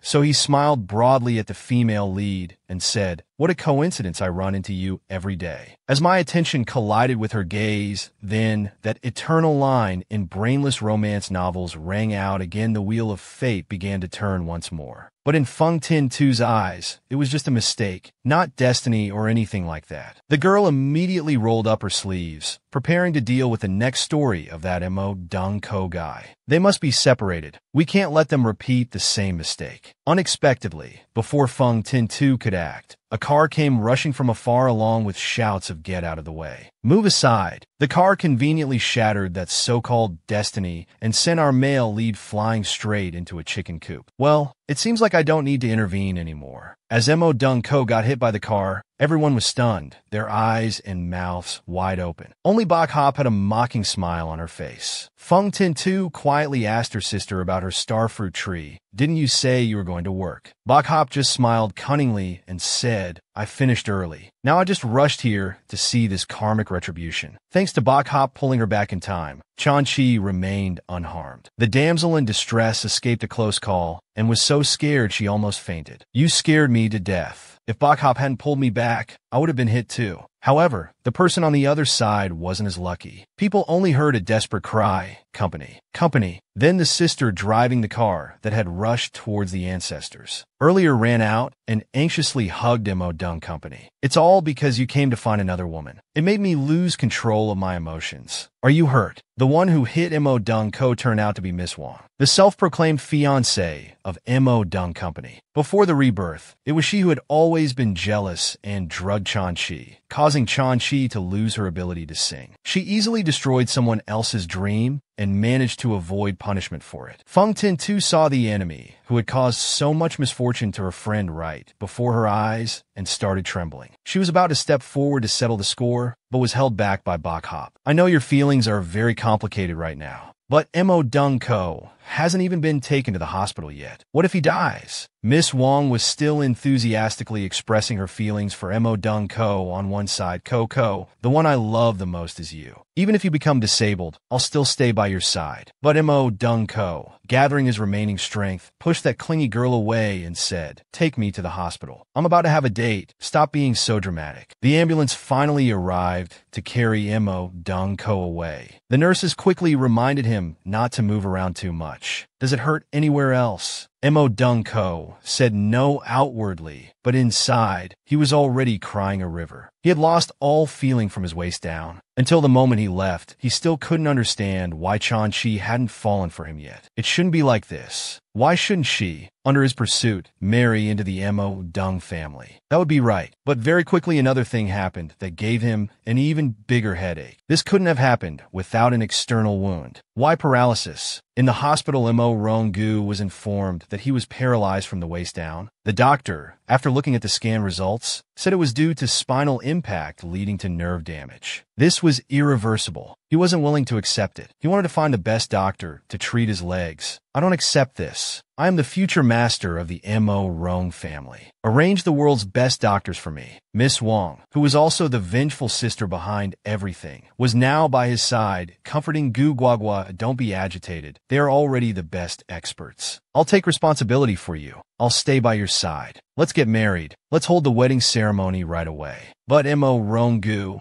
being a playboy, angrily pushed her away with a look of extreme resentment. Shut up. The Mo Rong family won't marry into a nouveau riche family. Arrange a private jet immediately. I need to go abroad for treatment. Leaving the hospital room, he met his father and mother, who were also at the hospital. Mom, Dad, why are you two also? His mother was bleeding. His father had facial paralysis. He had leg paralysis. The three of them together formed a wheelchair family. Mom, what happened to you and Dad? The private jet is ready. Let's go for treatment together. It's useless, Agu. His mother said to him while wiping blood from her face. This isn't something that can be cured with treatment. This is a backlash. Mo Rong-gu heard this and pressed his mother for a solution. He didn't want to be paralyzed. Mom, think of something. His mother looked at her son and said, we just need to find someone with sacrificial luck. We'll be fine again. But Mo Rong-gu now basically had no chance to approach Shinji. Where could they find someone else with luck? Mo Rong-gu wondered. Just then, Miss Wang stepped forward. Unable to approach Shinji anymore, the family of three turned their attention to Miss Wang while she was still naive and unaware of their deep scheme. Mrs. Mo Rong, who just moments ago had a funeral face due to the magical backlash, now seeing a potential scapegoat, quickly changed her expression. Agu, who is this? Quickly introduce her to Mom. Not long after, news of the engagement broke out. Feng Xinzi read the news and was shocked. Mo Rong-gu is engaged. Zhenji saw this and teased her. Xinzi, you care so much about Mo Rong-gu. Could it be that you have feelings for him? Hearing this, Feng Xinzi immediately put on a disgusted face. This is too nauseating. It's like eating raw liver. She anxiously asked Zhenji, Zhenjin, what do you think about his engagement? But regarding this news, Zhenji showed little interest. Just saw it on the phone. I'm not close to him. Didn't feel anything. Knowing this, Bai just sighed. I do feel something. I feel someone's about to have bad luck. Bai, you can tell without thinking in this situation that the Murong family's plan to seduce Zhenji failed. So right now, they need an unlucky person to take the fall. Now that the Murong family is facing karmic retribution, they'll only get more and more unlucky. So if they want to turn things around, they can only absorb luck from others. Like any ordinary person, enough to fill this bottomless pit. So this marriage alliance family must be quite well off. It's just about to be drained and sacrificed by the Murongs. Feng Xinzi, hearing this, already felt it was tragic and couldn't help but mock his fiancée must be thrilled. She can marry into the Murong family after all. Zhenji indignantly exclaimed, who would want to be that unlucky fool? Although Bai He and Feng Xinzi didn't say it, in their hearts, they shared the same thought. It was you in your previous life. Who else? Feng Xinzi put his hand on Zhenji's cheek, making this little snow princess female lead focus on what he was about to say. None of this has anything to do with you anymore. The current you is no longer the you from before. The current you is someone with a hit album, someone who's about to prepare for a concert. Thinking of his friend from the previous life, who had to endure so much suffering and torment. Fortunately, things have only just gotten a bit better now. Feng Xinzi was choked up and couldn't hold back his tears. You're no longer the person fighting alone, growing up in pain anymore. Everything has changed now. Murong-gu is already engaged. He has no reason to marry Zhenji anymore. Zhenji won't be poisoned by his fiancée either, nor will there be any kidnapping and premature birth or cold violence afterwards.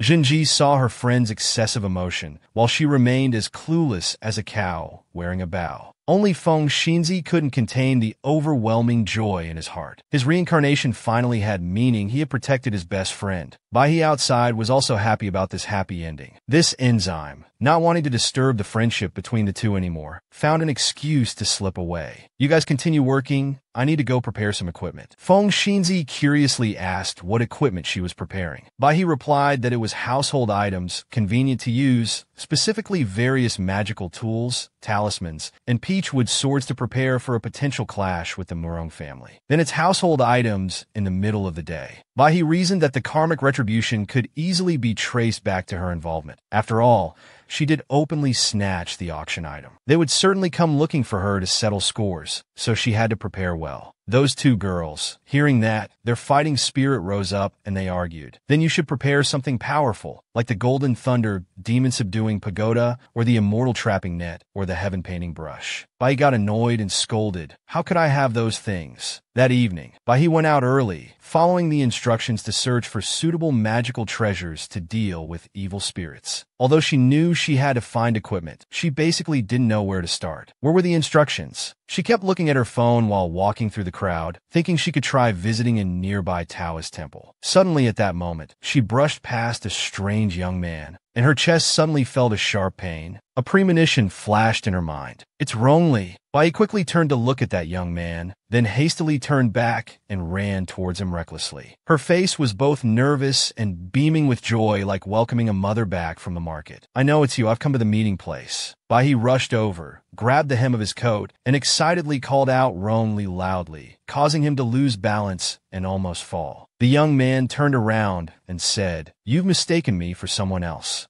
But the noteworthy thing was that this familiar face made her freeze for a few seconds, and after that, her excited expression turned as pale as a frog's bottom. Isn't this the boss when he was young? Bai was so scared that she quickly let go of him, then clasped her hands and bowed, apologizing profusely. I'm sorry, I mistook you for someone else. She blushed with embarrassment and slightly opened her eyes to look at him again, thinking it couldn't be the boss. How could he have such an expression? The boss in her memory had an interface just like a frozen fish. Even if thrown into a charcoal fire, it wouldn't thaw at all, not this green flag-like appearance. However, she had a very familiar feeling towards him. Before she could say anything, the light plate Huan jumped into her throat and said, "It's not a mistake, it's him. Catch him, he's the master." Although it's not, but he's also the master. Bai almost fainted, thinking what kind of huge collection of forbidden words is this? But because Huan kept calling out, constantly saying hug him, call him master, quickly catch him, this is part of the mission. Hearing this, she decided dignity doesn't matter anymore. As long as there's a handsome guy, she'll take it. She then gathered all her courage, rushed to hug the young man tightly, before his astonished eyes, thinking it's all or nothing now. The young man being hugged for the first time must be quite shocked, not knowing girls nowadays are so bold. Under the enthusiastic encouragement of the light plate Huan, after violating someone's bodily freedom, to her heart's content, Bai then shouted loudly, "Now I'll call you once, will you answer?" Then she called out Li Dingyi's name. The young man was stunned. The book in his hand fell to the ground. From where the two were standing, a strange circle of light suddenly appeared, and then the young man vanished in her arms. Bai was shocked when she couldn't see him anymore, wondering if he had disappeared out of embarrassment. She was left alone, abandoned amidst the noisy crowd around her. Fortunately, despite such a commotion, others didn't seem to notice. At this moment, Huan cheered excitedly, congratulating her on the successful capture. "So, I accidentally overtook the boss on my way to the market and sent him home?" Bai was in cultural shock, doubting her life choices. What just happened? How was it a successful capture? At this moment, the system displayed that she had overtaken some mysterious character. You think it's a little spirit pet or the mask-wearing demon treasure Li Dingyi? Bai felt dizzy and wanted to throw a tantrum. The boss's name alone was already strange enough. What did this world have to do with him anyway? Just then, a thought flashed through Bai's mind, making her realize something wasn't right. She quickly grabbed Huan, giving it a look filled with comradeship and affection. He disappeared right after I called his name. Could that be Li Dingyi's Funshin/avatar? Huan, looking confused, tried to change the subject. I don't understand what you're talking about. Bai repeated once more. Let me rephrase it. Was that a part of Li Dingyi? Huan, looking like a bright piece crumpled into the shape of a fried egg by the opponent, cried out indignantly, "Where did you get this conclusion from?" However, with the keen eye of a novelist who had read countless brain-dead, dog-blood novels,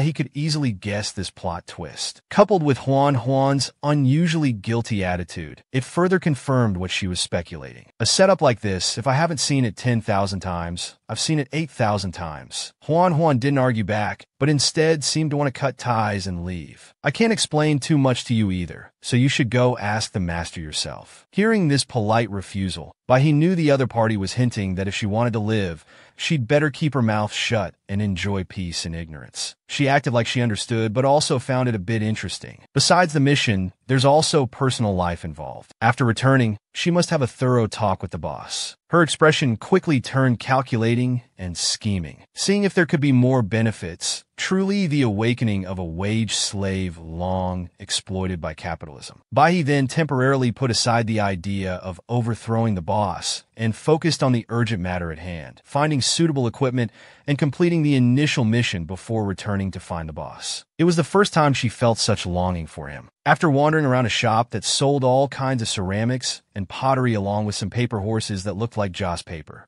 he finally decided on a few items she liked and prepared to pay. "Shopkeeper, I want this and those two outside the door as well." The elderly shopkeeper gave a kind smile and told her these aren't model toys. He didn't deny it and said, "I know, they just look very friendly, so I want to buy them for my home, something like high-end models and traditional craftsmanship." He happily packed up her new purchases under the shopkeeper's judgmental gaze. Young people these days have such strange tastes. On the way back, Huan kept nagging in her ear that she should feel lucky because this world is a low-level magic world with some spiritual energy left. Otherwise, those tricks of hers wouldn't work at all. He replied, "That's why I need to learn more skills. Cooking, makeup, computers, chemistry, flying planes, and all sorts of things. No transmigrator lacks some skills." While returning, behind there were suspicious clicking sounds. "Someone's following me." She quickly became alert when she saw a figure in black lurking, observing her every move. Could it be someone from the Mu Rong family seeking revenge who has found her already? She pretended not to notice anything unusual and continued carrying her bags. Running in one direction, the person in black quickly followed closely, gradually drawing a weapon, but immediately fell into a trap. When chasing Bai to an alley, she suddenly vanished into thin air, causing the stalker to look around in confusion, wondering where she went. I've never seen a stalker with such poor skills, must be doing it out of passion. At this moment, a voice suddenly rang out in the air, "Are you looking for me?" And a pair of paper figures with blue eyes and red beaks gracefully appeared, frightening him so much he screamed like a pig being slaughtered. The knife was thrown away and landed right at Bai's feet. She pretended to look pitiful and said, "Seeing your brother, your little junior sister, is so adorable, yet you're scared like this." But when observing her stalker, she allowed herself a contemptuous smile. "I thought someone came for revenge. Turns out it's just you, you piece of trash." Thinking it was a stranger, but it's an acquaintance, so Bai raised her voice and said, "I thought it was someone trying to rob or harm me, but it's you, the elegant gentleman with the beautiful face pan Song Tianchi, isn't it?" Song Tianchi, now exposed like a rat in a burning house, finally showed his face. It's a pity that a famous person now looks so miserable beyond words. Bai looked at him with disdain. "You're not going to take photos to pay off debts. You still have time to rob and kill people here. Don't. This doesn't suit you at all. You can barely hold a knife. So killing and arson are way too difficult for you." She coldly kicked the knife back to him, then turned abruptly to leave, but Tong Tian desperately sent out an SOS signal for help. "Bai, I don't want to harm you. I just want a bit of your hair and some blood." "Yeah, right. You don't want to harm people." "In broad daylight, old man. Bai only needs a strand of hair to know who wants these things." She also had words of praise for the person behind this. "This investigation was quite fast. Wanting to find a breakthrough from my personal relationships." She confronted Tong Tian. "What benefits did the Mo Rong family promise you?" Hearing this, Tong Tian thought she would agree, so he dreamed big and spilled everything. "They agreed to give me a sum of money. I can not only pay off my debts, but also make a profit. They just want a little blood, and hair you won't lose anything. I've already given them your hair, so nothing has happened, right? This is the last time. Please help me, by he. Hearing this, one could guess the consequences. The Mo Rong family's backfire has already started to show. This breakthrough is truly breaking, but she still wanted to toy with that guy. Last time when you wanted to sell me to others for photos and owed gambling debts, you said the same thing. Tong Tian Ti almost wanted to kneel down, begging continuously. Playing the role of a pitiful ghost, they promised this time it's really the last time. If I don't pay, they'll really kill me. By he pretended to be surprised. That's scary. Then let me help you report to the police. Tong Tian Ti was very bitter at this point, knowing he couldn't outsmart by he, so he rushed into attack. You dare to play me? Speak properly. If you don't listen, don't blame me for taking matters into my own hands. Truly the eternal fate of a scumbag. By he didn't even bother to engage, but said, "Oh, I'm so scared." She then used her ultimate self-defense move, turning up her volume to max, shouting, "Help me." And after that, instead of being exposed, Tong Tian Ti got a ticket to jail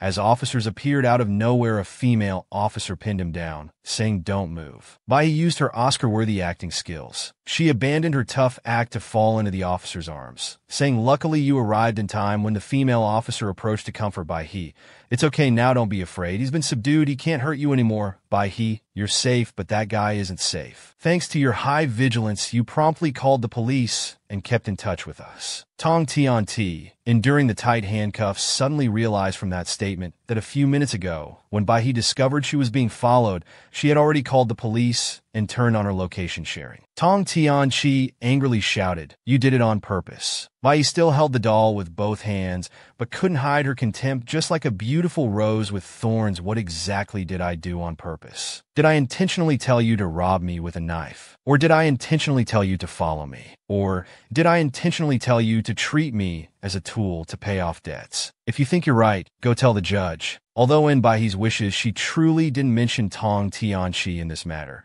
but she couldn't help feeling that she should give him a good ending. By he turned to act out the scene of the policewoman and her little kitten. "I'm so scared. I have some evidence. I will do my best to cooperate in investigating him, so please make sure to deal with it." By he thought to herself, as for the evidence of underground gambling forces, if it were to be revealed outside, she really dared not imagine his happy life in prison afterwards. At the same time, on Mrs. Mu Rong's side, while she was performing a ritual, the incense stick broke, indicating that her accomplice had already bid an early farewell. She panicked and said, "Has he been caught by the police? I underestimated that girl. She even knows how to use such worldly methods. It's a waste that I deliberately put a curse on that gambler. As long as that girl performs a ritual on him, it could form a blood curse." On her table, there were 2 straw dolls hanging, one of which had Tong Tian Chi's hair attached to it. I didn't expect the duck to fly away when it was already in the pan, so she was very frustrated. Having his blood and hair would certainly make things easier, but if not, I'll sacrifice that gambler instead. That girl won't live happily either. She looked haggard, like someone about to step into a coffin.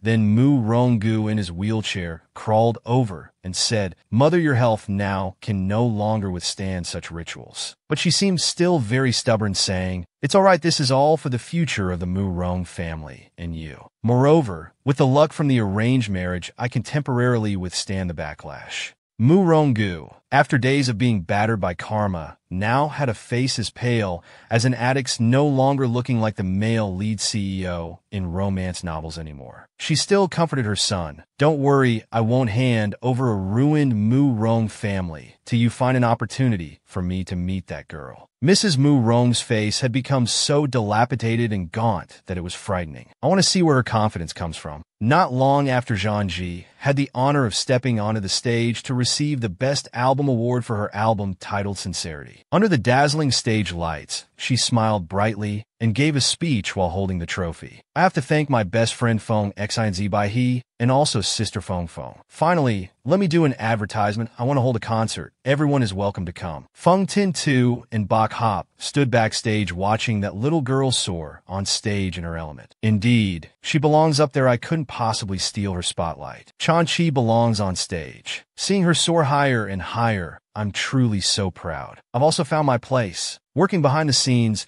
gives me a great sense of accomplishment. This makes me happier than being on stage earlier. On their way back, Feng Tin-tu had asked Bok Hop, Hop, now that you're completely free, what are your plans for the future? She calmly replied, of course, I'll join the feng shui industry. Now, I don't need too many people inviting me. Feng Tin-tu was surprised, eyes wide. But you can also do feng shui, find dragon veins, and acupuncture. Bok Hop chuckled and said that I'm completely clueless about. When asked about fortune-telling and divination, she said she knew nothing about those either. When the other person was very curious, Bok Hop made a slicing motion across her neck and revealed that she would go demon slaying and ghost busting. Just then, another gloomy voice spoke up. Well, I'd like to ask you, what demons will you slay and what ghosts will you bust? Then a wheelchair appeared before them, and the person sitting in it, needless to say, was none other than Madame Emodong. She wore a veiled hat to hide her sickly appearance, and even insisted on wearing a neck chain to intimidate Bok Hop, but she didn't even bother to give her a glance. Bok Hop pretended to be flustered, saying, what a presumptuous question. Of course, it's to slay demons of love and bust ghosts of murderers. Young people are indeed quick-tempered.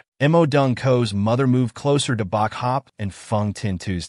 I should compliment you on your youthful talent. Your skills are not simple. I guess I misjudged Emodong Ra. We admit defeat. She looked at Bok Hop with disdain and said, but little girl, understand there's always a higher mountain. There's always someone more skilled. The deep background of Emodong Ra is truly using a trump card. It's not something you can handle. After all, you're not someone without attachments. The girl receiving the award on stage is your friend, right? She directly alluded to Chan Chi to threaten Bok Hop. As she spoke, she gave a sinister smile. Her career has just begun. That girl's future is very promising. Bok Hop trembled with fear and backed away, bumping into Feng Tin-tu, which surprised him a bit. Let's go. Bok Hop turned around, grabbed Feng Tin-tu's hand, and ran. Seeing the two flee in fear, Emodong Ko's mother showed a look of contempt. That's it, still so green. She then ordered her subordinates. That plan can be set in motion now. As she spoke, she used a handkerchief to cover her mouth and coughed. When she saw the blood stains on the white handkerchief, she gripped it tightly and said angrily, harmed Emodong so terribly. You think I would easily let it go? On the other side, after being pulled away for a while, Feng Xinzi finally called out to Bai He. Ahi, that old woman's desire for revenge is very strong. Who knows what she wants to do next? Feng Xinzi used a determined look to gaze at Bai He. I want to find her and take revenge. I don't want to involve you and Zhenji in this matter anymore. Facing such an opponent is naturally frightening. Next, I'll do it myself. Oh, I'm just pretending. Bai He suddenly interrupted Feng Xinzi's words. Feng Xinzi was stunned. Bai He patiently explained. She came to probe our origins. Then she showed off her power to intimidate us. But I don't need to demonstrate my strength to her. Moreover, look at her condition. Hearing Bai He's words, Feng Xinzi also tried to recall her condition. I didn't notice. The image of Emodong Gu's mother before was of a high and mighty person, holding others' lives in her hands. But the person we just met was in a wheelchair, skinny as a skeleton. Clearly, there's a significant difference. The old woman doesn't seem to be the same as in the previous life. This is karma. She's met her comeuppance. After understanding, Feng Xinzi exclaimed joyfully. Faced with this good news, Bai He maintained a calm attitude, but her words revealed a hint of sarcasm. This is just the beginning. It turns out that all those years were stolen. Karma will always return. Her feeling is the clearest. Just now, I didn't confront her directly because I was afraid she might suddenly die in front of me. Feng Xinzi angrily said from the side. We can't let that old woman die like that. She has done so many unconscionable things. She doesn't deserve an easy death. I hope she suffers a bit more. Let's see what else she can do. Let's see what else she's capable of. While venting his anger, Feng Xinzi left with Bai He. Soon, the day of the concert arrived, and the atmosphere at the venue was very lively. All the audience members were chanting Zhen Ji's name. In the wings, Zhen Ji witnessed the scene and became nervous. So many people, it's terrifying. I can't take it. I'm so nervous I might throw up. Seeing this, Feng Xinzi approached Zhen Ji to comfort her. Don't worry. Having your own concert has always been your dream. The stage in front of you belongs only to you. Haven't you always been preparing for this day? Zhen Ji herself didn't know that this preparation spanned 2 lifetimes. Bai He also stepped beside her 2 friends and joined Feng Xinzi in encouraging Zhen Ji. Come on, we're always by your side, even if we're below the stage. Help us shine brightly on stage. Feng Xinzi chimed in from the side. Whether we sisters can live a good life in the future all depends on you. With the encouragement and support of her 2 close friends, Chan-chi has gradually become more confident. She clenched her fist to show her determination. I will try to speak now. She looked towards Feng Tin-tu and Bak Hop while climbing the stairs towards the stage brilliantly lit with lights amidst the cheers of fans. I'm truly so happy. Feng Tin-tu watched Chan-chi's figure with a proud expression. Meanwhile, Bak Hop beside him hugged himself, showing concern. I'm really scared seeing my friend like this. Feng Tin-tu turned to encourage Bak Hop. You're still worried about that old hag, huh? After Mo Dung Ra was bitten back, half of her assets have been frozen. Now she can only prolong her last breath. I've set off fireworks several times already. As he spoke, Feng Tin-tu's face showed an expression of immense joy. But even though Feng Tin-tu said so, Bak Hop still felt uneasy. But I'm afraid they might do something desperate. What if they do something? So I prepared everything thoroughly.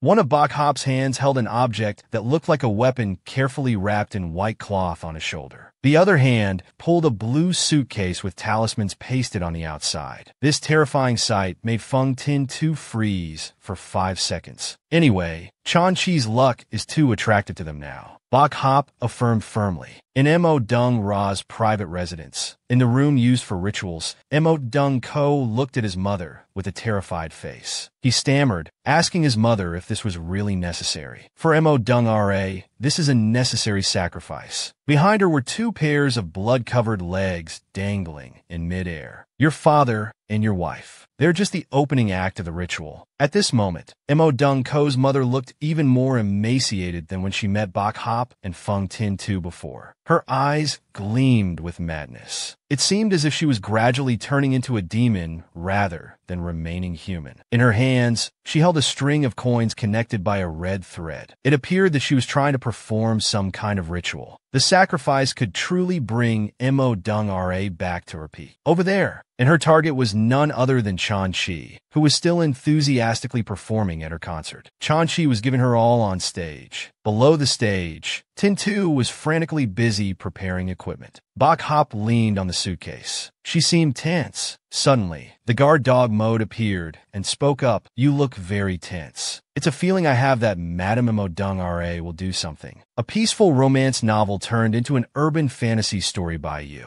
Bak Hop pointed at herself. Me. Isn't this the setting of the original world? The male lead's mother's goal is to absorb the female lead's luck to continue her family line. The rest is a bittersweet romance. The prince loves Cinderella. Beauty marrying into a wealthy family is always a fleeting symbol, because it's to achieve the goal of killing the female lead, destroying her dreams, causing her to miscarry. This isn't a romance story, but rather a horror story. She shrugged, feeling that these worlds aren't as simple as written in novels. Surely the boss didn't do this on purpose, right? The mirror helplessly replied. The master isn't that boring. As they were talking, suddenly a red smoke appeared from nowhere. She looked up in surprise. That old woman has made her move. Is this to absorb the audience's luck? She's already been punished like that. Can she still cast spells? The mirror sighed, saying it's really turned into a fantasy story. Then, she quietly pulled out a weapon with a talisman attached for defense. But she was horrified by the scene the old woman created. No, this isn't just absorbing luck. This is a human sacrifice. The red smoke kept swirling in the air. She quickly turned back to call Shinzi. She immediately notified and briefly explained to her. Madame Morong has made her move on the hall. Now this place has become a feng shui array for human sacrifice. Then she worriedly asked, what should we do now? Stop the concert and evacuate everyone. Is there enough time? Baya said directly, it's too late now. Once the array starts, before the audience can leave, everyone might have already been drained into dried corpses. Indeed, the red smoke was now floating around the audience under the seats. Shinzi then handed the computer to Baiha and said, we have the concert layout here. Quickly check where the array's eye is and destroy it. But she helplessly said, I don't know how to read feng shui. Hearing this, Shinzi was at a loss for words and took back the computer. She desperately leaned on the speaker. What should we do now? We can't just watch everyone being sacrificed. As she said this, her eyes were already teary. Baiha immediately said, of course we can't. One person alone can't stop this. But I have you guys. She grabbed Shinzi and smiled. This is something we have to accomplish together. Shinzi also felt relieved and asked, what can we do? Baiha immediately pushed the suitcase away. For her family's fortune, she could even perform human sacrifices. This is a concert with tens of thousands of people. It's too unconscionable. The mirror also said, the direction of this story has exceeded imagination. Then it exclaimed, can you go destroy the arrays yourself? She was determined. To absorb fortune, the arrays, I must be nearby. Only I can deal with her. I'll leave destroying the arrays to Shinzi and Janchi. I believe they can definitely do it. After saying this, she sped up. A moment later, she excitedly smiled, found it. At this time, where Shinzi was, she reached out and pushed with a thud. I don't know who gave these people permission. They didn't follow the blueprint. They arbitrarily changed the stage and hall design. If you don't want to pay compensation, then immediately remove those extra light stands. They looked at each other nervously upon hearing this. Isn't the performance still going on right now? How can we remove them? She immediately said, then cut the power and leave. In short, they can't stay in their original positions. Get rid of all the extra equipment too. Then they started moving things. She thought to herself that although she didn't understand the feng shui formation, but the layout needed some special arrangements. Just by moving all the equipment that suddenly appeared extra before the show, it would certainly help break the formation. At this moment, Zhangji suddenly spoke up. Other places are okay now, but the extras in the stage area, no matter what we do, we can't turn them off. Indeed, Bai was right. The unusual place is the eye of the formation. The stage area is left to Zhangji. She adjusted her walkie-talkie and said, give me control. Lights, sound, and lifting platform, listen to my instructions. She whispered, Zhangji, get ready. Zhangji replied, I'm ready, let's go. She gripped a roll of talismans tightly, took a deep breath, and exhaled. XINZ was eagerly giving instructions for each item, while he was speeding up even more. Zhangji, X and Z's voice came through the earpiece. She seemed very worried. Zhangji was tense, but quickly reassured herself. I know I could do it. 10 minutes ago, when Zhangji heard the two briefly explain,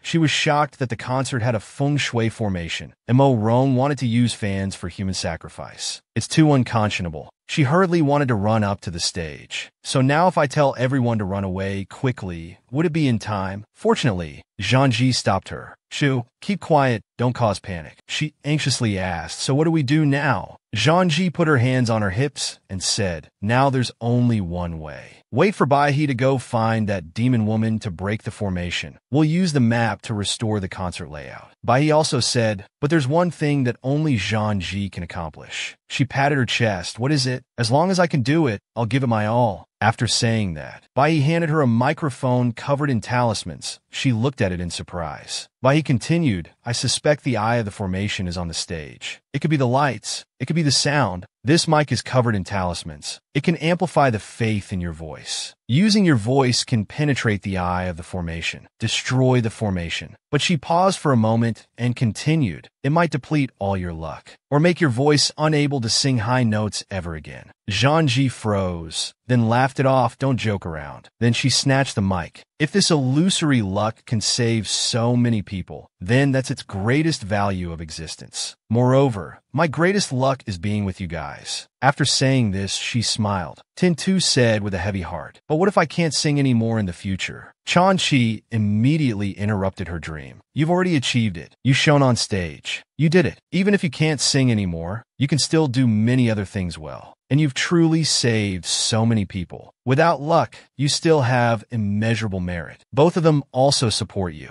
That's right, our Chanchi is the best. Go change clothes and put on makeup. Let's sing that old witch to death. Losing or not losing, whatever. Daring to target your passion for singing, they're just blind. Ah, Hop found the old witch. Give her a few slaps for me, okay? Bok Hop said your fan has been ordered and staff are preparing to deliver it. Back to the present, the stage lights come on. Chanchi is encouraging herself. I'm not alone. This is fighting together with my sisters. If this is the last time I sing, then I must sing so that everyone remembers it for a lifetime. At this moment, the old witch is setting up her formation in her room. Mo Rongko excitedly says, Mother, this is the battle formation now. She replies, of course. The death of your father and wife is the opening of the sacrificial formation for human sacrifice. A strong red smoke rises from the sphere. She observes and smiles. Just after transferring the pearl, it will absorb the energy of the sacrifices. Our Mo Rong family can return to its peak. Suddenly, a voice speaks up. I think it's not the peak, but the peak of insanity. This person is Bok Hop. She rests her chin and says, I don't know if the mental hospital will accept you.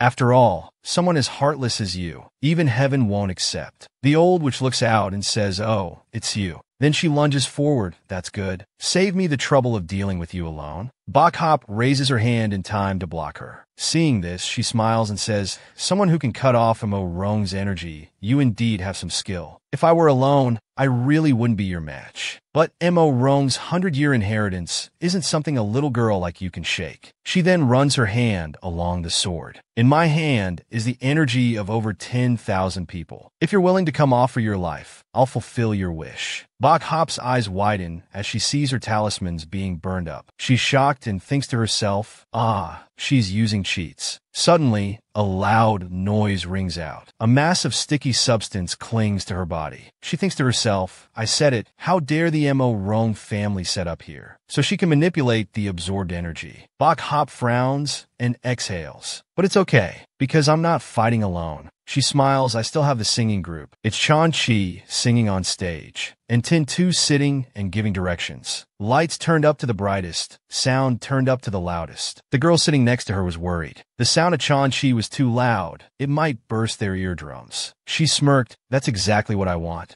Then she turned the volume up to the maximum. Chan Chi patiently sang out loud. The eye formation gradually cracked and then exploded. At that moment, Bok Hop also stepped out. There were still traces of blood on her face. She smiled. The eye formation has shattered. Debris kept falling on the stage. Loud screams erupted from below. Quickly lift the dance group. Chan Chi crouched down to avoid the falling debris. Luckily, everyone managed to reach her. Feng Tin Tu worriedly said, quickly change your clothes, be careful. How does your throat feel? Any glass shards? Chan Chi unconsciously replied, it's a bit sore, but I realize it's fine. Hearing this, Tin Tu's face grew even more worried. Your throat is fine, but what about your luck? Chan Chi interrupted, it's okay. It's just external stuff. She looked up at the stage and said, those lights have all exploded.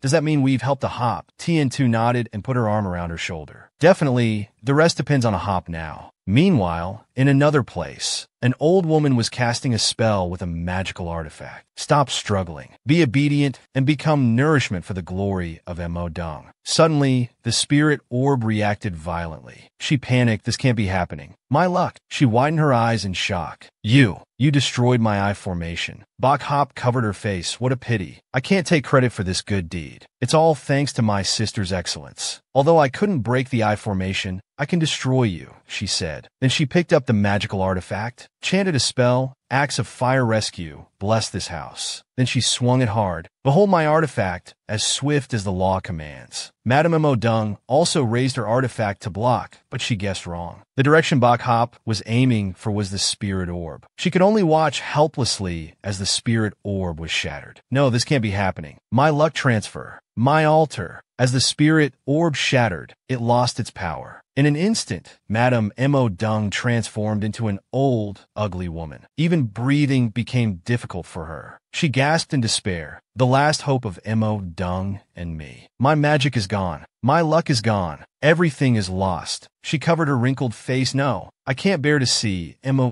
Dung wither away in my hands. I can't accept this death. Bok Hop, with the axe on her shoulder, slowly approached. You won't die. There's no such good fortune for you. Have you ever thought about how many people you've harmed? How can we let you die comfortably? Your punishment is to live. To watch your Mo Dung family fall into disgrace for 10,000 years. Her eyes were filled with cold fury. Do you know what karma is? However, before Bai could finish her sentence, a gunshot rang out. The bullet grazed her hair. She turned around in panic. It turned out to be the man in the wheelchair approaching. He was still holding the smoking gun in his hand. Bai was furious. That's playing dirty, using a firearm. He continued to aim the gun and ordered her to drop the axe. Seeing her ally, Madame Morong shouted, Agu, kill her. It's all her fault that Murong Ra. It's still Murong Ra. Before she could finish, he interrupted. That's enough. Murong Gu spoke each word with sorrow. I don't want to have anything to do with Murong Ra anymore. All of this was done by you, mother. It has nothing to do with me. His hands trembled as he gripped the gun, ready to pull the trigger. What retribution? What karma? I shouldn't have to bear any of it. Why should I face the consequences? Bai coldly replied, because you're the beneficiary. Because you stole others' fortune. To live. She raised both hands and slowly stepped forward. Her gesture implied both compromise and accusation. Accomplices should be punished. Can you feel it? The retribution has begun. As she finished speaking, Murong Gu suddenly felt a chill down his spine. Bai pressed the red thread through the coin in her hand. Seen your brother, junior sister come out and play. Instantly, a group of puppets surrounded him. Murong Gu screamed in fear. What is this? Get away! Go away! Seeing him tied up into a ball, Bai shrugged. Tying up? I have a lot of experience with that. Madame Murong dragged her broken body over. With a hoarse voice, she screamed, Agu, let him go. Otherwise, I'll haunt you even as a ghost. Bai continued to throw ropes. Although I'm very good at catching ghosts, you're not dead yet. Living to atone for your sins is the punishment you deserve. The mother and son of the Murong family were hung upside down from the ceiling. Bai nodded. The whole family should be neat and tidy. The next morning at the hospital, Bai lay in the hospital bed, trembling as she answered the police. If I hadn't happened to have stage props to protect myself, I would have surely been silenced. She seemed on the verge of tears. Who could have expected that getting lost and ending up at the wrong location would lead to something like this? That scene was too horrifying. I don't want to remember it anymore.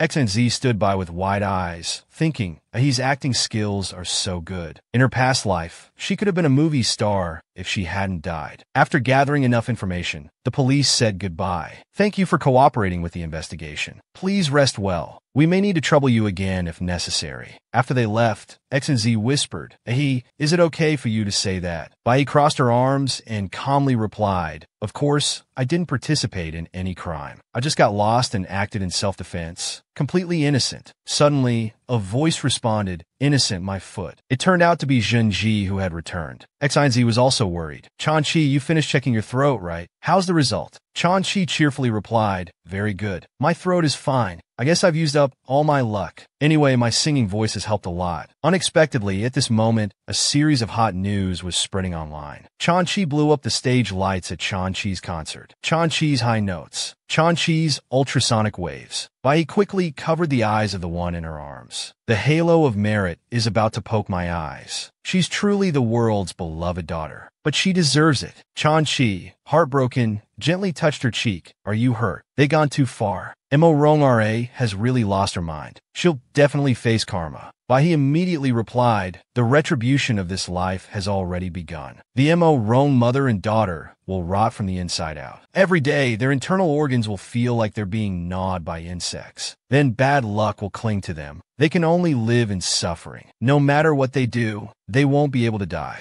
XINZ added, they deserve it. We can't let that old demon die comfortably. We must let them see themselves fall into disgrace, leaving a bad reputation for thousands of years. Just thinking about them having such an ending, unable to use evil magic to harm people anymore, makes me extremely happy. Chanqi agreed. That's right, for the sake of the people, we must eliminate harm. Bai looked at them with a smile. Such a lively and lovable girl. Who wouldn't hope for them to live well? The final thread is gone now. Bai. I guess your mission is completed, right? The system immediately replied, are you leaving now? Don't you want to see Chanqi at the peak of her career? She replied, Bai's wish was for Chanqi to live well, not to suffer anymore. The source of Chanqi's pain has been eliminated by me. With her sisters by her side, luck covering Chanqi's head, and merit turning around, she will surely get better and better. She looked down and sighed. The scene of the three friends together is so harmonious. Suddenly, she realized something. Wait a minute, if I'm here, who's that down there? The system replied, for the small world to operate normally, there will naturally be rules based on you to create a Bai. She is the Bai that belongs only to this world. She was surprised, so it could be like this. After all, in the previous worlds, I always disappeared after completing the mission. She smiled. This is even better. I can rest assured about my work report now. After all, I have a lot of things to discuss with the boss. The system trembled slightly. Why is it sweating on behalf of our master? At this moment, the master, who was meditating, suddenly realized something had changed. You're back. Before he finished speaking, Bai interrupted, Stop. Don't talk to me first. I need to calmly think about some issues. She pointed to a cubic shape and said, That small box house that can be completely sealed, can I stay in there alone for a while? The master coldly replied, As you wish. But she coldly replied, Thank you as well. He continued, No need to thank me. It's originally your home. What you do in your own home is your business. Bai was stunned. That's right. I'm off work now. Is Li Yanzi so easy to talk to? Without further ado, she crawled into the box, not knowing what happened, but as soon as she entered the box, it flipped over. A voice continuously echoed out, Boss, can you invite someone in here for a moment? Li Yanzi sighed, walked over, touched the box and said, Sorry for the trouble. However, as soon as he stepped in, he was utterly astonished. Bai and two figurines were dancing, saying, I love working. I love quick transmigration. Look at my report. Rate me. Li Yanzi was also speechless. He thought she was having some kind of problem. Bai pointed at the task analysis board. Boss, please review the work report. Bai displayed a very professional demeanor. Please have a seat. Dear leader, beloved customer, team leader, all of these refer to you, Mr. Li Yanzi. Please review the report. With my experience, almost had my heart dug out, almost got beheaded, nearly had my bones extracted after several past lives. The previous life was truly gentle. She clasped her hands. It's just that colleagues don't know shit. The antagonist knows magic. The plot is kept secret. I don't feel tired or angry at all, because I'm still alive and completed the mission. She stretched her hands forward and continued, Am I considered alive now? Whose achievement is this? It's yours, Li Yanzi, my dear boss. Li Yanzi half closed his eyes and said, Speak properly. She frankly replied, Please pay up. She thought to herself, the boss won't fall for this trick, will he? He didn't answer. He just released an energy source that finally transformed into Bai from the previous world. Slowly placed a kiss on her forehead. She smiled happily, Bai goodbye. Until everything disappeared, she felt like she was infused with new energy. The life-saving fee increased again. Li Yanzi coldly spoke, If there's nothing else, I'll take my leave. But before he could leave, she pulled his clothes. Wait. I have a few questions that need answering. He turned around and sat down, indifferently said, Ask away, 3 at most. She thought to herself, Why does it feel like this time Li Yanzi is suddenly easier to talk to? She spoke up. First question, in the previous life, after I shouted Li Yanzi, the person who disappeared, was that you? Second, is he a part of completing the original wish? Answer the first 2 questions first. Li Yanzi replied, That person was me, but also not me. They're just a fragment of my primordial spirit, distributed in small worlds. If you encounter him, just after holding him tight, call out my name, and it will make him return to the primordial spirit. She widened her eyes. Could it be that the boss is a scumbag? She smiled. Isn't this supposed to be a secret? Why use the word conceal? Li Yuan-Ti replied, This is question number 3. She chuckled nervously. Shouldn't you continue answering the second question? He continued, It has nothing to do with the mission. She said excitedly, If it's not part of the mission, then there should be a separate reward, right? He understood, so that's what you were waiting for me to say. He gently pinched her and said, Tell me, what reward do you want? She couldn't believe her ears. No way, the boss is being too easygoing. Is there some kind of scheme? Never mind, I'll take advantage of this first. She replied, I want to become stronger. Please tell me how. I don't know what kind of worlds I might encounter in the future, whether I'll face mysterious situations or not. But as long as I'm strong enough, I'll have the power to face them. Moreover, I also want to do my job better. Take it from you, use it for you.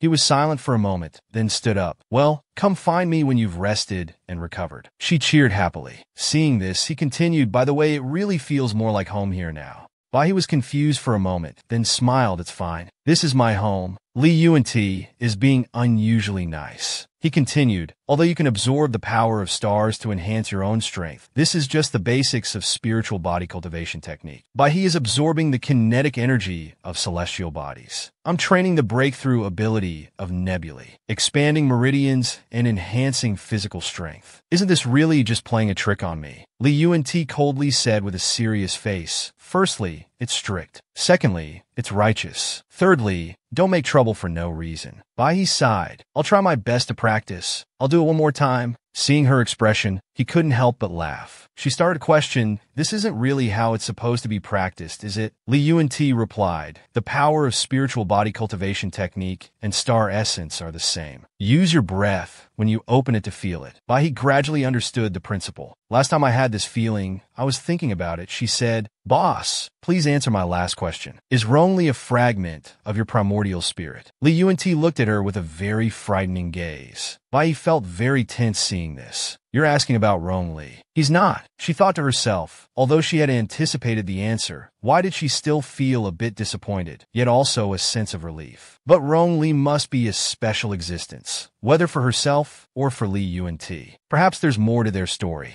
Li Yuan-ti and Rongli might have some untold things. He asked, are you done asking? Do you still want to learn? She eagerly replied, yes, I'll learn. I'll learn. Then she suddenly remembered, only what you learn truly belongs to you. But I can't seem to learn anything, Mom. There's celestial books and theoretical knowledge. Why do we have to remember so many things? After studying for a while, her mind felt like it was going crazy. She said, I'd like to go home and rest to digest this knowledge. You also responded briefly and accurately. As soon as she got home, she collapsed on her comfortable bed and wondered to herself, surprisingly, how difficult it was to enhance one's spirit and body. The characteristics of this technique, isn't it just about absorbing the celestial body's operating force? Right? Why are there so many theories then? While lying there half asleep and pondering, she suddenly sat up and said, could it be that Li Yin-jie is doing this on purpose? At this moment, on Li Yin-jie's side, you were also reflecting and asking yourself, why am I doing these unnecessary things? Is it because of the influence of the soul fragment? This kind of mood is too unfamiliar. Back to Bai He's side, she exclaimed joyfully, indeed, that's it. I've learned it. Different worlds absorb different spiritual forces. A lot is like a big ball of yarn. A little is like a small ball of yarn. A big ball of yarn can be knitted into clothes to protect oneself. With the small ball of yarn before, I could only make loose clothes barely covering the whole body, but such power was dispersed. Now the master taught me that with a small ball of yarn, use it only where strength is needed. Use spiritual body training techniques to reach a higher level. In short, it's the ability to combine theory and practice. I still haven't regressed. Li Yin-jie was also quite surprised by what she said and remarked, I didn't expect you could actually understand. It's just as you predicted. She did it on purpose. But she also wondered, was Li Yin-jie this lively before? After a while, she had everything prepared and was ready to start her next journey. You asked her once more, are you sure you don't need to rest and adjust a bit? She replied, no need. Let me enter the next world. She thought to herself, I need more spiritual power to become stronger. I also want to quickly confirm the results of spiritual body training after the upgrade. Hearing her say this, you complied with her wishes. Before stepping in, she hesitated a bit, although not knowing what she would face next. She couldn't lose herself. I am who I am. I am myself. I am Bai He. But then she still decided to step inside. However, the ring on her head remained behind. You wondered, you're not going in? Could it be that he appears in this world? I wonder this time, how will you deal with it, Bai He? She kept hearing sounds like, hold her down tightly. She woke up startled. Who's shouting? Where is this? What do they want to do? What situation is this? She was asking herself questions that currently had no answers. The doctor in front of her said, one injection and we're done. Bai He whispered in panic, can someone please explain this to me? Bai He's next journey unexpectedly began in a cold hospital. The final injection was successfully administered to her body. Then came a series of merciless criticisms. Screaming for so long must have tired you out, right? Rest a bit, Miss Bai He. She's no longer a young miss now. Stop joking. Bai He curled up on the hospital bed with extreme confusion. Who am I? Where am I? What young miss? Memories suddenly flooded back into her mind. In an impossibly awkward situation. Father in a coma. Uncle, we can't bother him now. Everyone around thought that Bai He had gone mad. Now she's a lunatic. She needs to rest. We found the best hospital for her. After all, she's still the young miss of the Yang family. Those words kept echoing in her ears, making Bai He constantly question herself. Is this a plot? Wait, I still haven't fully accepted it. It's over. My consciousness is starting to blur. That medicine must have been problematic. After she began to lose consciousness, other images appeared. With the servant's announcement, young miss, this is a gift from your father for you.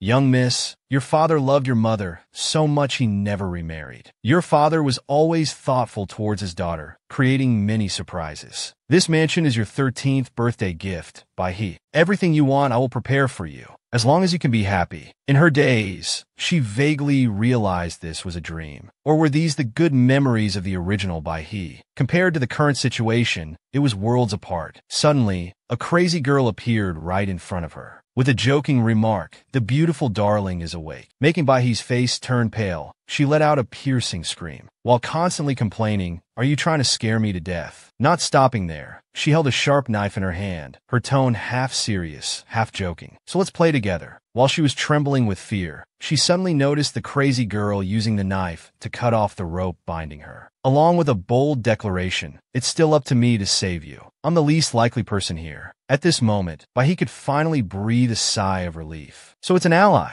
This person is old Lu, a girl who looks very much like a boy. She wants to do everything boys can do, including getting married, although she doesn't like girls. Later, she was sent here for burning down her own workshop. She always manages to get many dangerous objects in the mental hospital. This was the original Baihe's impression of this person. It was then that she realized in bewilderment. No wonder it seemed so crazy and insane. It turns out she's in a mental hospital. Hearing this, old Lu started rambling again. Mental hospital. What strange thing did you see this time? Is it that you can't see clearly? I'll help you. Before Baihe could stop her, she had already lost control and cut herself with a knife. Then cheerfully said nonsensical words right after. "Can you see clearly now? What would you do without me? You're bleeding, you know." This action made Baihe scream and cry. "This place is too dangerous, Sisterly Yin. I want to go home." Old Lu now eagerly suggested, "I'll take you to eat something delicious. We'll eat it all ourselves, not letting others have any." Baihe cautiously followed while scanning her surroundings. Compared to a hospital, this place looked more like a high-end nursing home. Combined with the vague memories, the original Baihe's family background was wealthy, completely loved and pampered. So why was she locked up here? Who were those people, and what relationship did they have with her? And most importantly, what was the original Baihe's wish? Moreover, why couldn't she see Tu Huan anymore? This mission was truly vague and unclear, not knowing what to make of it. And so, her first night at the hospital passed. Very soon, it was early the next morning. A strange character in the mental hospital, wearing tattered clothes, was shuffling along. Suddenly, something caught their attention, making them pause to observe. The hospital's camera system suddenly lost all connection signals. This made the doctor on duty feel extremely frustrated. "Broken again. Who did this? It must be Suayu again. Bring him back here to fix the cameras for me." In that urgent moment, the hospital staff suddenly realized where Director Wang's fish. The fate of the two rare and strange fish was to bathe in a sea of flames while emitting a fragrant aroma. Baihe approached, feeling panicked inside. They're grilling fish here. It's stir-fried golden dragon fish. The management of this mental hospital is really too lax. Patients gathering to grill fish, and even grilling themselves too. Old Lu couldn't stop praising at this moment. This fish that old Wang is raising is really well cared for. It must be very delicious. "Little beauty, hurry and try some." Seeing Baihe persistently refuse, she said fiercely, "Then I'll eat it for you."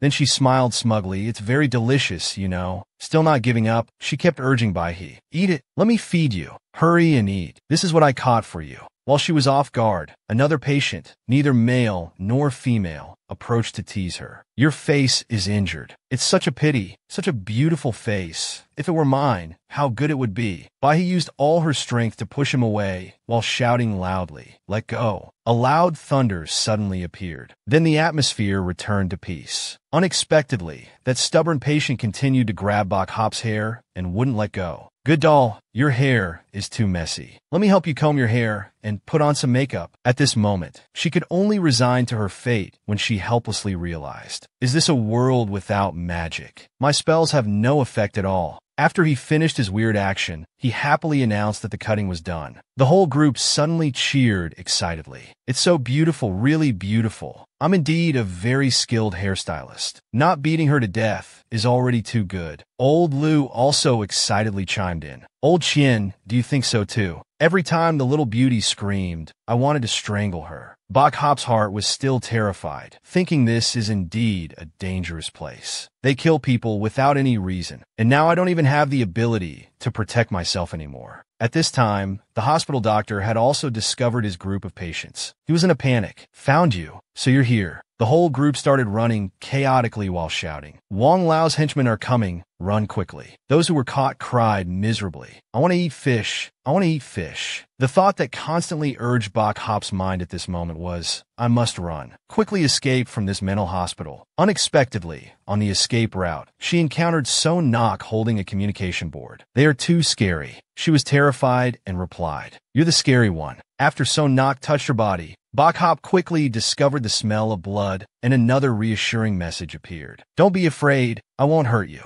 Don't look, others are paying attention over here. They will harm me and harm you too. Seeing Bok Hop whisper in her ear, Are those captured patients dangerous? What about Old Lu? So Nok quickly provided more information. They can't lock up Old Lu. Everyone here has their own way of existing. But be careful. Doctors will harm you. Nurses will harm you too. Don't trust them. At this moment, they were also frantically searching and constantly calling out to each other. I heard movement over here. So Nok, I know you're here. Before leaving, So Nok didn't forget to remind. Remember, don't trust them. Don't trust doctors and nurses. In Bok Hop's heart, the stream of thoughts didn't stop. Everyone here has their own way of existing. So what is my way of existing in this mental hospital? Oh heavens! At this time, the hospital doctor was also attentively answering an important phone call. Young Master Yang too. Don't worry, no major problems have occurred. Miss Bok's condition, there's actually been some change. She no longer calls herself a demon, and she's not screaming hysterically anymore. But it seems her condition is getting more complicated. You see in the video, sir, Miss Bai's current condition. Absolutely, she won't be able to leave this mental hospital. The person on the other end of the line smiled smugly. Then I should go there to pay a visit. After all, she's my young lady. The clear sky suddenly erupted with thunder and lightning, followed immediately by a heavy downpour. The bodyguards closely followed by his sister, thoughtfully reminding her, Miss Jingru, be careful not to get wet in the rain. She couldn't hide her eagerness as she inquired. I heard her madness has gotten worse. Completely insane now. She immediately received confirmation. Bai's condition has become more complicated. I'm afraid there's no hope for recovery. Jingru couldn't hide her joy. She spoke sarcastically. That's serious. Then we must visit her properly. This is the eldest young lady of our Yang family after all. Don't you think so, Brother Yiru? The man with a refined appearance hearing this, remained silent. As soon as she entered the hospital, Jingru started causing a commotion. I don't need you to guide me. I know where that woman's room is. Then she laughed loudly when she heard the melodious music. Director Wang, is this music therapy? Aren't you afraid she'll scream along with the music? Hearing this, his voice suddenly became hesitant. Actually as soon as the door opened, they heard Baihe singing. Feel the vast universe, sense the brilliant stars. Let the spiritual force roam and regenerate within the body. A new door will open for you all. The deep meaning in the lyrics startled Jingru. She was shocked. What nonsense is this woman babbling about? Before she could gather her thoughts, she was hit in the face with a roll of paper. Jingru, both embarrassed and frightened, shouted, Who hit me? Where did this roll of paper come from? Then a series of paper rolls were released, forming a dense formation, making her frown in displeasure. As expected of a mental hospital, it's all messy here. Baihe, what the hell are you doing? Jingru was startled again when old Qian shouted at her, Shut up, you dare call the sect leader's name. Both she and Director Wang looked uneasy, sensing something was amiss. Jingru hurriedly urged, maybe we should go back. It seems her madness is quite stable. While Director Wang was continuing to explain, this is Miss Baihe's room recently. He was immediately interrupted by Baihe. You're all making noise, disturbing my cultivation. The other patients also chimed in unison, greetings, sect leader. Sect leader's power is boundless. Bok Hop also coldly spoke in an exempted tone. You all came uninvited, disturbing my peace. What is this about? Tin Nu now spoke with a smug tone. Truly befitting of a young lady, isn't it? Still acting high and mighty, even in a mental hospital. These rolls of waste paper really suit you. I just don't know if your father, who treats you like a precious pearl, were to see this, would he be heartbroken? When has the legitimate daughter of the Yang family ever had to suffer like this? I almost forgot to mention, I'm about to marry Dyke Nu. And as for my little sister Dung Dung, she's about to marry Dyke Min. Bok Hop, congratulate us. Feeling the original Bok Hop's heart aching, she easily realized that one of these two people was someone she cared about. They were both candidates her father had prepared for her to marry. Meanwhile, Tin Nu, with a satisfied face, continued to mock. But now you no longer have the right. Just stay here as a madwoman for the rest of your life. Anger surged to her brain, urging Bok Hop to strike mercilessly, causing her to fall flat on the ground in shock and terror. Seeing the bodyguards deliberately pretending to protect the two young ladies made old Lu even more furious and shout for protection. Such tall and strong men, yet they only know how to yell when attacked by patients. These lunatics are too strong. Tin Nu's eyes suddenly became bewildered as she realized she's bleeding. She's no longer the young lady. She's been locked up in a mental hospital, yet she can still hit me. Then she immediately showed an angry attitude and screamed, "This crazy bitch dares to hit me." Bok Hop's face remained frighteningly calm. "I am indeed crazy. Killing someone isn't a crime. What wouldn't I dare to do?" Left green dragon, right white tiger, with an idiot in the middle. The series of continuous attacks from her feet was suddenly interrupted when Deep Nu unexpectedly appeared. With a deep, warm voice, "Young lady, be careful not to hurt your hand." Even though the male god was appearing right before her eyes, Bok Hop still showed no restraint and silently calculated. Even if this world has no mysticism, even if I've only trained my spirit and body for a few days, even if mental and physical training only help me train my fists, but that doesn't mean I could be casually grabbed by the wrist by someone else. Who is this person? Her prickliness was quickly soothed by the young man's extremely gentle voice. "I'm sorry, young lady. This is second brother Yang Yiming, among the 10 adopted sons that the original host's foster father adopted. He has the weakest presence. He's in charge of all internal affairs of the family clan. Outsiders call him the head butler of the Yang family." At this moment, Bok Hop was also startled by the strange actions of the girl with a somewhat familiar appearance. So that girl who was grinding her teeth was Duong Tin Ni, one of the illegitimate children, a twin, of the original owner's biological father, raised carelessly outside. The original owner despised and looked down on the two sisters. Just as she finished her train of thought, Bok Hop angrily shouted, "What are you screaming about? I just gently caressed your face a few times." But Tin Nu still shouted loudly, without any humility, "What kind of caress leaves all this blood? Don't pay attention to those lunatics. Hit her, hit her, hit her. Beat her to death." Bok Hop, of course, was not one to back down. She even took the initiative to provoke. "Come on," making all the patients in the hospital chant in unison. The divine power of the sect leader. Tin Nu touched her swollen cheek, while resentfully shouting at Bok Hop. Miss Not Min, who was close to her, also hurriedly urged, "Miss Tin, visiting hours are over. We must leave now." While Tin Nu was still intentionally hesitating, "But I don't." Not Min deliberately squeezed her shoulder hard, then used a gentle voice to reassure her. "Your face also needs urgent treatment." Before leaving, he didn't forget to say a few words to Bok Hop. "Young miss, sorry for disturbing your rest. We must go now. It seems you've adapted well to this place, so I'm relieved. We'll visit you again next time." Bok Hop quickly responded, "Next time, send someone more pleasant to look at. If it's still her, don't bother coming." Tin Nu now also had a furtive look as she hurriedly left. "I swear I won't come back. I will never come here again." As soon as the room door slammed shut, Old Six felt extremely disappointed. "Sect leader above, how could you just let them leave like that?" Bok Hop had to deliberately emphasize, "Have you forgotten the principles I taught you?" Old Six, upon hearing this, confidently shouted the slogan, "I'm the left guardian. How could I forget? Train the body, protect the body, build muscles to avoid getting beaten. Eat well, drink well, when in danger, run." Bok's son has doors. Ghosts and spirits are fearless. Faced with Bok Hop's next instruction, now that you know, don't let those vulgar people disturb your mind. Diligently practice martial arts, and you will naturally achieve great things. The patients in the hospital quickly bowed their heads respectfully. Sect leader of Bok's son's sect above, we obey your command. In Bok Hop's heart at this moment, a boundless pride suddenly appeared. Who would have thought? In the end, I became the sect leader of Bok's son's sect. Too bad it's in a mental hospital. I wonder how my parents in the other world would react if they knew. After receiving notification from the doctor, the two young ladies had facial fractures that needed treatment. Not Min carefully instructed his subordinates. Keep an eye on her in the future. Don't let her go out freely anymore. Then on Jia, quietly made an observation. Every time Duong Tin Nu came to provoke, she would become more agitated. But this time it feels like she's different. Is it really just that her condition condition has worsened. After that, the young Miss Notman secretly monitored Bok Hop through the hospital's cameras. When constantly urged by the female nurse, "Take your medicine. Be good and swallow it. I'll check after you've taken it." Bok Hop quickly crushed the pill in her hand. The nurse promptly asked her to open her mouth, then turned away smugly, saying, "What sect leader? Isn't she still obediently taking her medicine?" As soon as she noticed the camera on the ceiling,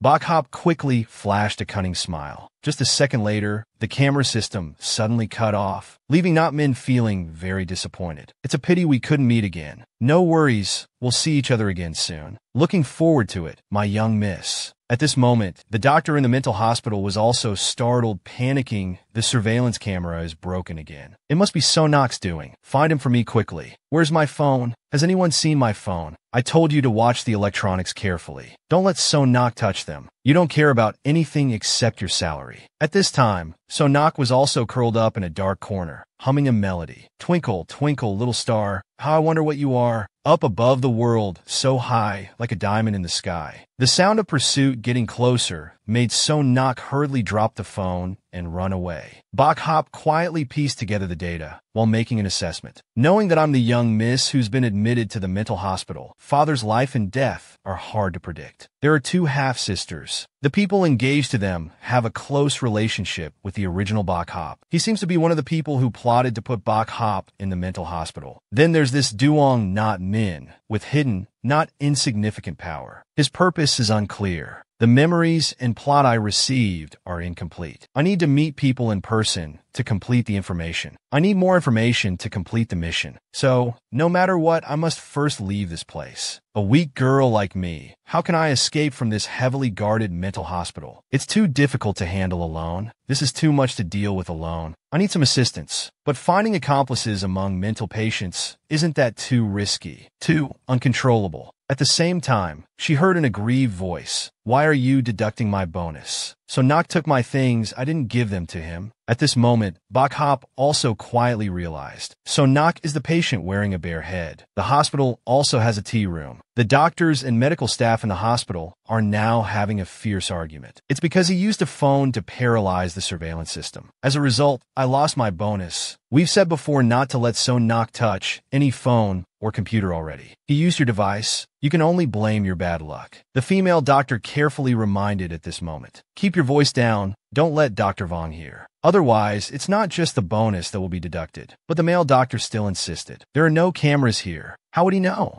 So what if he hears? He knows the hospital situation better than anyone. When it comes to flattery, he's even crazier than the patients. Bok Hop, having heard everything, couldn't help but be surprised. That's quite a lot of information. Most importantly, Sonak can deal with the surveillance system. This hospital has too many guards and nurses. The density of surveillance cameras is also high. Even though I have immense strength, I can't get out without being injured. If Sonak can help me, I can easily escape. But as they say, when it rains, it pours. Let's go find him first. Sonak's bare head is very easy to recognize. This shouldn't be a problem. After a while of searching, she sighed in frustration. What do you mean it's not a problem? He's not in the ward, not in the activity area either, not even in the restricted areas. Could he have taken off the bare head? So I couldn't recognize him. Unfortunately, two nurses approached and gave orders to Bok Hop. It's not activity time. Patients are not allowed to leave their rooms. This made her feel very frustrated. Since the day the Duong family arrived, the restrictions on me have increased significantly. It's really inconvenient. How many locks are there? There's no need to seal me off like this. I'm not crazy enough to break down the door and run out. Anyway, this hospital has too many eyes. Then Bok Hop quickly used a roll of toilet paper to cover the camera. This made Notman disappointed as soon as he saw it. Can't see her again.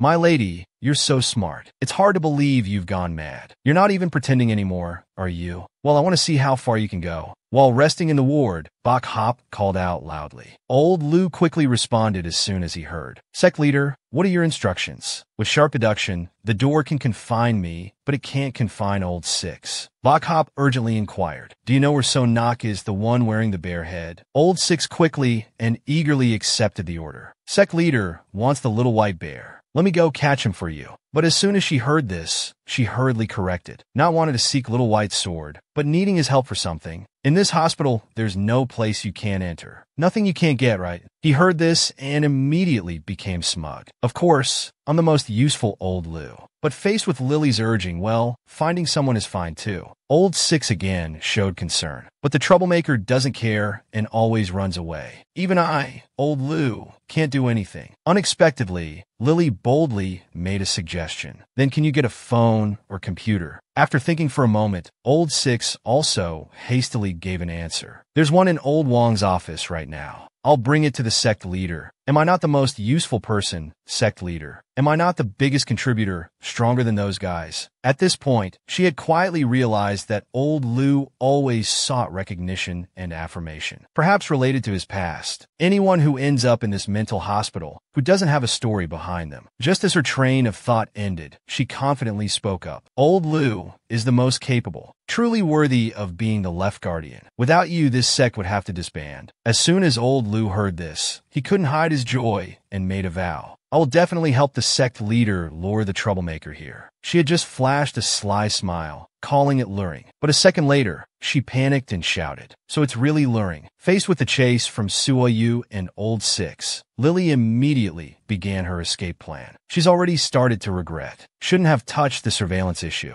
Now, if I rush out of the hospital, is it still in time? Seeing the information appearing before her eyes. Give me the computer, the computer. Lily responded with confirmation. Saw you, right? I can give it to you. Then cautiously put forward an exchange condition. But you have to do a small favor for me. Whether you believe me or not, I have other ways to make you agree to help me. After receiving the answer summed up in one word believe from Soyu, she continued to ponder. There are so many cameras outside too. This place is more like a prison than a hospital. One person can't fight against four. I'll easily be caught again. Moreover, the other side has stun guns. If I want to escape outside, I need to avoid cameras or change the live surveillance content. After Lily proactively inquired, can you change the camera content? Soyu immediately went straight to the main point. You want to escape outside, causing her to hastily speak up to avoid it. It can't really be called escaping. Unexpectedly, Soyu persistently pleaded, take me with you. I'll help you. Lily had no other choice and had to find a reason to delay the answer. It's not convenient, but you can wait a bit. Wait for me to finish the next step first. But it seems Nak had lost all patience and gave the next line of information. I don't want to wait. I won't trust anyone anymore. Someone once told me to wait for her here. I waited for a year, 2 years, many years, but she still didn't come back. Seeing Bok Hop's concern,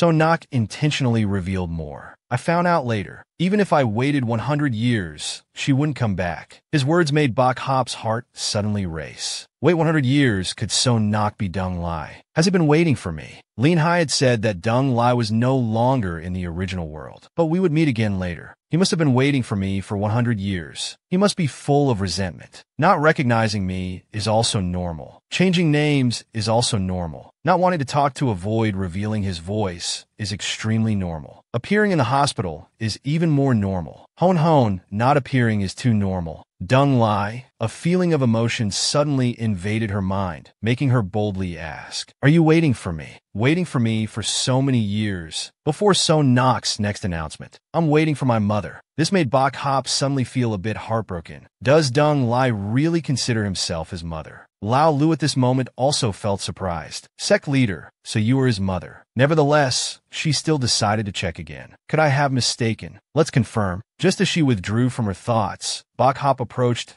Nak and whispered, don't be shy. Let me see your real face. But even though she used all her strength, she still couldn't remove that bare head. Unexpectedly, through that action, she discovered some unusual points on Nak's body. Who did this? Someone from the hospital. Nak quickly gave a definitive response. I did it myself. You don't need to worry. After being stunned for a long time, Bok Hop also silently made an assessment. Nak is Dung Lai. Dung Lai is so proud. He would never harm his body to this extent. Indeed, I'm obsessed. Seeing everyone as Dung Lai like this, right? Wake up. At this moment, Nak also couldn't be patient anymore and urged, if you want to cooperate, just escape. You must take me with you. I can handle all the electronic devices here. That night, Bok Hop spent a lot of time updating the news. The script and memories of the original owner are incomplete. Sitting still waiting to die is not my style. In this era, what can't be searched on the internet. Moreover, this is about the Noble family. Who doesn't want to gossip? A very hot news suddenly appeared on the hot search with the title Noble Family Heir Suffers from Mental Illness. The little princess of the multinational Duong Group, the Bok Hop family. Heartbroken by her father's comatose state, she developed hallucinations, unable to wake up. Her mental state deteriorated. The family had no choice but to admit her to a mental health facility for treatment. The photo shows Bok Hop attending an event with her father, Duong Tien Tan, before he fell ill. She once had an ambiguous relationship with Luke Xie, Duong Daik Cheat, among the adopted sons. But now, Duong Daik Cheat is preparing to marry Duong Tin Dung, one of the twin sisters, Duong Tien Tan's illegitimate daughters. It's unknown how Duong Tien Tan will react if he wakes up. Currently, Duong Tien Tan is in a coma. Bok Hop is hospitalized for mental issues. The division of assets in the Duong family has also sparked much curiosity. At present, Duong Tien Tan has been transferred home for treatment, reportedly to maintain his vital signs. The Duong family has built a special hospital room with state-of-the-art equipment right within the mansion grounds. The twin sisters, Duong Tin Nu and Duong Tin Dung, Duong Tien Tan's illegitimate daughters, will hold their engagements on the same day. Father in a coma, eldest sister hospitalized. Who would have thought the last one standing would be the two illegitimate daughters who were never acknowledged? At this point, Bok Hop has also quietly realized Duong Daik Chi was the one who once made my heart ache. Then she quickly read more information. An introduction to the 10 adopted sons of the Duong family. Netizens exclaimed, "Where do you find such orphans to adopt?" First was Duong Daik Cheat, the one who first made Bok Hop's heartache. Just thinking about it made her feel indignant. As a result, now he's getting married to the twin sister of the illegitimate daughter. To say there's nothing wrong with this, I don't believe it. The original Bok Hop was having hallucinations, constantly seeing ghosts in the mansion, which is why she was hospitalized. What does this ghost have to do with these people? A trip back will reveal everything. Duong Tien Tan is also here, so the escape goal is to go to the Duong family mansion. At this moment, at the Duong family mansion, Duong Daik Cheat has stepped up to guarantee, "We will take care of Bok Hop." After all, she is In Hung's sister, and In Hung is so kind-hearted. She will surely take good care of Bok Hop. The other adopted sons, upon hearing this information, began to discuss among themselves. As expected of a politician, he speaks so well. If he dies, Bok Hop will be the sole heir. She's insane now. Becoming her guardian means having control over all the assets, doesn't it? We are all adopted sons, although we each have our own fields. Don't tell me you all aren't tempted by the Duong family fortune. The young man sitting by the piano also unexpectedly spoke up. "It's up to you, but I won't leave the villa. Foster father isn't dead, yet isn't it a bit early for you to fight over Bok Hop?" Another foster son also joined in the fun. "I won't move out, but from now on, I'll be in charge of Bok Hop. It doesn't matter if she's crazy or not. Second brother, you'll still have to take care of us in the future. After all, you don't have anything else to do."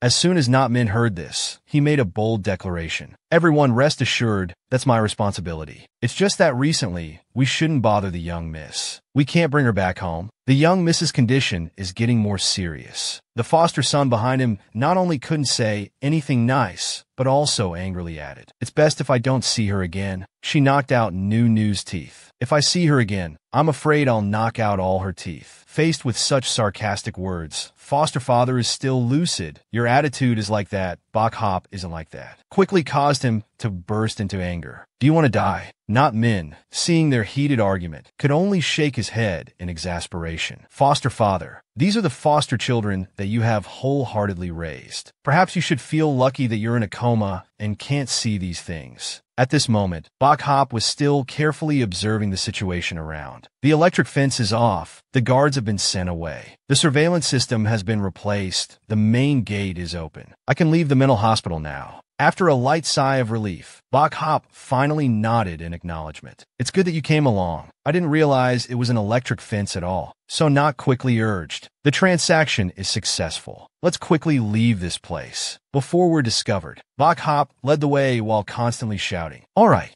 now we're free, but can't take a single step. No one told me that the mental hospital is in the middle of such a deep forest. How are we going to get to the Duong family's house?" While Sonak was expressing her concern, no network, no GPS. The two suddenly heard a questioning voice from behind. Where are you trying to escape to? She had just turned her head to look when she discovered a dazzling light shining directly towards her, causing her to feel confused, running away so fast and already discovered. Unexpectedly, the person in the car was her accomplice. Along with the shout, "Sect leader, don't forget us. Wherever the sect leader goes, we will follow." Bok Hop, having regained her composure, kept asking questions. "You all escaped too. Where did the car come from?" Old Tien quickly offered an explanation. "We adopted it. It was abandoned there. No one wanted it. Poor thing, let's set it free." Old Six, who was nearby, immediately volunteered a plan. "We'll ride it to get the scripture." "Master, quickly get on the horse." Faced with these absurd lines, Bok Hop could only feel helpless. Releasing the car is exactly what they would do. But they are mental patients. Isn't it too dangerous to let them out? But that day I found out why they were locked up here. The woman named Lu, dissatisfied with her family's decision to transfer assets to her brother, had burned down the factory. She was then diagnosed with mental illness. The lawyer kept the remaining assets for her to live out the rest of her life in a high-end nursing home. Everyone has their own story. It's just that her story doesn't make much sense at all. They were the closest people to me since I came to this world. Although they have some mental issues, I hope they pose no threat at all. But just a second later, she heard a loud explosion. Bok Hop had barely realized the hospital was on fire when she heard Old Six and Old Tien dancing joyfully. "It's burning." I set fire to Old Wang's office. The isolation room exploded. Their actions made her constantly question herself. Are they really not dangerous? Afterwards, they both intentionally explained further. "Master, we released everyone inside before setting the fire. Don't worry. My left guardian did the job. You can rest assured. No more medicine to take. No more electric shocks. No more brain surgeries." While Bok Hop was shaking her head in dismay, I regret switching the midnight surveillance shift. Only Sonak remained clear-headed and gave a warning. "Quickly leave this place." This made her quickly regain her composure and immediately lead the way. "Why not just blow up the mental hospital? Wouldn't that be faster?" "Let's go." We're setting off to escape the madhouse. But after just a short distance, Bok Hop couldn't help feeling confused. "Old Lu, why aren't you driving straight?" He could only respond with a helpless attitude. I don't know how to drive." Even Old Tien and Sonak offered similar responses. "I don't know how to drive either." After safely exiting the car, Bok Hop had to silently admit, "Taking these three with me, will I be safe going to the Duong family's villa?" "And how are we going to get to the Duong family's villa?" At first, I thought the mental hospital was the hardest part to start with. I didn't expect it to be even harder once we got out. After receiving a phone call informing that the nursing home fire has been extinguished, there were no casualties and no major damage was caused. According to the information, some mental patients took advantage of the chaos to escape. But Director Wang denied this as a rumor. This immediately made Not Min express his doubts. Wasn't it said that the escaped patients were just a rumor? So why has our young miss gone missing? The doctor, faced with that interrogation, could only humbly explain. "You know, our patient's identity is not convenient to make public. It's not suitable for outsiders to search. But rest assured, the other families have already sent people to search. Miss Lily will certainly return safely." Yiming quickly put on a sly smile and continued, "Unlike a noble young lady, it's not time for her to die yet. Please don't let the Yang family know about this. The young lady is probably just playing hide and seek with us. She'll be home soon. We just can't see where she's hiding. It's a bit troublesome, isn't it?" Old Chien immediately used his mountain-like strength along with his shouts. "Look at this, sir." But Lily still made a firm decision as usual. Old Six also rushed in with a suggestion. "Look at this." Suiyu, of course, didn't forget to contribute. "We're just a poor wandering circus. We're all performing artists. We're not crazy people. We just need a stage." The guests who witnessed their performance. How impressive. All of them are capable people. It made Lily have to stand up and express her gratitude. "Thank you for taking us in. Please let us contribute a performance in the next show." Old Six quickly started praising endlessly. "Our troop leader is very impressive." Unexpectedly, they were welcomed warmly. "That's great. We were worried our performance wouldn't be diverse enough. In this city, There's a young councilman organizing a charity festival to celebrate his engagement. We've been invited to perform. How romantic. I'm so envious of his fiancée.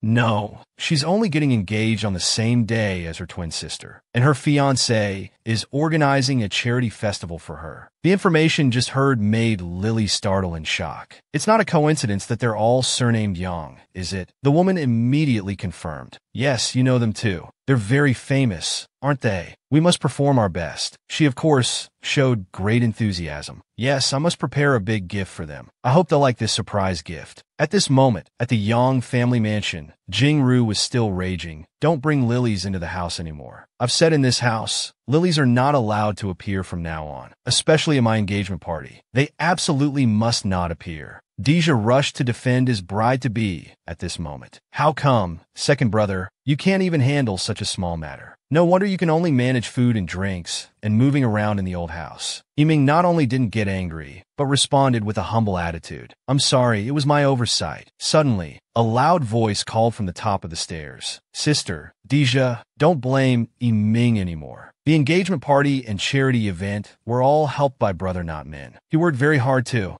Moreover, lilies don't bloom for long. They will wilt quickly. Isn't that right, Brother Not Men? Unexpectedly, Tinu suddenly raised her voice at her sister. What do you mean, right? Lilies are bad luck. Lilies bring misfortune. Seeing this, Tindung lowered her voice to reassure. Don't be angry, or your skin will suffer again. Not Men hurriedly rushed to the side of the lilies, then coldly trampled them mercilessly, changed them to roses. It's not appropriate to have lilies now. Tu Duong, who had just appeared, quickly advised. Little one is losing her temper again. Brother Tu, don't mind her. After all, she's just an adopted child raised from a young age. We can't put her on a pedestal. Although she and Dung Dung are twins, the difference in personality and upbringing is very large. The Duong family still needs someone who knows how to behave to inherit. That way it won't go downhill. That way, your work will also be easier. Isn't that right, Brother Tu? Namin quickly cut a rose, while cheerfully agreeing. That's right, after the engagement party, my work will be easier. This made Tu Duong secretly rejoice. Brother Tu is on my side now. Then he enthusiastically continued. I assure you, Brother Tu, after succeeding, I certainly won't bother you anymore. But he only received a cryptic response from Not Men. You guys won't. After a night of performances with beautiful acrobatic acts, the troupe members were buzzing with excitement. The performance was unprecedentedly successful. Where are our new performers? This time it's thanks to them. Seems like they went to enjoy the festival without removing their makeup. Young people are indeed full of energy. Compared to our festival, they're more looking forward to that engagement party tonight. It's a pity who would invite circus performers to an engagement party. That's the world of the upper class. If I went there, I'd truly be a clown. While attending the engagement party of the twin sisters, the eldest brother intentionally approached Not Men with mocking words. Is it fun to prepare the engagement party for you?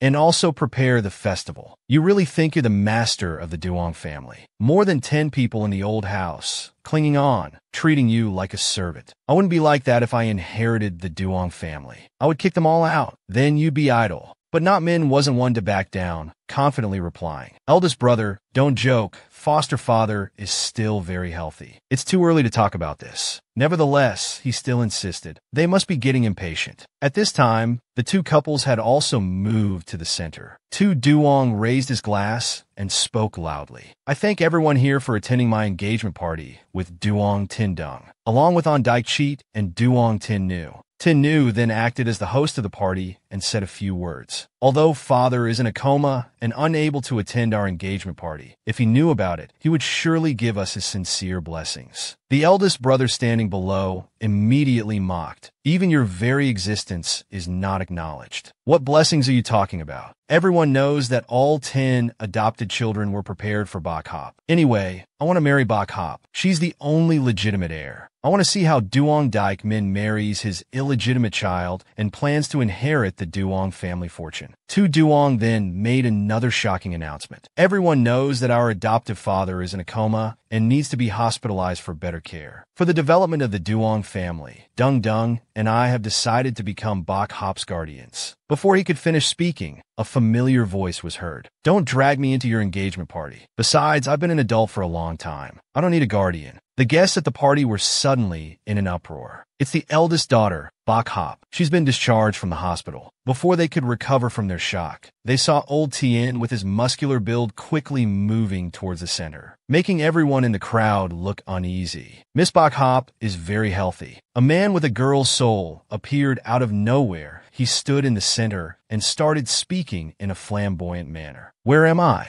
I'm poor Dorothy. I was swept here by a tornado. A beautiful fairy told me, just follow the yellow brick road and you can find your way home. Now I and my friends have returned." Old Tien's exaggerated appearance and behavior frightened all the guests. Dorothy, the main character in The Wizard of Oz, is this a surprise performance prepared by the Duong family? This is more like a horror show. But just now, I heard the voice of the Duong family's eldest daughter. The eldest brother turned to ask Not Min, "Did you prepare this?" The young man smiled and denied, "It's not related to me, but it seems to be an interesting play." Dorothy wants to return home. The scarecrow is looking for a brain. The lion is seeking courage, and the Tin Man needs a heart. Dyke Cheat shouted, "Chase all these people out of the party. We don't need a performance here. Please leave." A voice from inside the Tin Man costume said, "While I was away, you got engaged in my house and even wanted guardianship over me." Behind the cosplay was our beautiful and wonderful Bok Hop. She stood summarizing and praising the schemers. "Your performance is even more spectacular than ours." Everyone was in an uproar due to Bok Hop's sudden appearance. The eldest daughter of the Duong family is Bok Hop. Even her eldest brother was shocked with his mouth agape, wondering why she had returned. Even Tin Nu couldn't believe her eyes. Wasn't she supposed to be in a mental hospital? Tin Nu was extremely worried. She might ruin her plans. The guests who came to attend were equally curious about the gossip. They whispered among themselves, "I heard she was mentally unstable and went for treatment. Wasn't she said to be crazy? Her performance is a bit strange,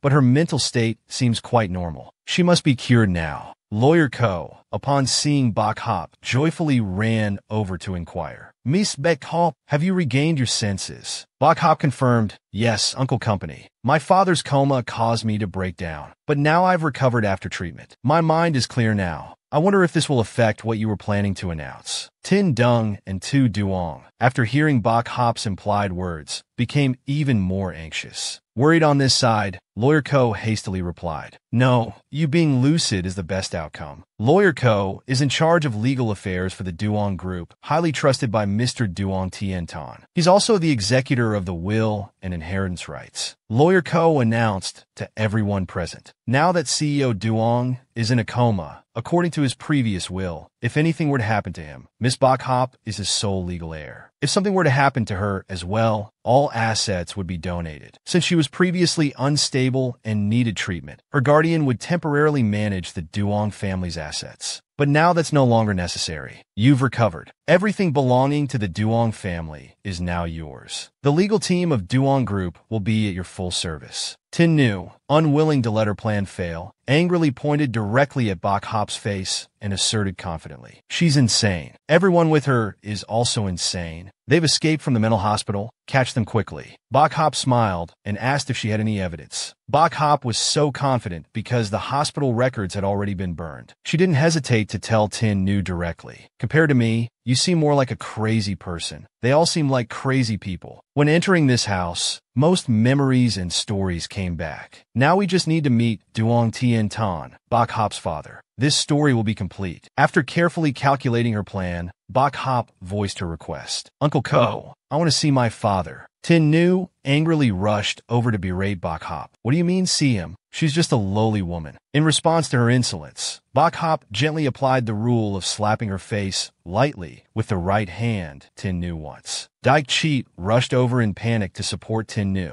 While she sat on the floor, covering her face and crying profusely, "Brothers, she hit me again." The anger inside Dyke Cheat had risen. "Bok Hop, you dare." Bok Hop showed no fear. She still stood tall and advised them properly. "I advise you not to touch me. Many guests are watching. Moreover, this is my house." People gathered around, gossiping nonstop. Seeing Dyke Cheat about to get physical with Bok Hop, Tu Duong ran over to stop him. Dyke Cheat, calm down. Bok Hop stood glancing at the whole cunning group, then pondered, I want to thank this party. Only on occasions like this can I appear in a showy manner, creating a sense that I exist here, not being quietly sent away as soon as I return. They only need Bok Hop to be temporarily alive. Whether I'm stupid or crazy, they don't care. Bok Hop slowly walked up the stairs. She didn't forget to ask them, are you done with your act? I want to go see my father. Natmin gently asked Bok Hop's intention. Before meeting your adoptive father, do you want to change your clothes? It's a bit inconvenient wearing this now. Bok Hop glanced at him with cautious eyes, while Natmin stood below still smiling at her. A few seconds later, Bok Hop coldly left, saying thank you, no need. I've already prepared my own clothes. Bok Hop led the entire circus group away proudly in front of everyone's eyes. She silently reminded herself that everyone in this house cannot be trusted. The guests who came to attend were also caught up in the drama of the Duong family. Now the Duong family has to resolve their family matters. We're outsiders, so we should leave, right? This engagement party has turned into a war for inheritance. There's no way to compete at all. The legitimate eldest daughter has returned. Illegitimate and adopted children must all step aside. Natmin stood solemnly announcing to the distinguished guests, dear guests, we have prepared a private entertainment area for everyone at the Masquerade Festival. You can move to this area. The party will continue. However, no one paid attention to his words. The Duong family truly treated Natmin like a butler. The main characters of the engagement didn't come to greet guests, but let him handle it. Being a butler also has its advantages. Once the eldest daughter returns, the Duong family might change owners, but Natmin can still stay. The adopted children are said to be all excellent, but none of them didn't rely on the foundation of the Duong family to rise up. I hate this Natmin. Compared to those people, she's much more honest and genuine. After going up to the private room, Bai looked around at everything. Freshly watered lilies, clean and seasonally appropriate women's accessories. The room was carefully maintained, as if the owner had never left. What was their ultimate purpose? But it's also quite interesting. A young girl deceived to the point of madness and finally dying in a mental hospital, who would go to the trouble of preserving traces of her life. And what was their purpose in doing so? Bai bent down to smell the fragrant scent of the flowers and wondered, Bai, your story is really not simple, is it? But don't worry, I'll help you fulfill your wish. That's what she said, but in her heart, she wasn't so sure. Even if she escaped from the mental hospital and returned to the old mansion, who knows if it would be like jumping out of the frying pan and into the fire. Now I need to calm down. Even if I'm acting, I must act like a young lady. Bai is the only mistress here, after all. There's still a group of people outside waiting for me to tear off their fake masks. Those who claim to be adopted children of the Yang family are always eyeing the huge fortune. After changing clothes, old Lu came back, primping and preening to greet her. The mistress has arrived. Old Qian was no less enthusiastic. You unworthy ones, get out of the way. Bai also pretended to be surprised. There are indeed many unworthy people, she thought to herself. Indeed, dressing like this gives a sense of security. I could go crazy at any moment. Bai stood facing the group of people. I think I'll see my father. There's no need for so many people to surround me. The eldest brother smiled brightly. It's a joyous day. We should also check on our adoptive father. Who knows, seeing you recovered might cheer him up and he might wake up. Bai laughed in agreement. Eldest brother makes sense. When people are healthy, things are easier to resolve. Let's go. As soon as she finished speaking, Bai turned to leave. She became the center of everyone's gaze. Those who once had evil intentions now had to tremble with fear. How could she return? This wasn't part of my plan. Could it be that I will have to be like before, giving some money and being sent away? No way, I'm different now. I have him now, I have support. After arriving at the hospital, Bai saw her father's wrinkled hands, thin and frail. His life now depended heavily on machines. Bai was extremely pained to see this sight. Father, is this still the Yang Tiansheng from the photo? So healthy. Now he looks like an 80 or 90-year-old man about to pass away. Her heart was truly aching, because Bai's father loved her very much. The lawyer was also very heartbroken. Seeing him like this now is truly painful, although Mr. Yang still showed signs of life. But the doctor said the chances of him waking up were very slim. Suddenly, the blood vessel right in the middle of his forehead started to wiggle. Bok Hop's eyes also widened in shock. What's this? The blood vessel is moving. Could it be what I'm thinking? Isn't this supposed to be a world without spiritual energy? Bok Hop sat pondering. Wait a minute. In the memories of the previous owner, However, my father suddenly fell into a coma. No device could detect any problem. His life was rapidly declining. If there wasn't any mysterious factor, it would be truly hard to explain. Maybe there really is something. Bok Hop began to activate her spiritual power, then used her hand to probe, examining the blood vessels on Tien Tan's face. Bok Hop seriously requested, "Uncle, please try to find me a knife." Namen quickly took one out from his person and handed it to her. "Use mine." While dealing with Tien Tan's issue, Bok Hop raised a big question mark. "It's so sharp. Does this person carry such a sharp knife with him?" Bok Hop carefully used the knife to cut Tien Tan's blood vessel. It was truly disgusting. Inside, there was a worm constantly wriggling. Bok Hop was also terrified when she saw it. "This is truly unscientific." Bok Hop stubbornly asserted, "It's too absurd." Bok Hop tried to move this worm as far away as possible. Now her mind was in complete chaos. If, hypothetically, maybe this thing is a goo worm, but this world has sparse spiritual energy. Even the art of refining body and spirit can only be practiced up to the forearm. How could there be something like a goo worm? As for Duong Tien Tan's complexion, it immediately improved. His vitality also stopped declining. Bok Hop became more and more confused. Is there really no reasonable explanation? Lawyer Ko suddenly shouted, "Mr. Duong's heartbeat has increased. His brain waves are also clearer. Miss, everyone please go outside first. We need to have a doctor's diagnosis right now." Everyone present was utterly shocked. "Bok Hop, what did you do?" "Adoptive father is about to wake up." All the people gathered outside, waiting for the doctor's results. Tu Duong asked curiously, "Is this worm really what you took from adoptive father's forehead?" The eldest brother also couldn't believe this was true. Adoptive father fell into a coma. Could it really be related to this worm? Namen smiled and asked, "Such a miraculous effect. Could it be a goo worm?" Bok Hop hurriedly denied. "What goo worm?"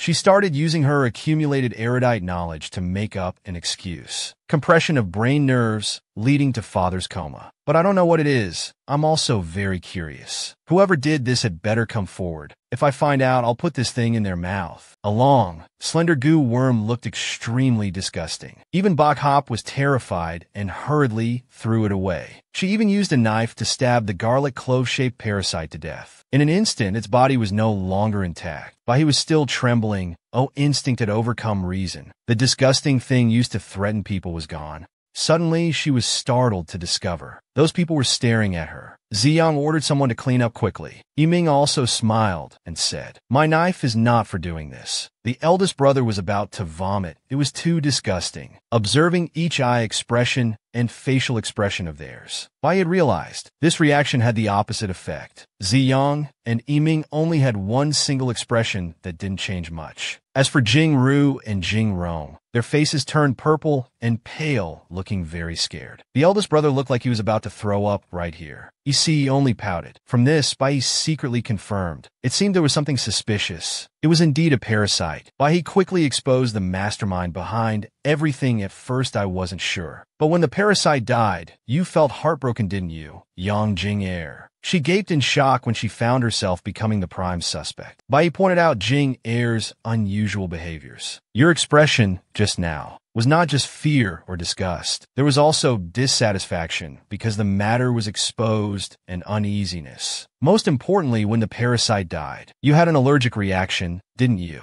Just as Bai said, Jing Ru kept coughing up blood. Bai pointed at her and concluded all of this was orchestrated by you. Suddenly, Bai's image shattered like a mirror. The glass shards all flew straight towards her. The plot was immediately recreated. Yang Jing Ru had died due to the pitiful fight for inheritance. She was run over by her twin sister. Unwilling, she was reborn. Reborn before her father announced the heir. Yang Jing Ru wanted revenge. She knew 3 secrets. This helped her take back everything. Yang Jing Ru knew her grandmother's secret, knew the parasite technique. Pity for this woman. She loved Father Yang wholeheartedly, but Father Yang didn't love her. She could only use parasites to make Father Yang love her. Unfortunately, she passed away too early without a proper status. After Father woke up, he was angry with the twin sisters. He raised them outside, not caring. Jing Rong was reborn and found her mother's notes. She learned the parasite technique, but could only control the red thread parasite to make others fall into a coma. Jing Rong knew Yiming's secret. He was secretly involved with the young lady of the Yang family. Although in the previous life, he had become the young lady's fiancé. Yiming didn't love her. It was all for benefits. But in this life, Jing Rong would be Yiming's best choice, because the young lady would disappear from everyone's sight. Staying in a mental hospital, Tin Dung had released parasitic worms into Father Duong's body. After that, she threatened the Duong family's young lady into a mental hospital. After gaining guardianship over her, Tin Dung fought against other adopted children. She killed the sister who had harmed her in her previous life. After gaining support, Tin Dung became obsessed with revenge. Finally, after a few years, Tin Dung took control of everything in the Duong family. She had succeeded in perfectly reversing her life and achieving her revenge. Bok Hop, upon learning all this, was utterly shocked. It turned out to be a story of reincarnation and revenge. Bok Hop didn't even have a mention in it. Tu Duong stood up to defend his fiancée.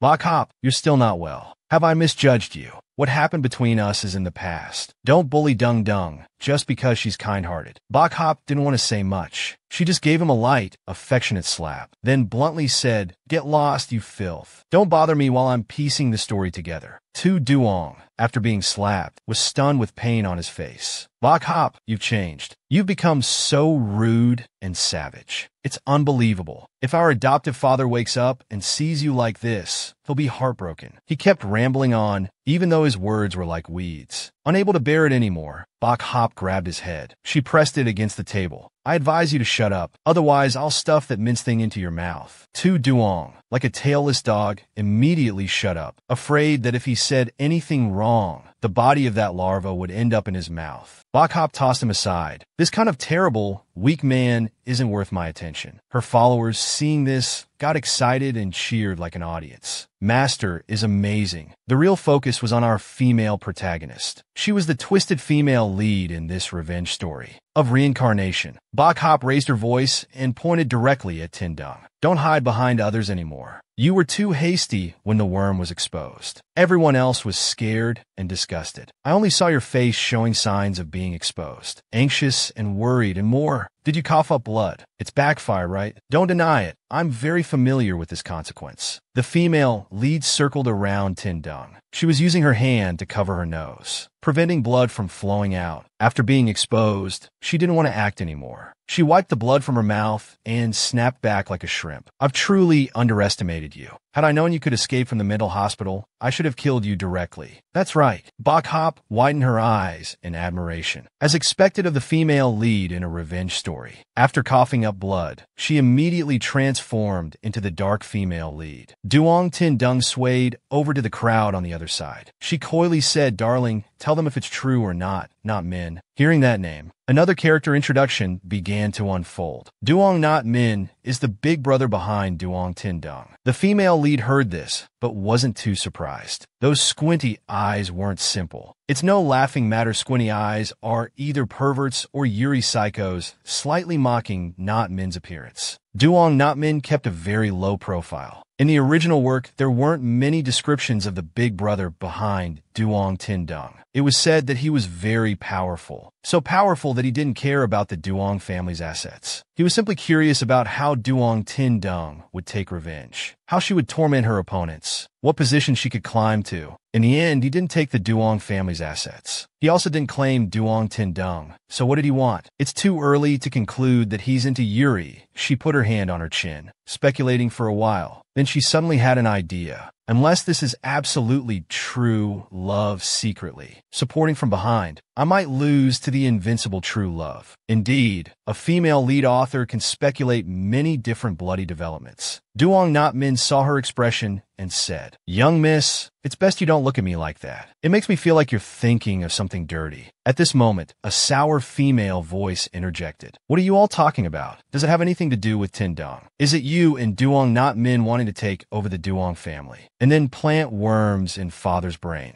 Tin Dung smiled slyly. "Close enough. Brother Not Min doesn't care about the Duong family. The power behind him the Duong family can't compare to. As for me, I definitely want the Duong family, but I also want you all dead. Her face darkened. Indeed, the mind shapes the appearance. At this time, another person joined the conversation. Dyke Cheat rudely butted into this mess. He raised a gun threateningly. Who dies is still uncertain. Just a butler of the Duong family. Who did he think he was? But before he could fully display his power, Dyke Cheat was sent on his way to meet the King of Hell with a bullet right in the heart. Duong Notman glanced at the cold corpse. Don't disturb me watching the drama. Old Lu and Old Tin weren't scared at all. On the contrary, they seemed as happy as New Year. It exploded like fireworks. Blood splattered all over Yuri, making her so distressed that she exclaimed, "I want to call for Mom." Duong Tin Nu screamed in horror, tears about to fall. Her soon-to-be husband had descended to the yellow springs before her eyes. Tin Nu tremblingly knelt down by Dyke Cheat's corpse, shaking and crying. Then she turned with bloodshot eyes full of hatred and screamed, "Who among you did this? Yuri, was it you? Duong Ju Nu, was it you? I'll kill you all, kill all of you." After those words, another loud bang erupted. A bullet lodged straight into Tin's brain, blood gushing out like a stream. She died with her eyes open. Duong Tin Dung acted ruthlessly without blinking. "You were too noisy. You were truly both stupid and useless. I've endured you long enough." The guests there witnessed the scene. Everyone was shocked and stunned. Tu Duong's face turned as green as a banana leaf. "Dung Dung, you killed your sister. That was your own sister." Ding Zung Din Te Flin. She laughed wickedly in response. "Sister. She's considered my sister. Just a partner in interest, that's all." Tin Dung had been nurturing this plot for a long time. Duong Tin Nu deserved to die long ago. In her previous life, she stabbed me to death for a bit of money. If I didn't need her as a shield, the first thing after being reborn, I would have killed her right away. This wicked woman told everyone, a sister who can die along with Dyke Cheat must be very happy indeed. Tu Duong now trembled like a leaf before his bride-to-be. "Dong Dong, hoditi chiti. How could you do that?" Tin Dung smirked as she answered this foolish question. "I don't have that ability. Getting someone to blow him up, how else? The one capable of this is, of course, Deep Nu Ca. Everyone treats Ruin Nu Ca like a butler, taking his service for granted. Therefore, among the jewelry you wear and the clothes you have on, adding a few items that can explode is only natural." After that threatening introduction, Deep Nu finally spoke up. "Don't worry. It's just a few small fireworks." Bok Hop, hearing this, sighed in relief. "Luckily, I prepared my own things." The young masters, upon hearing this information, immediately took off all the items on their bodies. "Duong Deep Nu, you dare do this. Dung Dung, why didn't you tell me? Duong Tin Dung, you all are too cruel." Tin Dung pointed the gun at the female lead. "Don't blame us. Blame her instead. If she hadn't ruined my plan, you all could have lived a few more years. Now all of you must die here, so I can smoothly take over the Duong family." Tu Duong trembled as he went behind to ask Dung Dung, "Stop joking. You won't kill me too, right?" "Ding Zung Felaset Aber Dice Mai. Don't worry. You'll certainly be the last to die." Since Bok Hop has returned, Duong Tien Tan has woken up. "If I can't take over the Duong family, then I'll have to start killing." In the end, only the fiancé and the working butler will survive among the guests. You can't escape. Suicide is an option, though. The Duong family can only be inherited by me in the end, because Deep Nu Ca doesn't care about this inheritance. Although the initial plan wasn't like this, it's still a reuniting outcome. Bok Hop, hearing this, pondered, truly worthy of being the female lead in a revenge story. Observing the situation, seeing things weren't going well, she immediately used the male lead as a sacrifice. After she finished speaking, she raised her gun again. "Brother Not Min, I prepared a gun for you to commit suicide. As for you, Bok Hop, since the young mistress has returned on her own, I'll send you off myself." The female lead slowly backed away. When she touched the table, she quickly lifted it and threw it at Tin Dung. "Get out of here." The female lead went berserk. She ran to lift the sofa chair and threw it at that Deep Nu guy. Then she shouted, "Why are you still standing there? Run!" They scrambled to the door and escaped outside. The first three to get out were Bok Hop, Old Lu, and Old Tien. "This place is too dangerous. Take Son Nok and quickly leave here." The two uncles replied, "We must protect the sect leader." "Where is the sect leader?" "I'm here." Bok Hop immediately objected, "No, You must obey orders and get out of here quickly. Just a few steps away from reaching the main door, loud explosions erupted from behind. Gunshots were fired continuously. The flames began to grow larger, blocking everyone's path. In the thick black smoke, Deep New's silhouette gradually appeared. He casually leaned against the railing. Did I say anyone could survive and get out? On his wrist, electrical lines suddenly appeared, indicating that this character would be an unknown variable that the female lead needed to solve. Duong, Deep New calmly stood above, looking down. Don't rush to run away, everyone. Besides, what's the point of running outside? This area is full of my people. I've arranged many bodyguards and helicopters. Not even an ant can get through. Whether you explode into fireworks or get shot into the floor, it won't make much difference. He said these terrifying things without flinching. The eldest brother, pale-faced, tried to appear normal and said, Duong, Deep New, our Duong family has already given up the fight. Killing us won't benefit you either. Why not leave each other a way out? We might meet again in the future. Deep New put on a troubled expression. He sighed, but I don't want to see you again. It was quite interesting to see you all arrogant before, but now I'm bored. I don't want to play along with you anymore, because I found something more interesting. Isn't that right, young mistress? Bok Hop was sneaking around, looking for a way to escape when she was caught. Deep New crossed his arms and spoke loudly to everyone. Our young mistress, who couldn't even open a bottle cap before, can now throw a sofa with one hand. If I had known going to a mental hospital would give her such abilities, I should have sent her there earlier. Bok Hop froze upon hearing this. This time, it's really the end, she said back to him. It seems you're more suited for that place than I am. A madman playing Minesweeper in a banquet hall. Deep New continued, if I could really be like you, go crazy wants to become a completely different person. I don't mind giving it a try either. Who knows, I might be able to break through my limits, break through boundaries, and become stronger. I'm very curious where you learned that from. Why he pretended to be crazy and pointed to the sky. I observed celestial phenomena guided by divine beings. Old Lu and Old Chien also chimed in. The sect leader is so smart. The sect leader is truly amazing. Yiru burst out laughing. You're indeed the most interesting. I don't even want to kill you anymore. Observing you every day is my greatest joy right now. There might be a big change coming to my world. I wonder what it could be. The thrill of going crazy. An electrical overload. An overdose or an emotional breakdown. Or perhaps, our young miss has changed from her core. Why he is no longer by he. Every word he spoke was as if he could read the female lead's mind. She worried about how he could come to such a conclusion. Yiru smiled confidently and said, how about I try to study you? Looking into those eyes, if not for a psychopathic killer, one would be fooled by their appearance due to the intensity of love they showed. Right now, there's been a big change. Si Yang, as if out of his mind, grabbed Jing Rong as a hostage, pointing a gun at her temple. Let me go, or I'll kill her. Jing Rong fearfully called out Ru Geji's name. Bai seemed to enjoy watching this internal conflict drama. It's quite entertaining.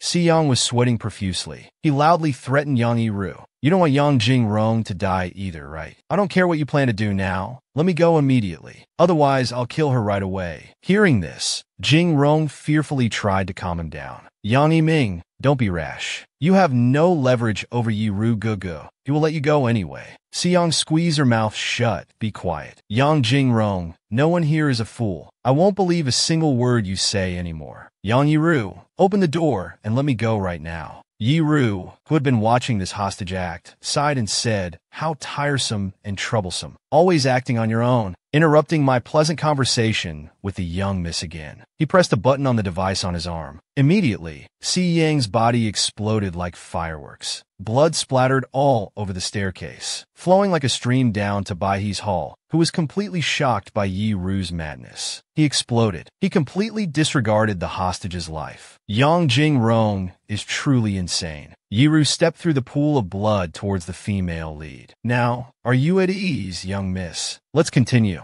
How exactly did you become so strong? It's as if you're a different person. Or is it that Yang Jingrong is also a reincarnator? Baihe's mind was in turmoil. How did he know that Yang Jingrong was a reincarnator? But she still pretended to be clueless. I don't know what you're talking about, but I don't want to be much involved with you. You and Yang Jingrong are on the same side. You talk big without backing it up, not caring about her life at all. Yiru makes a cross with her hands. She can't be compared to the young miss. Yang Jingrong came to me on her own, saying she wanted to cooperate, claiming she was reincarnated, knowing many secrets and even my hidden identity. Looking at her confident and crazy demeanor as she talked about her revenge plan, it was quite interesting. Anyway, all the Yang family members must die. I don't mind watching a battle between those about to die. If Yang Jingrong really performs exceptionally, the reward is just the Yang family. But my young miss, you made me change my mind when you were in the mental hospital. Truly worthy of being Yang Tiancheng's daughter. The real young miss is even more interesting when she goes crazy. I don't need to waste time on you anymore. Whether you live or die doesn't matter. It was indeed my mistake. She's not worthy of comparison with the young Mississippi. You are the one worth my research and observation. With that handsome face and tone of voice, yet he's a psychopathic pervert, killing without hesitation. It's such a pity Bai steps back, avoiding his contact. This is not just a madman, but also a pervert. At this moment, Yang Jingrong is still not dead on the stairs, just stained with some of Si Yang's blood. She stands in the middle of the stairs, pointing the gun at the female lead, her mouth constantly cursing Bai He, saying it's you. You ruined my previous life. You want to ruin this life too.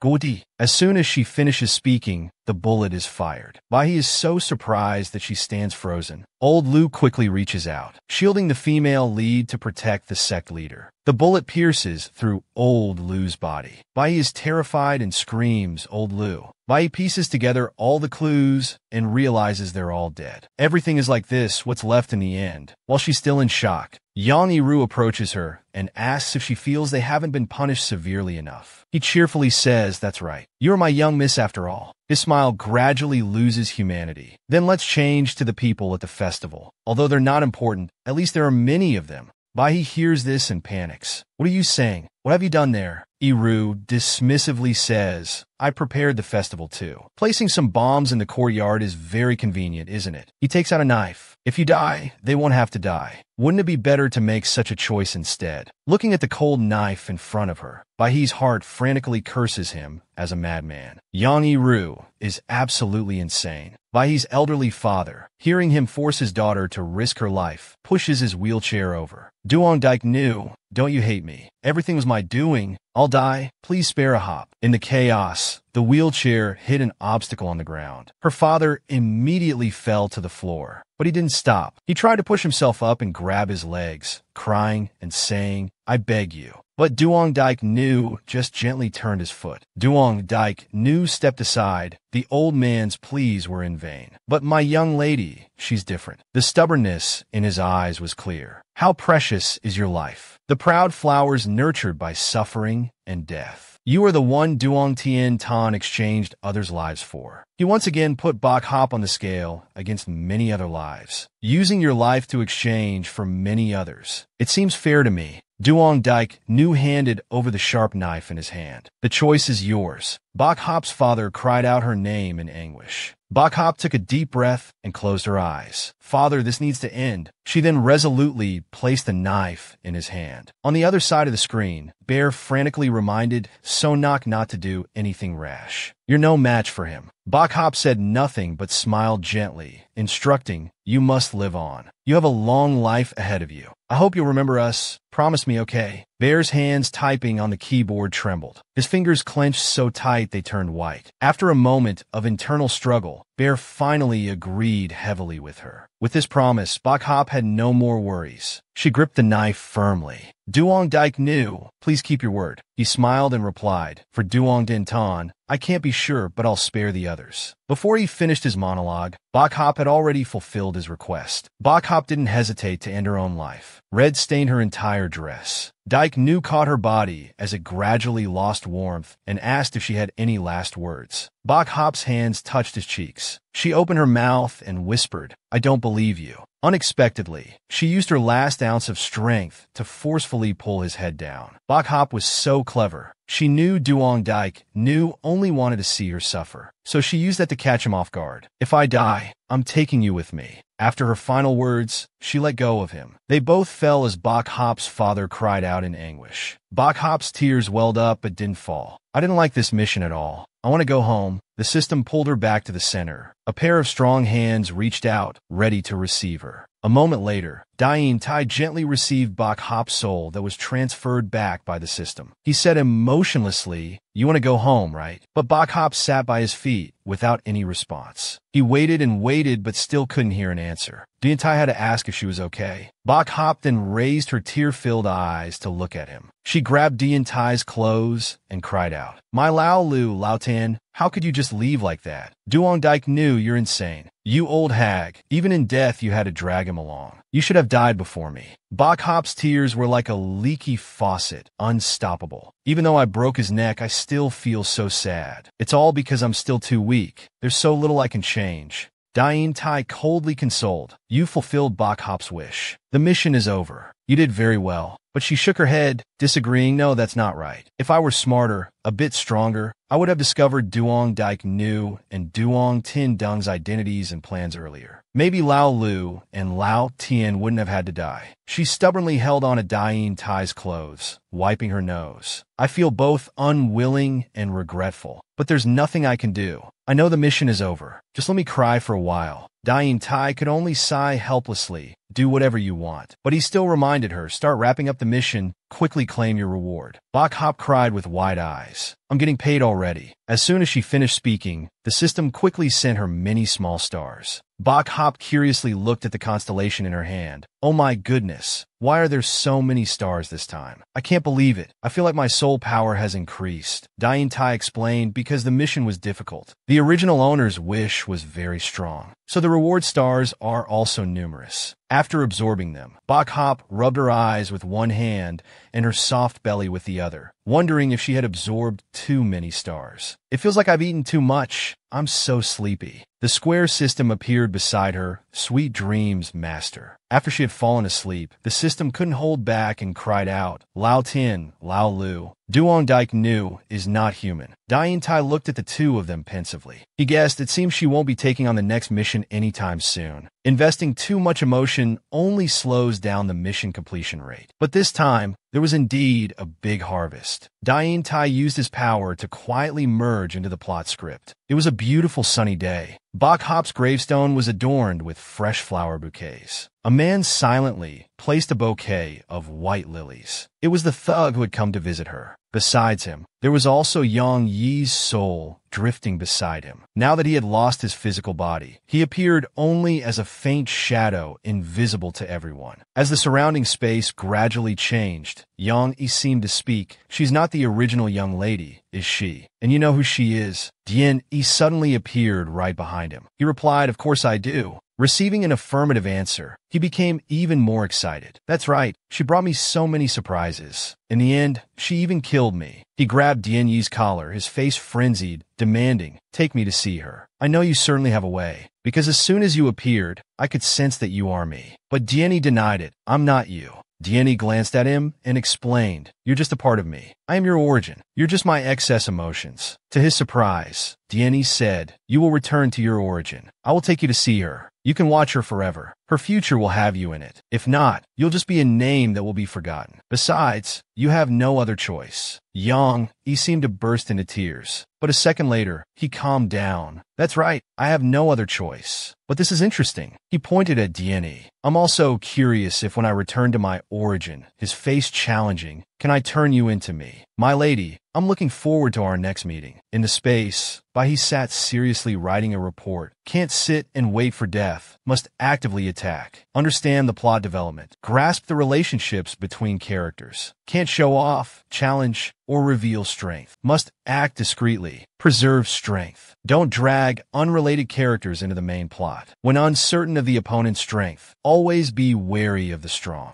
Comprehensively enhance personal strength. Before absolute power, all schemes are just paper tigers. She wrote while praising herself. "Where can you find an employee as good as me? Not only transmigrated, but also writing a work summary. Li Jianxi, you should be satisfied now." As soon as she mentioned him, he suddenly appeared behind Bai He, startling her. Boss Tang, suddenly appearing behind people like that, is very scary, you know. Dian Yi's eyes widened, staring at her. Bai cautiously backed away. Boss, you looking at me like that makes me a bit scared. Only then did he speak. You impress me very much. Bai thought to herself. Even if it's praise, Li Jianxi looking at me gives me goosebumps. Outwardly, she humbly replied, you mean this work summary report? This is just the consciousness of an employee. It's just the mindset of a working person. Lily quietly moved to the left and said, although I've traversed many worlds, only here can I think peacefully. His eyes immediately followed her to the left. Lily then inched bit by bit in the opposite direction. Not the Lily in Pao Huey's body, right? That's correct. Dianxi's eyes still moved with her as before, staring intently. After verifying, Lily became even more frightened. He's just monitoring, that's all. She reassured herself, that's right, just monitoring. Boss, you're looking at me like that. Is there something wrong with me? Dianxi patted her head and said, no, you're doing great. It's just that I'm not used to being affected. He felt uneasy inside, thinking that paying too much attention to Lily wasn't reasonable. The feeling of being influenced by these emotions was strange. Whether it's emotions or Lily, if they truly affect my decisions, then eliminating them would be the safer option. A small intention silently arose within him. Just then, Lily stood up and called out, Boss, I've pondered painfully, released my emotions, reminisced about friends and cursed enemies. She enthusiastically raised her hand and declared, now I'll move on to the next project. New plans will be completed quickly, accumulate quickly, become stronger quickly. But Dianxi remained silent, confusing her. She asked, is something wrong? He didn't explain, but just replied, do as you wish. The script in his hand lit up. The system began transferring Lily to missions in new worlds. First was the script farewell to Moonlight. Finally, you become my lover. In this world, the male lead brings his mistress to bother Lily. Wife, she and I truly love each other. Please give us your blessing. The female lead boldly says, I'm pregnant with this child. Lily slaps both of them with one hand. Scum man, lowly woman, die together. Don't dream of getting a penny. In a few steps, it was quickly completed. She then accepted the next script, seducing the cold prince. The prince, who a second ago had a contemptuous expression, shouted at her, you are only married here to repay a life debt. I will never love you.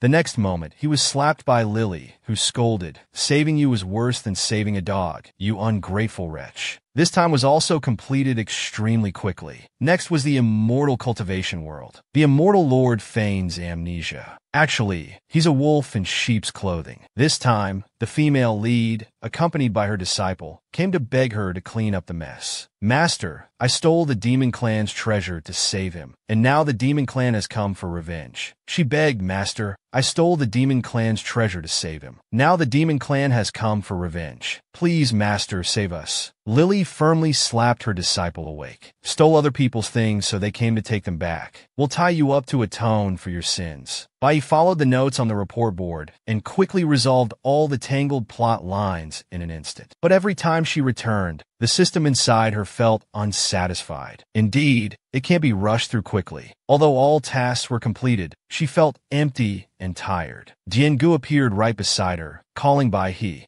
She looked up at him and said, this isn't right. Even though I treat everything as work and tasks, this is Bai's life. She expressed her feelings. I shouldn't be sad when putting my emotions into it and then carelessly portray all of Bai's life in a mechanical way. A few minutes of thought passed, then her eyes lit up again. Boss, I understand now. However, Diangu coldly turned his back, not wanting to pay attention. Bai quickly asked him what's wrong. Worried inside, she wondered if he would have opinions about her work attitude. Bai gently approached him. Boss, don't worry. From now on, I will still put my emotions into working hard. She smiled sincerely and said, now I understand better. I am me, but Bai can also be Bai He. Before entering a new world, she assured him that, Boss, this time I won't return right away. Diangu said nothing, but silently watched her enter the new plot. The system space disappeared. She seemed to lose her vitality. Everything was so quiet. Dianxi closed his eyes and thought, indeed still affected. Never mind, it's good that there's a puzzle piece in this world. When he opened his eyes, he was calmer. The return of 7 emotions. What changes will it ultimately bring to me? I want to know too.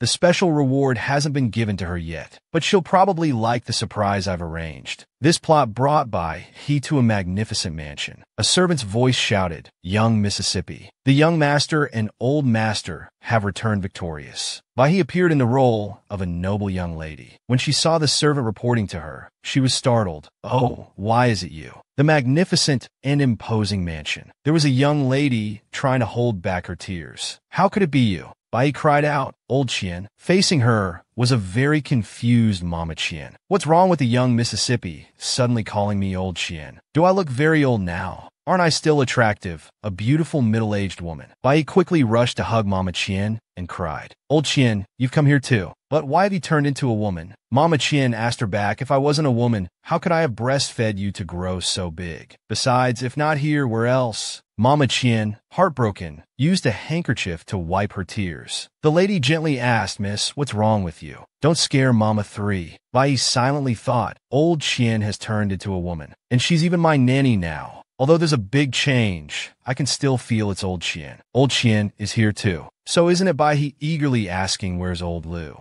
with an expectant face. Hearing this, Nanny Chien turned to the door and waved at Old Lu, whom the young miss called Luli. "Ah, Luli, the young miss is calling you." Before seeing her, they heard her voice. A maid from the courtyard shouted coming, and hurriedly ran into the room. "Young miss, the main courtyard is so lively. I heard that the third young master is about to bring home a little princess to marry." This was the servant Luli, seeing her old friend again. Bai, who had just stopped crying, couldn't hold back her tears and rushed over calling Old Lu. Luli stared and asked, "What's wrong with the young miss? Why are you crying?" Bai and Lu surrounded her, very worried about her. Bai happily thought, "Although I don't know why Old Lu and Old Chien can be in this world, but with them here, I'm not afraid anymore." At this moment, the system finally appeared. Plot information was quickly introduced before Bai's eyes. The original Bai was the wife of the second son of Duke and in the Yong dynasty. Married for less than half a year, her husband had gone with Duke An's brothers to fight on the battlefield together. This also made Bai breathe a sigh of relief, because in the mansion, Duke An's household was indeed very chaotic. The Great Yong fought with Southern Tang for a while and won a great victory. Duke An had killed all the royal family of Southern Tang, hanging their bodies on the city walls. But Princess Lan Yu of Southern Tang truly had unparalleled beauty, naturally graceful. Duke An was moved with compassion, so he betrothed her to his third son, bringing the princess back to the An family. But Lan Yu married into the An family for revenge. The An family appeared glorious outside, but had no morals or ethics inside. Extremely licentious, she used secret methods to turn herself into a goo worm and began her revenge. Anyone who was intimate with Lan Yu would be infected with a type of goo. It specifically spread goo poison. Then when they were intimate with others, it would continue to spread. Thanks to the chaotic relationships in the An family, the goo poison spread like a virus throughout Duke An's mansion. During this time, because of the An family's relationships, the following descriptions of 18+ behavior will be replaced with the word beep. Then beep she and Duke An beat. Then with several brothers beep, beep, beep. The brothers again beep, beep. Even the original Bai was drawn into the vortex of beep, beep, beep. But the absurdity of Anna was not just this. And Kwok Sung still beep, beep. Hearing this, Bok Hop's whole body turned to stone, but things didn't stop there. The plot continued to reveal Lam, Du's seduction, and Ko Trung's attraction, making Njia's men fall deeply in love with her, going crazy for her. In the end, everyone died from the ancient poison. Lam,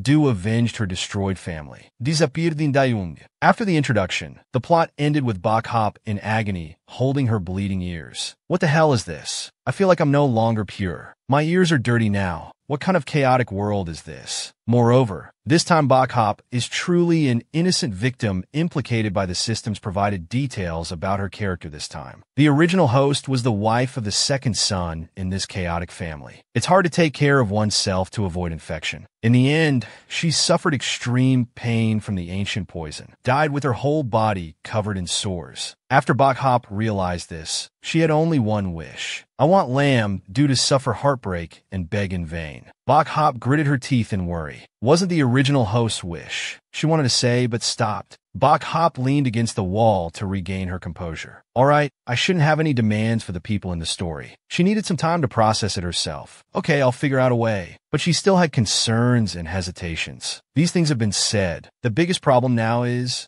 Bok Hop's face showed fear when thinking about the ancient bugs. Maybe I should just die directly. Tian Mama and Lu Lai panicked and hugged Bok Hop, who suddenly fainted. Miss, what's wrong with you? Lu Lai, Phi Tui, Tran Chao, Ma Now, come here and help. The noisy morning ended just like that. A moment later, only Bok Hop was left pacing back and forth in the room. Currently, she was urgently thinking of countermeasures. In less than 2 months, Lam Du and Kwok Song will return. Bok Hop sat down on the chair, worried. This is a world with spiritual energy. Although one can cultivate, this body is quite weak. I don't know after 2 months what level of cultivation I can reach. There's also old Lu and old Tien. This time I must protect them well. Being able to see them again, I don't know who to thank anymore. The fan in her hand suddenly spoke. Of course, you should thank the master. Bok Hop happily raised the small fan in her hand. Hon Hon, you're not quitting anymore. Is it really the boss? He even has this ability. Hon Ho quickly answered her questions. It's not always usable though. Anyway, beep beep then beep beep can only. Bok Hop immediately changed her attitude. First, you don't need to explain anymore. I now have psychological trauma with that beep sound. Hon Ho quickly ended his explanation. Anyway, you know this is the master's achievement. That's enough. Bok Hop nodded and replied, I know. It's all thanks to Sister Li Yin. To put me in such a strange world like this, she said angrily, pouting. It's the world's poisonous species before that didn't disgust me to death. This time, changing to a human-shaped ancient bug to reach peak bitterness with me, right? She muttered, aren't you afraid I'll directly draw a talisman to suppress the female, lead to death? Saying this, Bok Hop suddenly thought of a good plan. That's right. In the following days, the entire Kwok Song mansion was filled with small discussions among the servants. Have you heard? The 2 madams have bought many strange things. That's not all. The number of times the fabric shop and incense shop owners come in